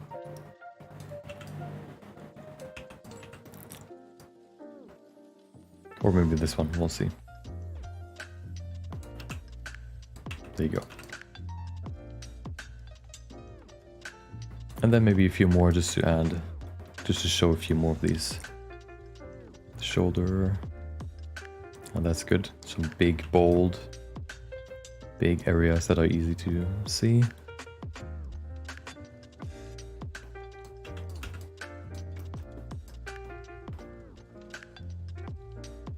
And this one is also easy. Okay, perfect. Anything else I'm doing here? That might be interesting. Ah, yeah, this one. Maybe to show what it would look like at the end.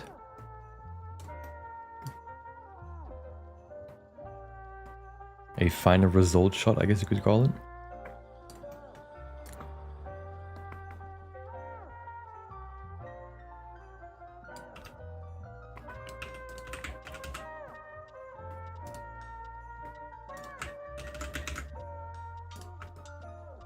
And then we can bring it in here.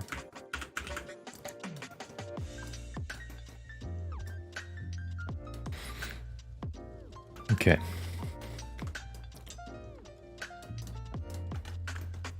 The leather bits of his suit, I painted a quick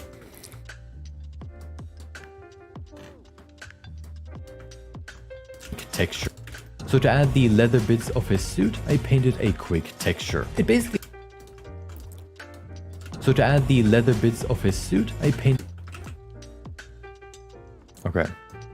So I want to start with this line right here, because it's a nice introduction to give context. So to add the leather... Oh. Hello. There you go. So to add the leather bits of his... The leather bits of... Then cut to the beat. Suit, I paint...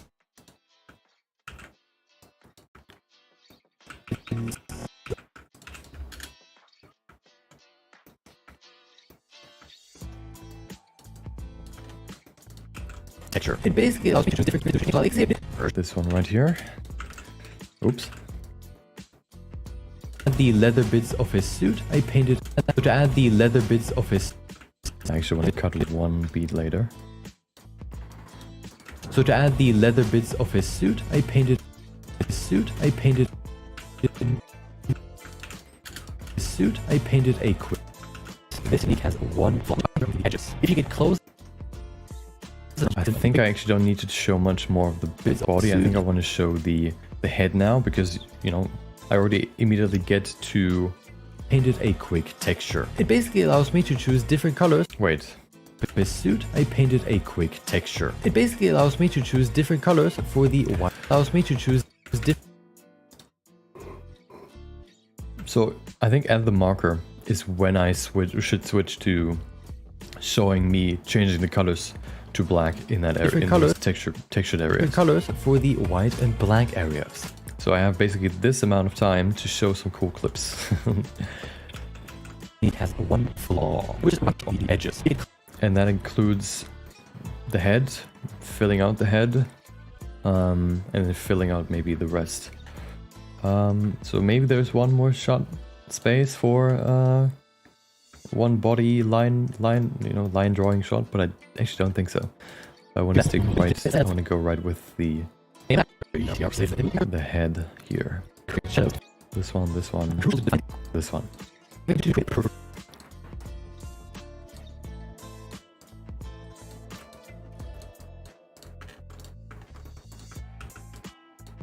A quick texture. It basically allows me to choose different.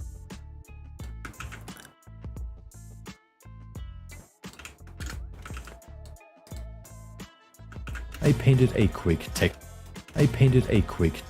It basically I painted a quick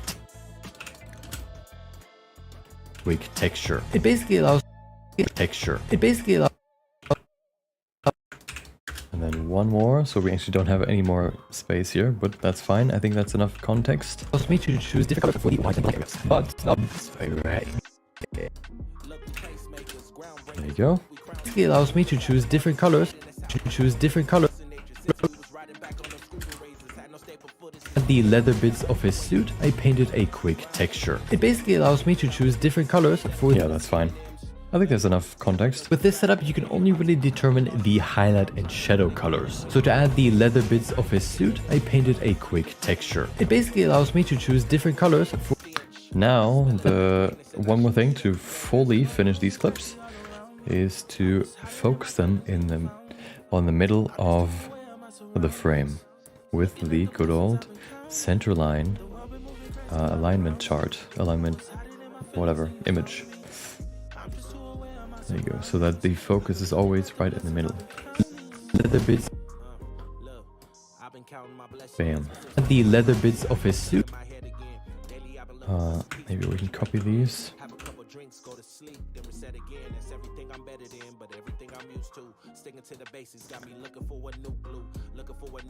Of his suit, I painted a.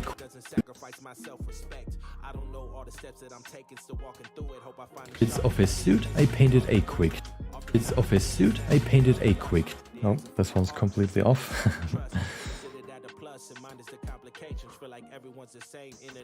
Painted a quick texture. I painted a quick texture. Basically. This should be fine. Quick texture. It basically allows me to. And then this one right here.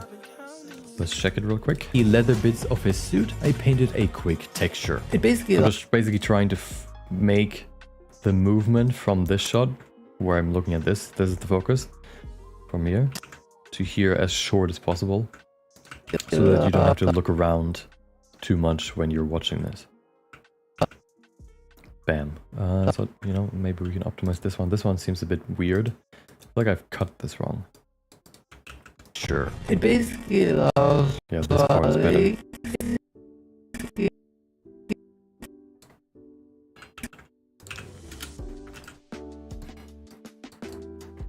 Texture. It basically allows me. Texture. It basically allows me to choose different colors. This one is quite a far jump, so I think I'm gonna just move it down a bit. And then this should be a bit better. Quick texture. It basically allows me to choose different colors for. There you go. Okay. Now, a few more adjustments because we have some weird UI elements still in the shot, which are not necessary. But we can fix those with some good old cropped solid colors. There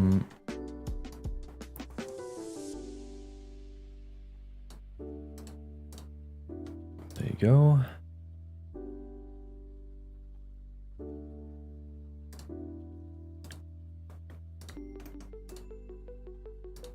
This one just needs another one. I don't know if this one works for this. It would work. It just needs to be cropped differently. By just putting it underneath, I guess.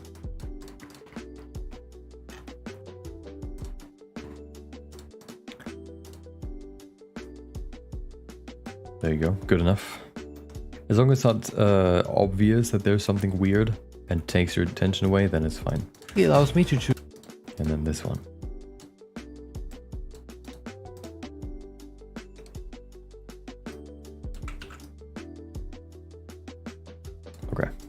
It basically allows me to choose different colors for the white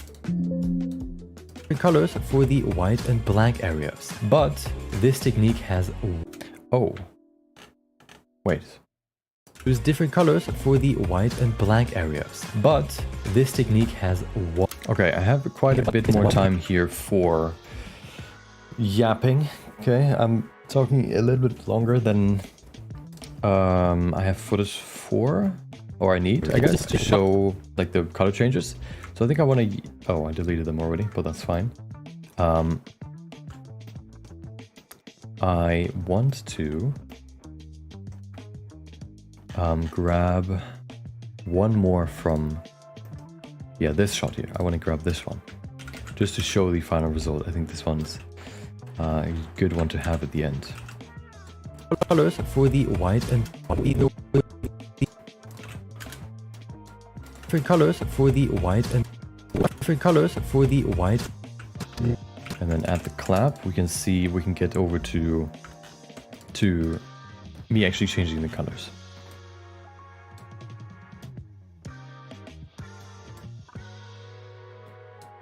Is that the middle? It is. Okay.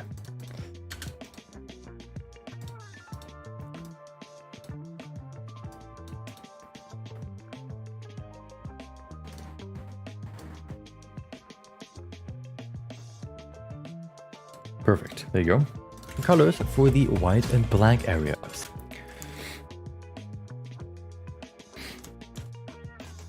So, let's see. I'm curious how much we have finished today compared to yesterday. We started here. Yeah. Because of course, well, yesterday we did more like this special, like this one effect that I, with this weird transition, and also needed to fix 2 stream crashes, which of course we didn't have today, luckily. Which means we probably were able to finish a bit more. Yesterday we did 13 seconds. Today we did, hold on, 4:10:26, 4:42:15. So that's 32 seconds minus the gap, which of course we can just skip. So a little bit less, but a little bit more than yesterday.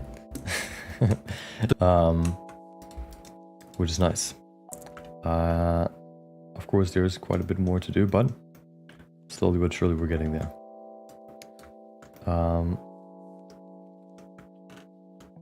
Yeah.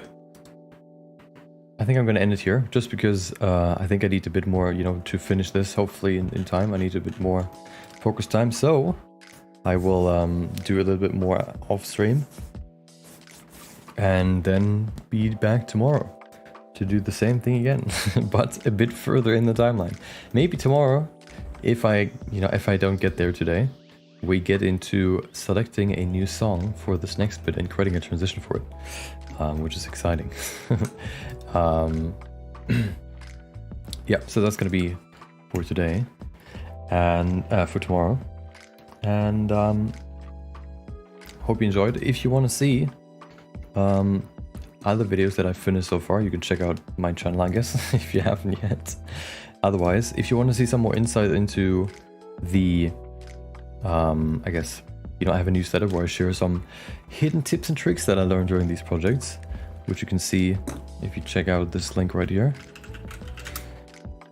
Or if you want to know when I go live, if you want to go join right when I go live, you can join the Discord, which you can do under this link right here.